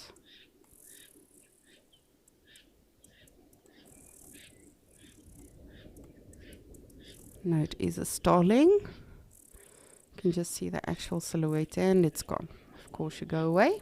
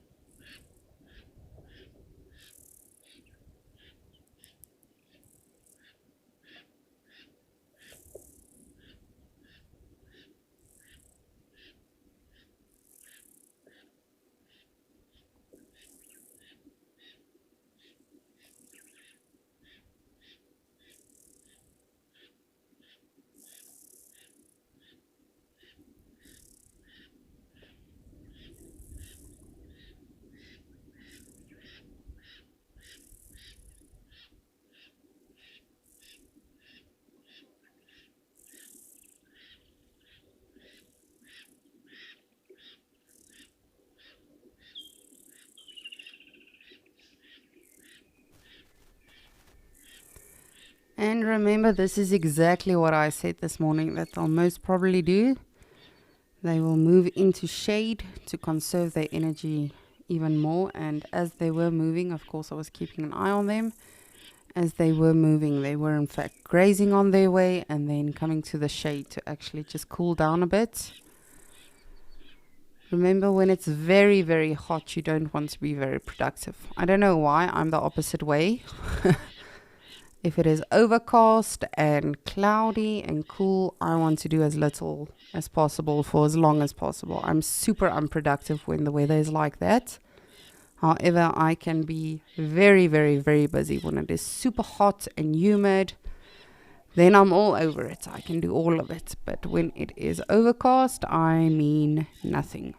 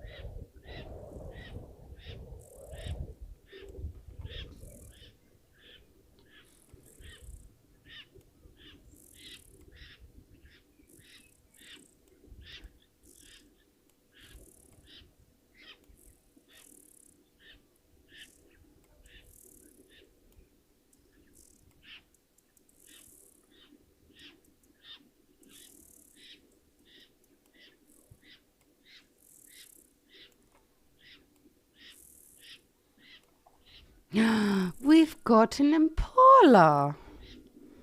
Look at us.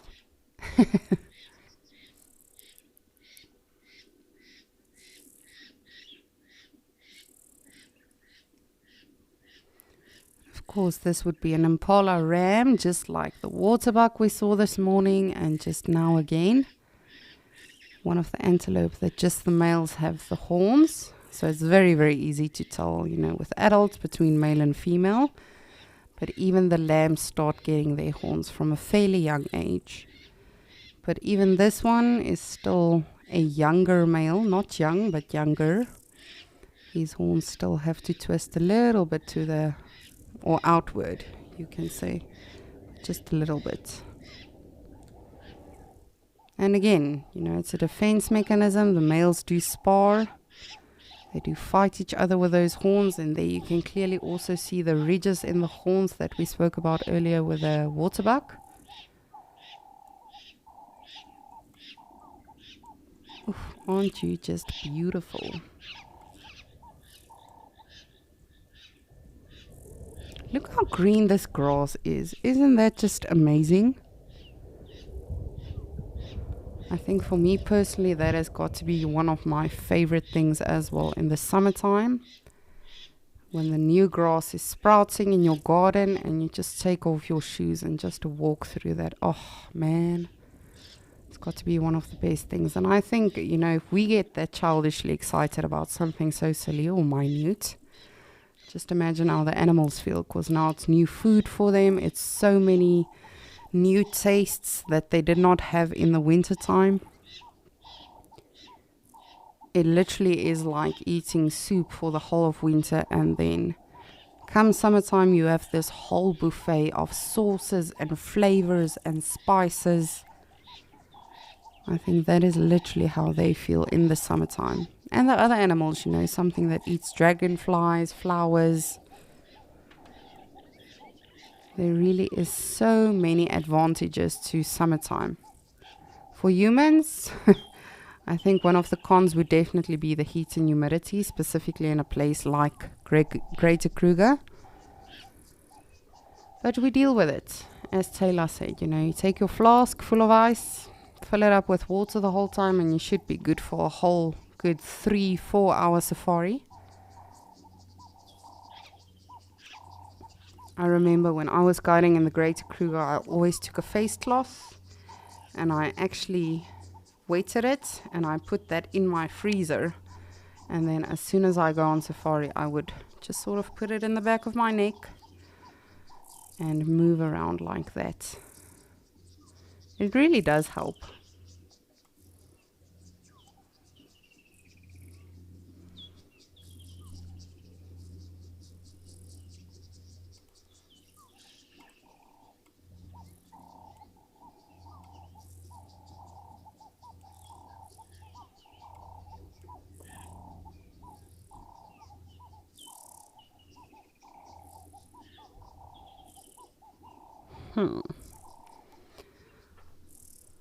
My friend, do not get me wrong, I also need some me time sometimes, but I don't know if I would risk that for potentially becoming a meal much easier. But whatever you feel you need to do, you do that. Oof, and it really is stunning. Just look at that gloss.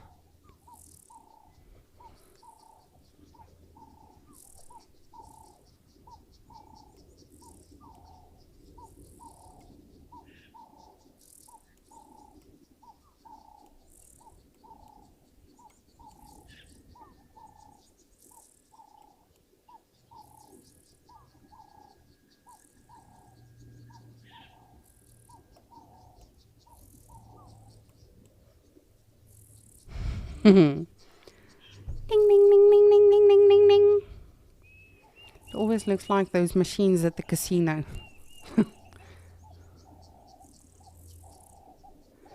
And of course, the only reason they have that small dung, or that size of dung or feces, is of course due to the fact that they are ruminants, so they get a lot of their nutrients. Whereas if you look at something like an elephant or rhino, of course they do not have that ability when it comes to their digestive tract. So they still have a lot of nutrients in their dung. And often I had people asking me, okay, well, you make that reference with big animals, but what about a giraffe? I'm not sure who of you have seen giraffes defecate, but it's the same case like this impala. Tiny pellets, and again due to the fact that they are in fact able to get as much nutrients as possible from their food.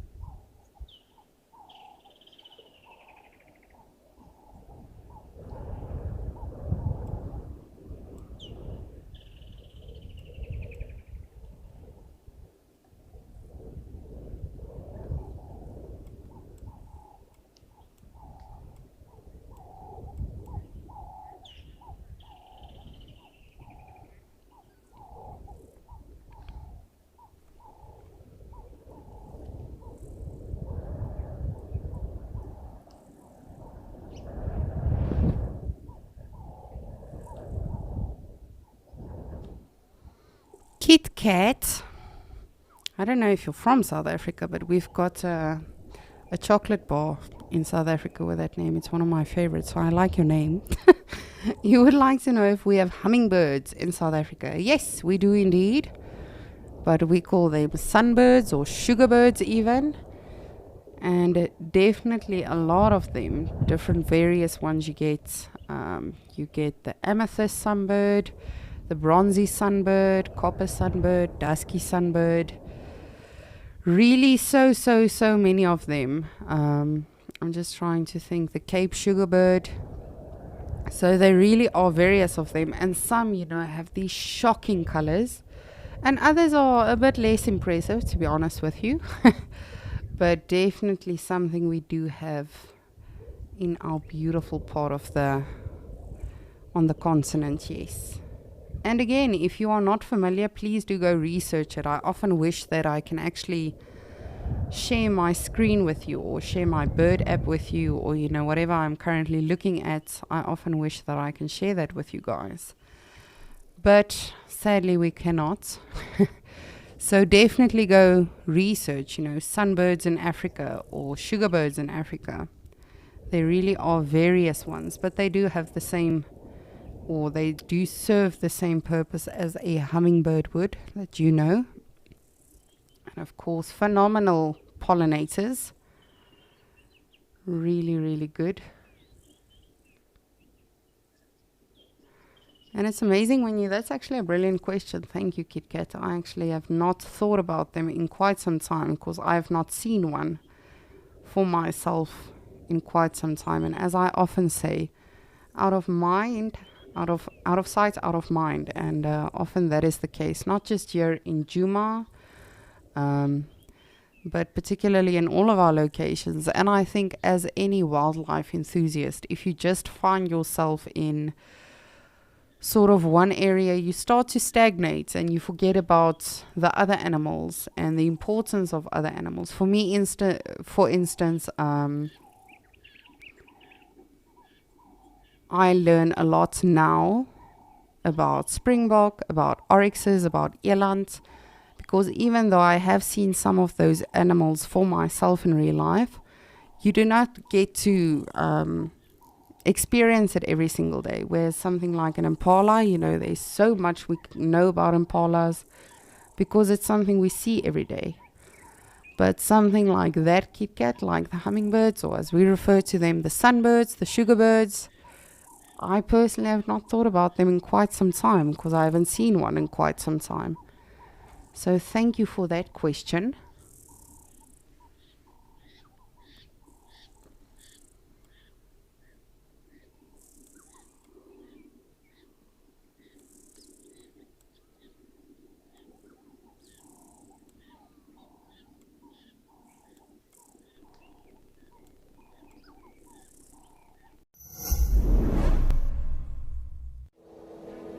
When was the last time you caught your breath? When were you last truly amazed? When last did you marvel at the wonder of nature? Wild Earth Epic Animal Encounters. Only available on the Wild Earth app.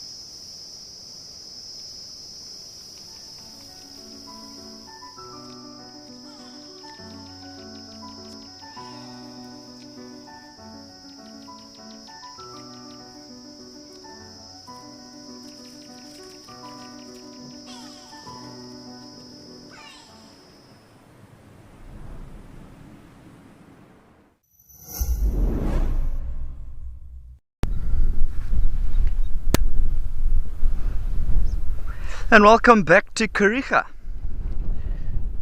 where at the moment this is the land of wind. My goodness, it's windy now, but it's definitely still lovely to be out and about, seeing what everybody's getting up to.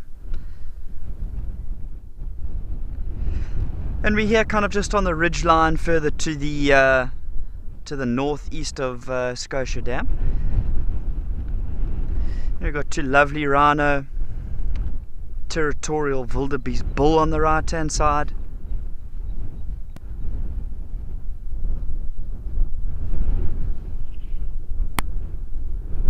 Yeah, and everybody's just slowly doing their thing. So we actually did have a little bit of rain earlier today. Nothing too substantial, just kind of like a steady drizzle. And since then, or kind of while it was still happening, this wind has kind of picked up and blown that rain away, which is nice. So we've kind of got lots of, looks like kind of cumulus clouds, but they're definitely not as dark as they were earlier. And one or two little patches of blue sky here and there.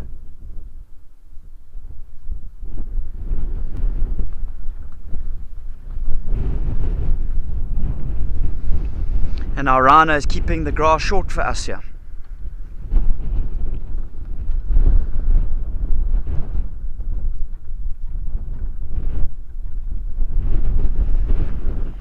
Yeah, so in terms of the wind really picking up like this, it's definitely going to affect the behavior of the animals.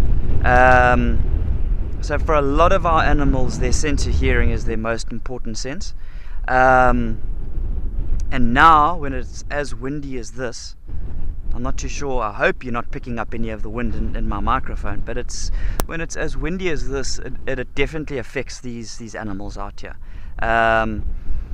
You know, especially something like these rhino that we're having a look at. You can see their ears going all over the place. They're listening carefully, because it's difficult to hear as well in these conditions as compared to when it's dead still. You know, at least for these rhinos, they're big creatures. You know, nothing's really going to look to attack them. Whereas you've really got to feel for the impala and things like that. I mean, they also can't hear as easily as the rhinos can, but remember, they're on the menu for a lot more predators than what the rhinos would be.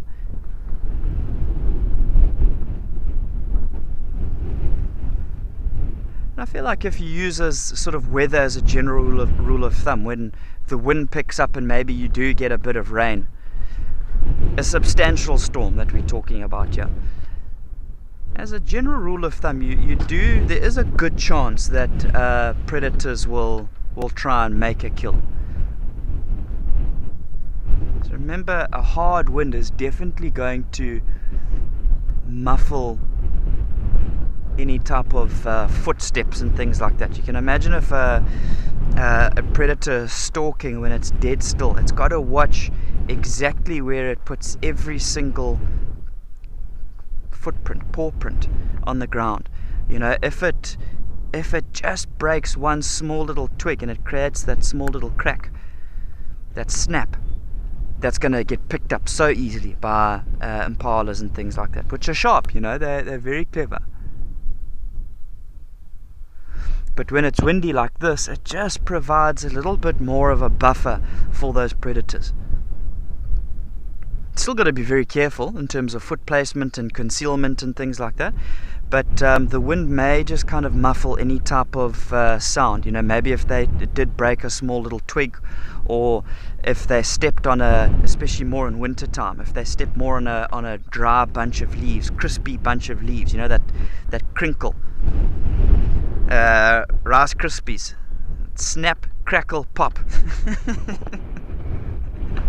But to get back to the real conversation, you can see lunchtime's coming up. No, but you know, on the other hand, you know, with wind like this, at the moment there's a steady direction that the wind is blowing, quite a consistent direction. there is a chance that if the wind is swirling like that, that scent of the lion or the leopard or the cheetah or that caracal, it could get swirled around and get pushed towards that prey species, making it obviously a whole lot more difficult for them then. So I guess there's pros and cons, but as a general rule of thumb, it is a lot tougher for our prey species. And you can kind of see every now and then how the sun does poke out from behind those clouds like we were talking about, that there's a patch or two of blue sky, of how it changes the lighting conditions here. And you can see how both of these rhino, they haven't done any mud wallowing today. So it obviously, like we said this morning, there was a little bit of rain, and they haven't really felt the need to have to cool down, protect their skin from the sun.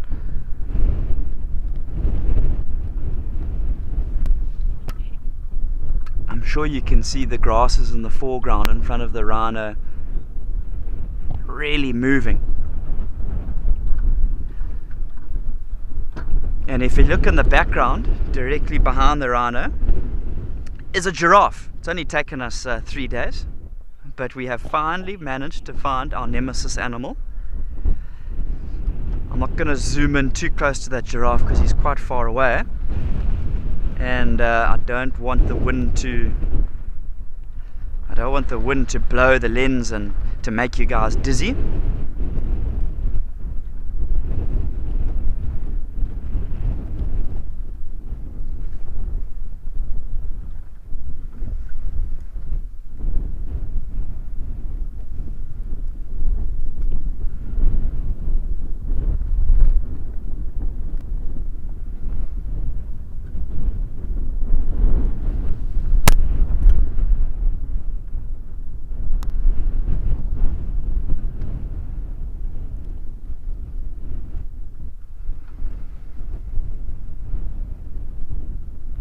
Now these grasses being kept very short by these rhino here. They're doing a solid job.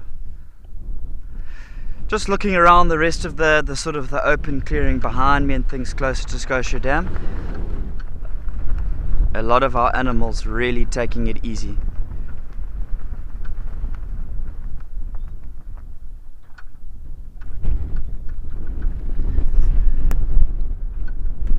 Hey guys, I can hear there's a question. I think it's Willem. It's so windy I'm struggling to hear, but I think we're talking about safety and numbers from the animals. Yes, there'll definitely be a degree of sort of safety in numbers. Let me see if I can actually zoom out and give you a good sort of idea here. If we pan all the way across, away from Scotia Dam, you can see that there we've got a lot of species all together. So there's definitely that degree of, or that element rather, of safety in numbers.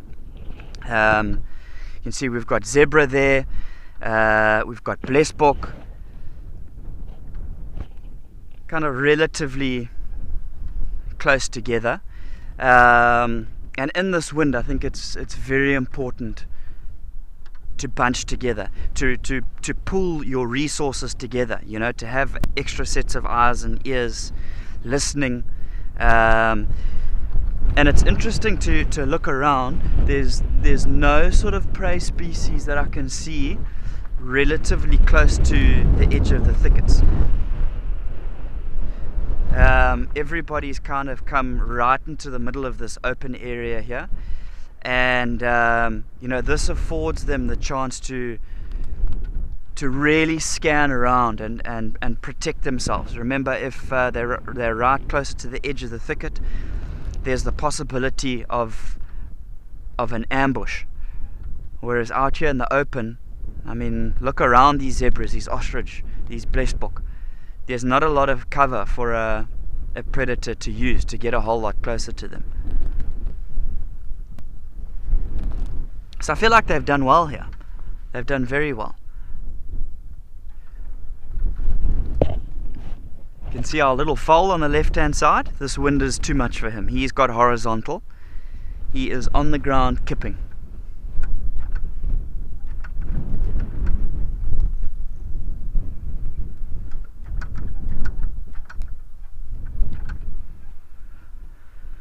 But I mean, we talked how hard it is for the prey species in weather conditions like this, but you can also imagine for a predator that's slightly smaller, maybe something like a leopard or something like that. If a leopard did manage to potentially bring something down, in turn, it's even hard for that leopard to be able to listen to things that are out there. So, you know, we talked about higher probability of killing potential prey species. That leopard would need to take that impala or whatever it caught up a tree very quickly, because it also wouldn't be able to hear too easily if something like a hyena is looking to approach. So predators also need to keep that in mind, because there's a lot of effort obviously that goes into trying to make a kill. And if you look at the success rates of lions, of leopards and things like that, it's pretty low. You know, it's about a 40% success rate. So there's a lot of failed attempts that take place. And remember, for that leopard, by taking a carcass up the tree, that would secure that carcass. A hyena is obviously not going to be able to get up that tree. So that's the most important thing that a leopard would need to do. But like we kind of touched on, the most important thing for the prey species, I feel like, is the positioning of where they are in weather conditions like this. And they've put themselves slap bang in the middle of the open area, and they've done well. I did see a small little ammo falcon. It looked like, it was quite far away, but it did look like an ammo falcon flying around. And it was having such a tough time. You know, they're obviously built for speed, these birds, but a smaller sort of wingspan, and shame, it was really struggling to move around and do its thing. You can imagine your things like your yellowbill kites. I'm not seeing any of them out here either.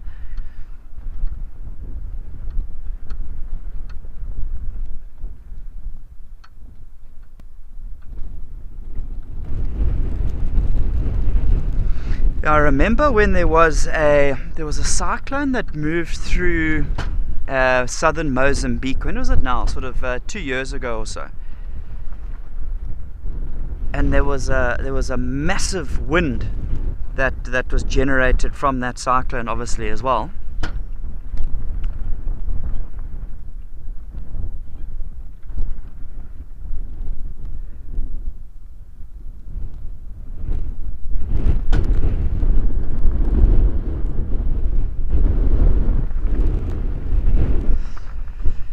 Yeah, so there was this massive wind that was generated from the cyclone, from this big weather system, and in sort of southern Kruger, there was actually some strange birds. There was a frigate bird that was seen in southern Kruger. You know, with these winds, it had blown in a frigate bird, which is a sort of a marine type of bird. You found those birds in oceanic conditions. And this frigate bird was seen in sort of southern Kruger region. And I remember, for all of the bird lovers, you know, guys who are definitely trying to get some up their tally, up their numbers on their bird count in specific areas as well. I mean, a frigate bird in Kruger is pretty much unheard of. And it's a very good flyer. You know, if you look at the design of that bird, obviously flying over oceans and things like that, it can move, it can really go. And I mean, with that wind, it was going all over the place, and guys were scrambling to try and see this bird before it zooted off to the next position.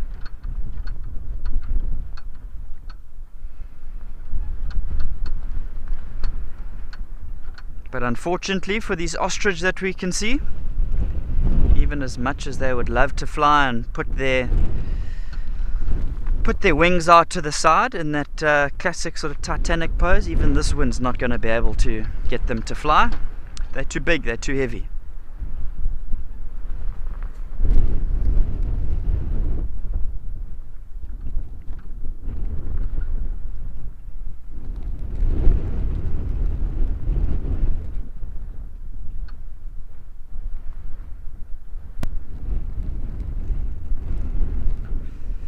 definitely plan on moving along and going to check sort of Scotia Dam out. I'm sure the bird activity there, I'm sure they'll be on that very green island in the middle of the water there. I don't think there's going to be a whole lot of swimming around going on. Can imagine for those little grebes, they'll have a tough time swimming.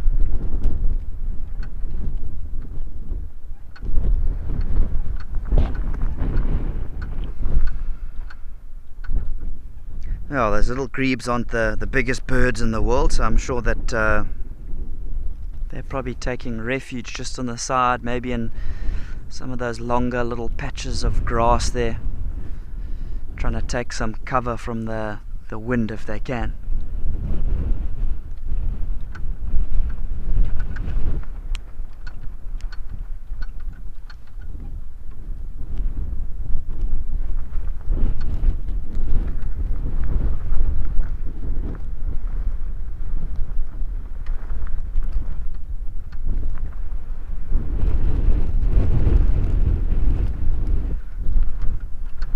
In different areas, wind like this, if you think of a sort of a more deserty type of area, wind like this is obviously going to kick up a lot of the dust, and you can use that to create very emotive pictures with animals and the dust creating sort of small whirlwinds and things around them.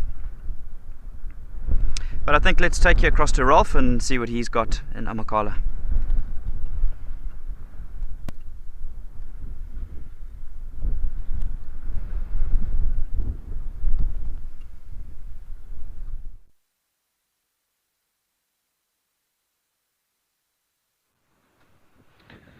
Well, we rolled the dice and it seemed we came up with a 1 because we haven't been able to find any elephants as of yet. They're not in their usual spot next to the water hole, so maybe they've already gone for a drink and spraying some water and mud over themselves and the subsequent dust bath and headed down into the Bushman's River Valley. But what we have been able to find is a lovely specimen bull giraffe. One of the questions that I often get asked by guests is, what is the general height of a giraffe, and especially how tall do they get? Now, in general, I'd say they probably reach about 4.5 meters tall, which is it's huge, and that obviously results in them being the largest or tallest land mammal. But there is a 12-year-old giraffe called Forrest, who's the resident of Australia Zoo in Queensland. And he's been confirmed as the world's tallest giraffe, standing at 5.7 meters, which is also 18 feet 8 inches. That is incredibly tall. Adult males or bulls typically measure between 4.6 and 5.5 meters, so there, I wasn't too far off. And even newborns can measure the same height as an adult man at 1.8 meters or 6 feet. But towering to the same height as a stack of 4 mini cars from the ground to the tips of his ossicones, Forrest is truly a statesque specimen. Forrest stands head and shoulders above the other 2 giraffes at the park, which is Kebibi and Gigi, wonderful names, where he is the only male in the herd. He was born at Auckland Zoo in New Zealand in 2007 and was moved to his new home at the age of 2. While the zoo always knew that Forrest was big, even among his kind, which of course represents the tallest animal species alive today, the process of measuring his precise stature was far from straightforward. Staff had to create a specially marked measuring pole and rig it close to a hay dispenser in the giraffe house. It then took several months to capture the video and photos that Guinness Book of World Records require to assess his height, because it took some time for Forrest to become familiar with the new feeder. So that is incredible.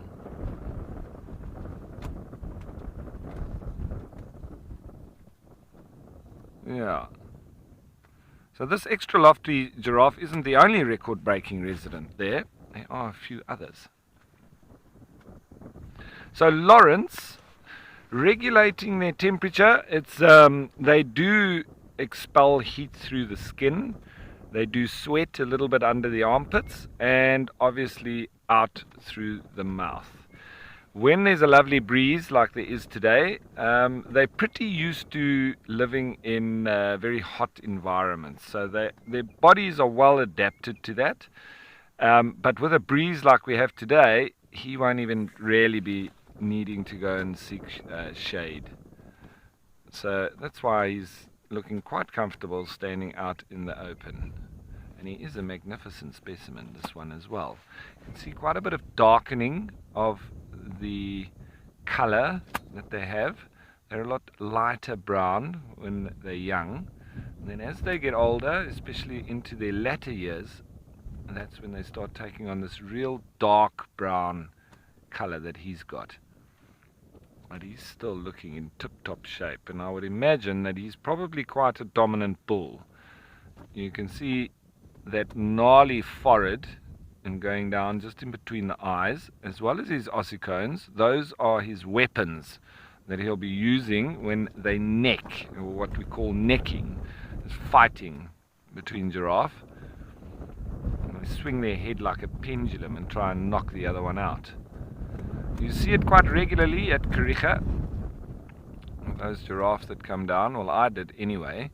Not sure if Nick has been able to see lots of them, but jeepers, he is a beaut. It looks like he might just be resting up. It doesn't look like he's ruminating. I haven't seen any chewing going on. Oh, is that a stretch? Look at that.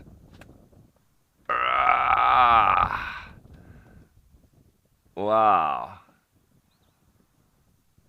He's got a very long neck to stretch, so, but you could really see his posture is immaculate.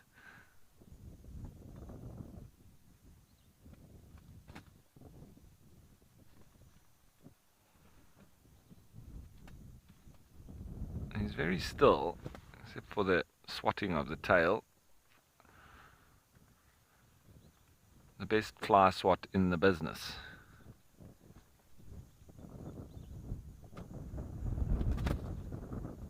There's one giraffe that I saw on Kariega that didn't have the end of his tail. Shame. So he tries to swat the flies, but he doesn't have that nice hair on the end, which leads him to sort of have a bit of a sjambok as opposed to a fly swat. Very elaborate hair in the end, eh?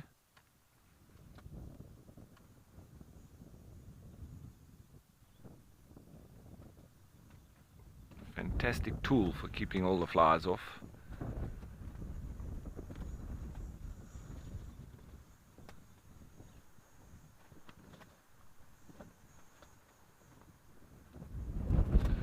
So Damien, yeah, you're right. When they're drinking water, they are vulnerable, and also if they lie down to sleep. And that's why you'll see this giraffe, he might even be sleeping. They sleep standing up, especially when there's lots of predators around. Here we do have lions, so if he had to lie down and put his head on his rump, that's generally how they do sleep when they do lie down, he would be vulnerable to being attacked by lions. So they prefer standing up and sleeping like that. Maybe it was pretty cold this morning, so maybe he's actually enjoying the sun with this fresh breeze that's coming through and catching up on a bit of shut-eye.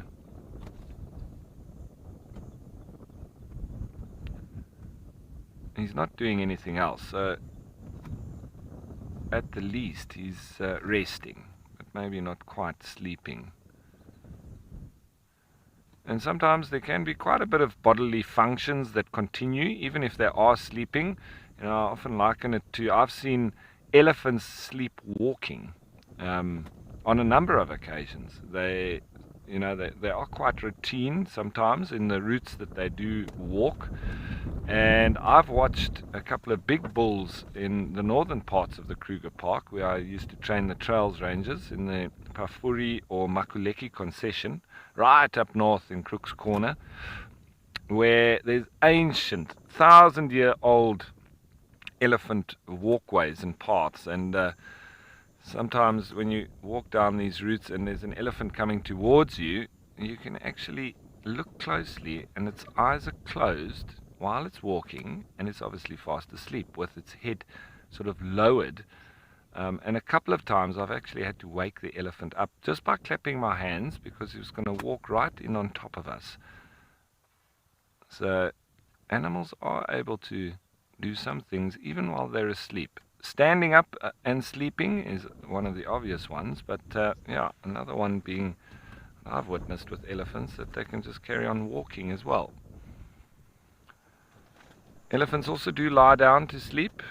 Sometimes they use a bit of an incline, maybe in a river bank or so, and they lie down on that and they can sleep sometimes for extended periods. I've also seen them here on the side of the Bushman's River Basin. We spent one of the Escape to Natures, we spent hours with them. They were up, climbing up in the rocks. Some of them were feeding, some of them were sleeping, and it was an amazing sighting. But some of the literature says that elephants can't spend more than a short period of time lying down, because their ribs start to sort of squash their lungs and they can't breathe anymore. While in my experience, I've seen elephants sleeping for hours. Both in the Namib, the desert elephants, here in the Eastern Cape, in the Kruger. So as far as I'm concerned, they're able to sleep for long periods. But as I say, in general, I've seen them using a bit of a slope, so they're not lying completely flat. They are sleeping at an angle, but still lying on the ground.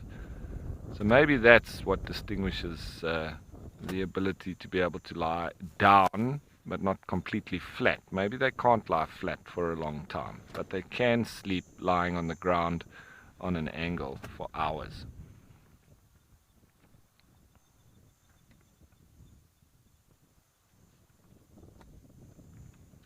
And obviously elephants wouldn't be worried too much about predation, especially big adults. But a giraffe has got lots to worry about, especially if there's lions around. So they generally maintain a standing posture when they sleep rather than lying down in such instances.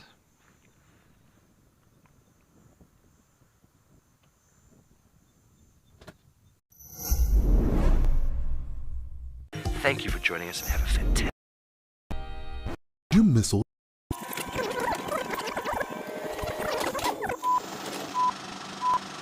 Never fear, you won't have to miss another beat on Wild Earth again with our Catch-Ups channel, where you can rewatch missed safaris and shows whenever you please. Only available on the Wild Earth app. Thank you for joining us and have a fantastic morning.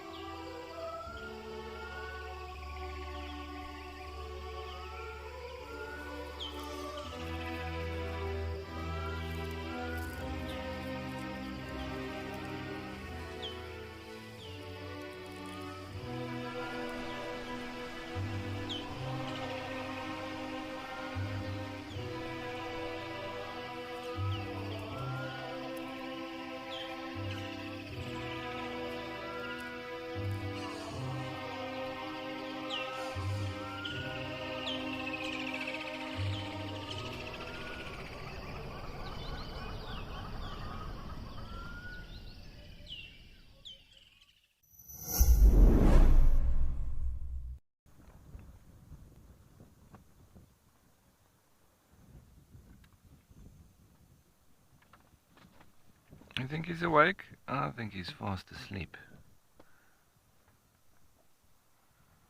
And you do get people that can sleep with their eyes open as well.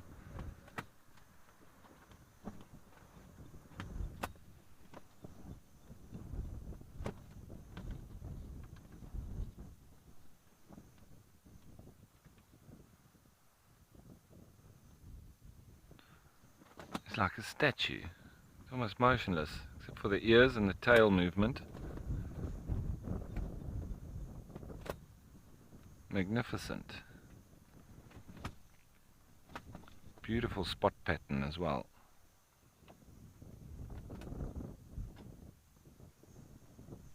And the Latin name, Giraffa camelopardus, the pardus being the Latin for leopard, and it's all down to that sort of leopard-like pattern that they have in their coloration.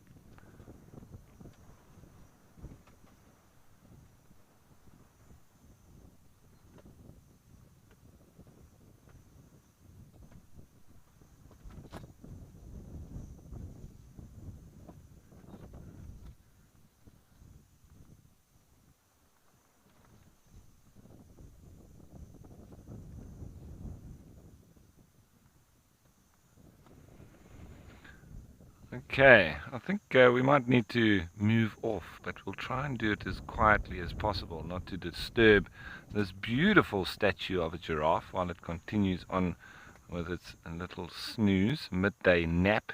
And from one massive animal, the tallest, to another with Lisa.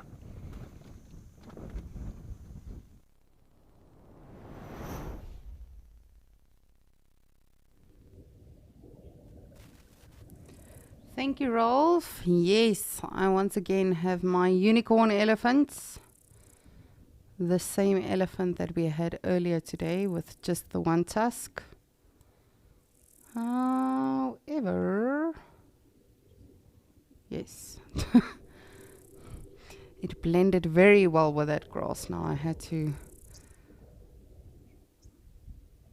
to double check there now. But he has just been super peaceful, feeding in and around the waterhole.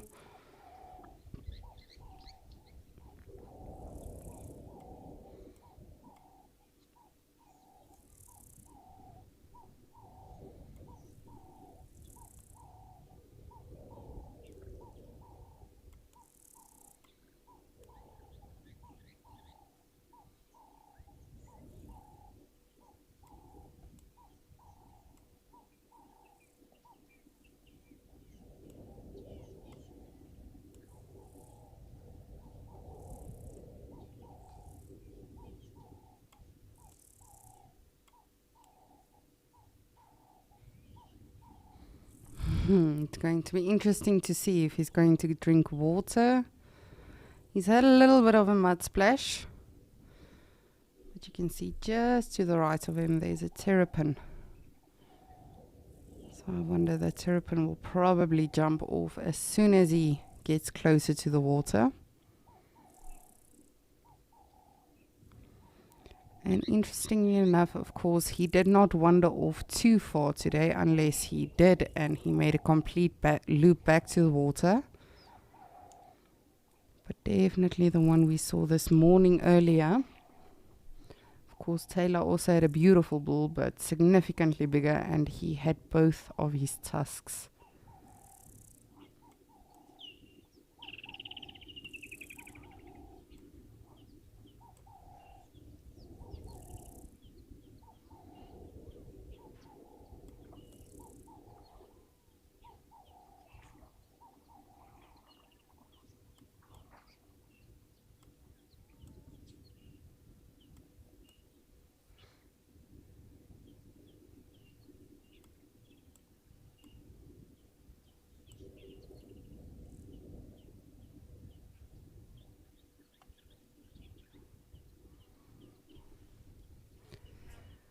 So you can see, just like the elephant we saw earlier on and spent some time with earlier on with Taylor and Paul as well.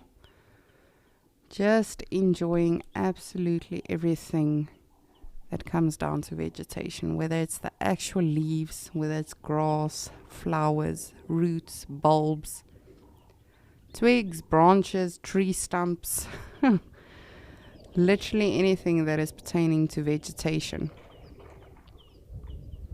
And as I mentioned earlier, unfortunately they don't have very good digestion. They only digest literally about 30% of the food that they eat. So that is often when you see elephant dung, you'll actually see the full marula fruits like that still in the dung. A lot of twigs, branches will still be just as is in the dung. And so they don't digest very well. But again, that in turn gives a lot of nutrients and protein and a lot of sources, those dragonflies, to so many other animals.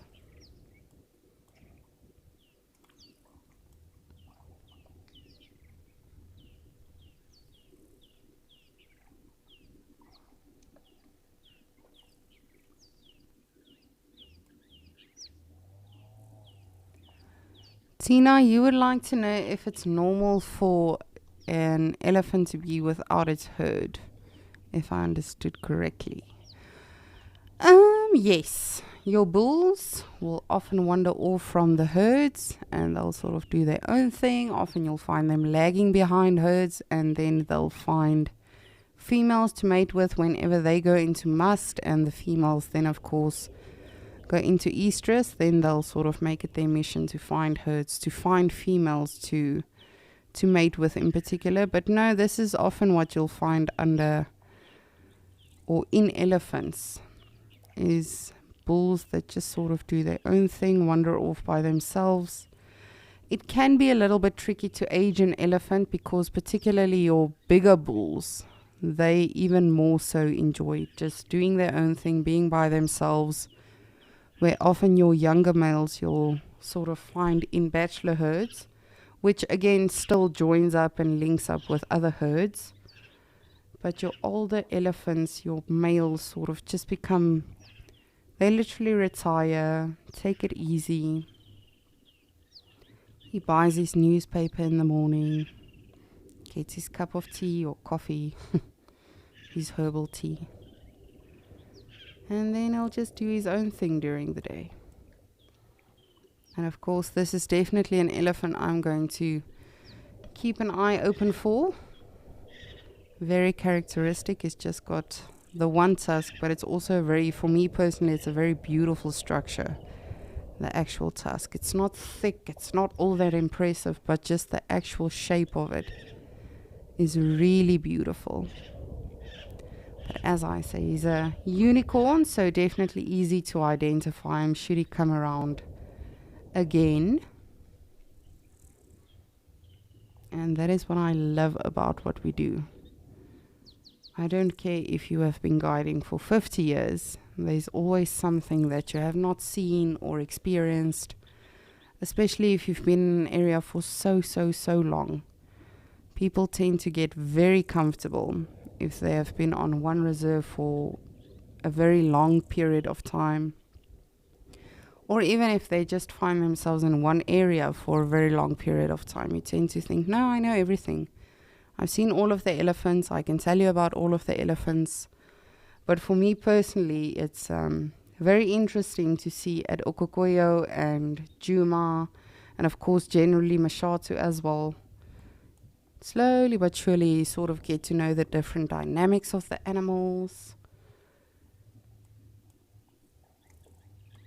But again, animals are not always creatures of habit. Oh, we've got a buffalo. Look at that.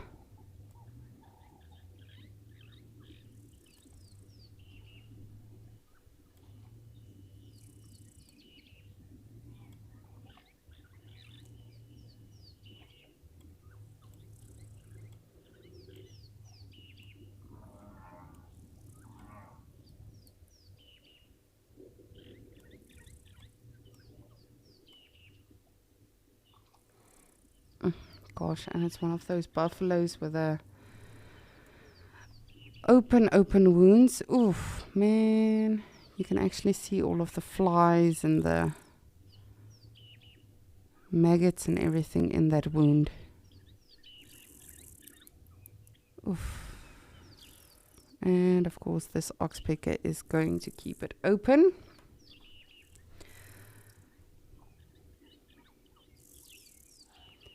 And one of our team members, Steph, actually said, because as I said, I'm going to ask the Wild Earth team what they think. Of course, we're all going to have a different opinion and interpretation. And Steph, one of our team members, said that it looks like an old wound that the oxpeckers have actually been keeping open, or even the magnets. The magnets. The maggots. The magnets. Oh, Elisa. So it could be that potentially, but again, we will never know where the original wound came from, what happened to it.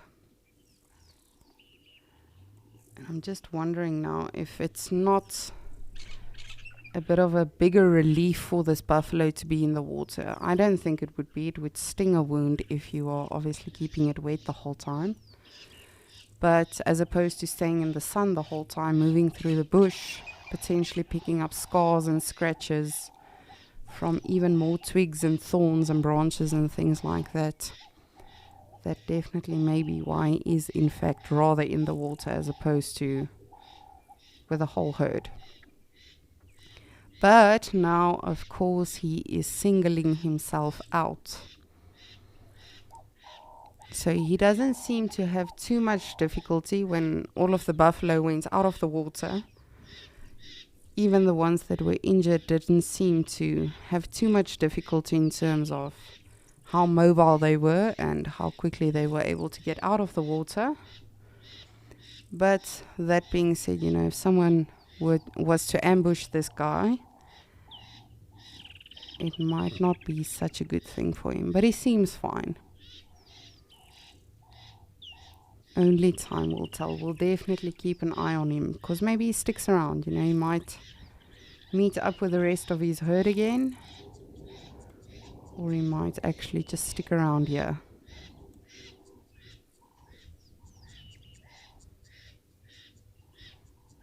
Oof. Owie.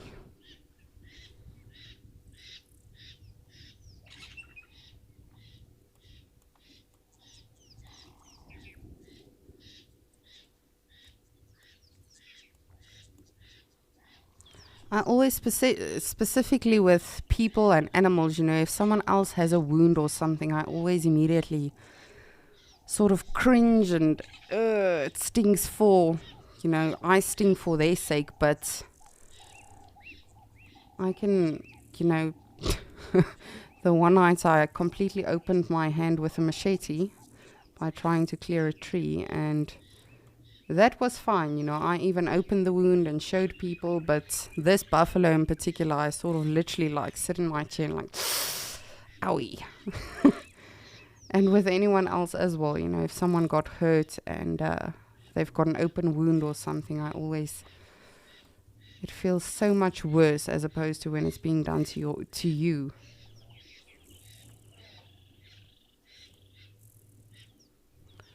Our Ellie is just hiding behind the bush now.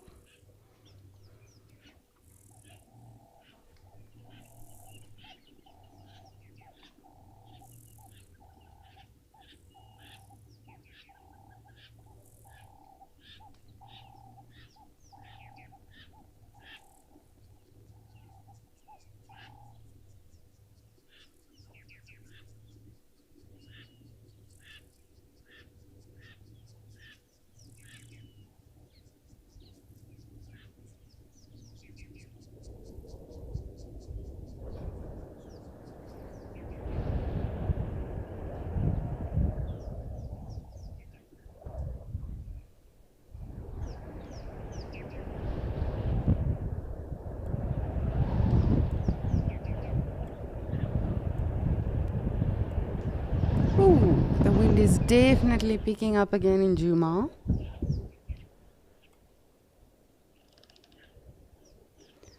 which again might also be why the buffalo is rather in the water as opposed to being in the bush, where you can't necessarily hear everything, smell everything. But again, I mean, I have not yet seen his status updates. I don't have him on social media, unfortunately, so I can't tell you why he does what he does. We can only speculate.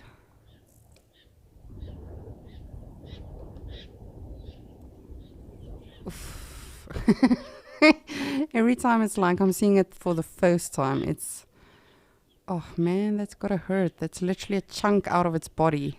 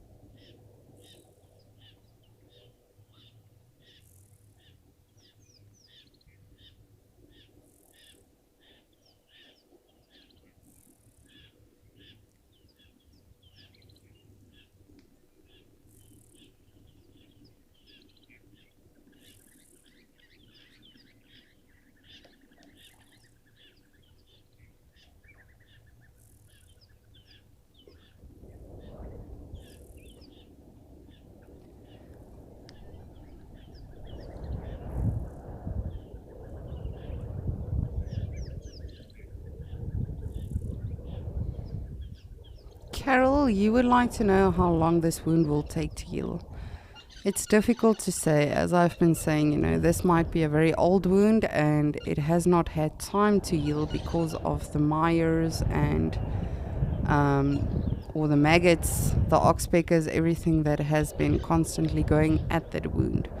Now, to a certain degree, those animals can be good for a wound. However, from what we mostly see, you know, they never stop, so that wound never actually gets a chance to heal, and it is constantly raw. I'm sure you've seen, if you perhaps have had a scab and you open it again, that scab has to now, re-heal itself, or reclose itself, I should rather say, and then again start the whole process from forming a scab to falling off, etc., etc. And it's the same with animals. They really have to go through the same healing processes as well. And it's tricky to say as well. This is a much older buffalo. If, you know, the size wasn't indication enough, you can obviously look at the horns. You can see there's a lot of damage on the horns.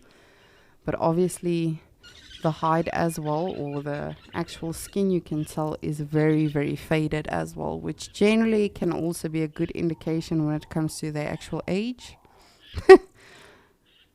Did you guys see that pied wagtail being chased by the lapwing?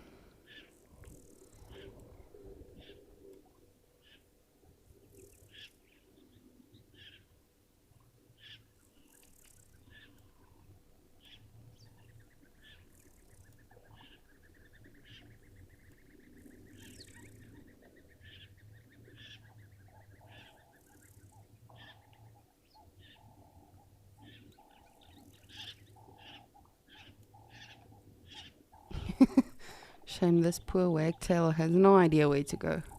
If it's not the lapwings chasing him, now it's the Egyptian geese, chicks, or the goslings.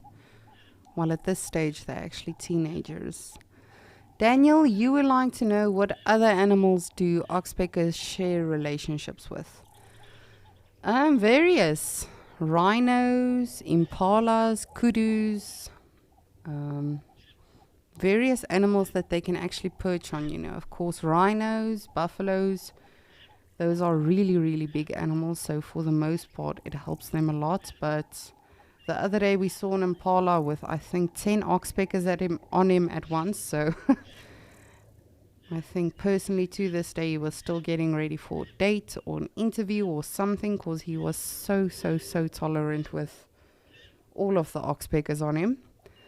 But yes, various animals, but particularly a lot of your antelope species, your rhinos,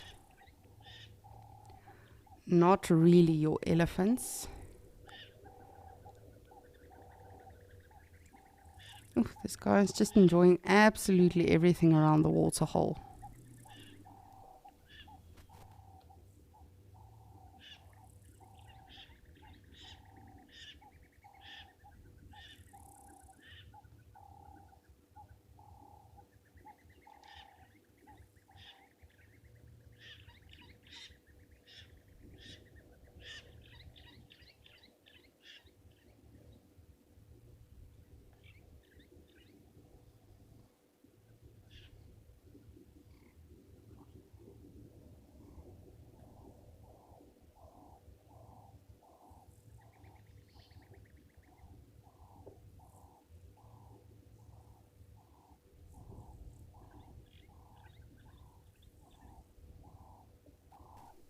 Oh man, just look at that. This morning when we had the water buck, I was referring to their beautiful lashes, but of course elephants and giraffes definitely take first place for that by far. And if you look at elephants in particular, of course they mud bathe and they dust bathe, so that is just an extra shield for protecting the eyes. Whereas giraffes, if you look at giraffes when they are feeding, you know, they really get their heads deep into a bush full of thorns and twigs and branches that could potentially be hazardous to their eyesight. So those lashes are extra thick and extra long, and just an extra layer of protection.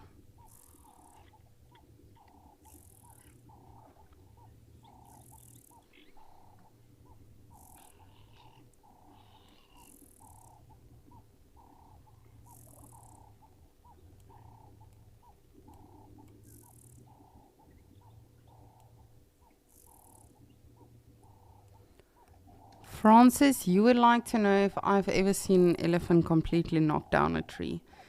Yes, I have been in that very fortunate and privileged position quite a few times in my life, and it's a rather intimidating thing. You know, elephants for me personally are my favorite animals, just purely because, for various reasons, you know, of course everything they do is entertaining and special and just super therapeutic. But for me personally, every elephant sighting that I've ever had, doesn't matter whether they are swimming, feeding, sleeping, it does not matter. It is a very humbling animal for me personally. Again, all of the experiences I've shared with them has just really taught me how insignificant and how irrelevant I am as a human being. Not because of their size, but again, just because of what they are able to do and how gentle they can be whilst doing that. But especially with pushing over trees, it really is. I mean, this morning we saw the one elephant bull with Taylor as well, and he was just giving the tree a light shake for some marulas. That was not even proper full-on shake to get some fruits. And so you can imagine if an elephant, you know, uses its head and just the power of its frontal body and is able to push down a massive tree such as a marula, or I've seen an elephant push a leadwood over, which is a very, very, very strong and heavy wood. It really does even more so remind you that we are not at all as powerful and as mighty and as wonderful as we think we are.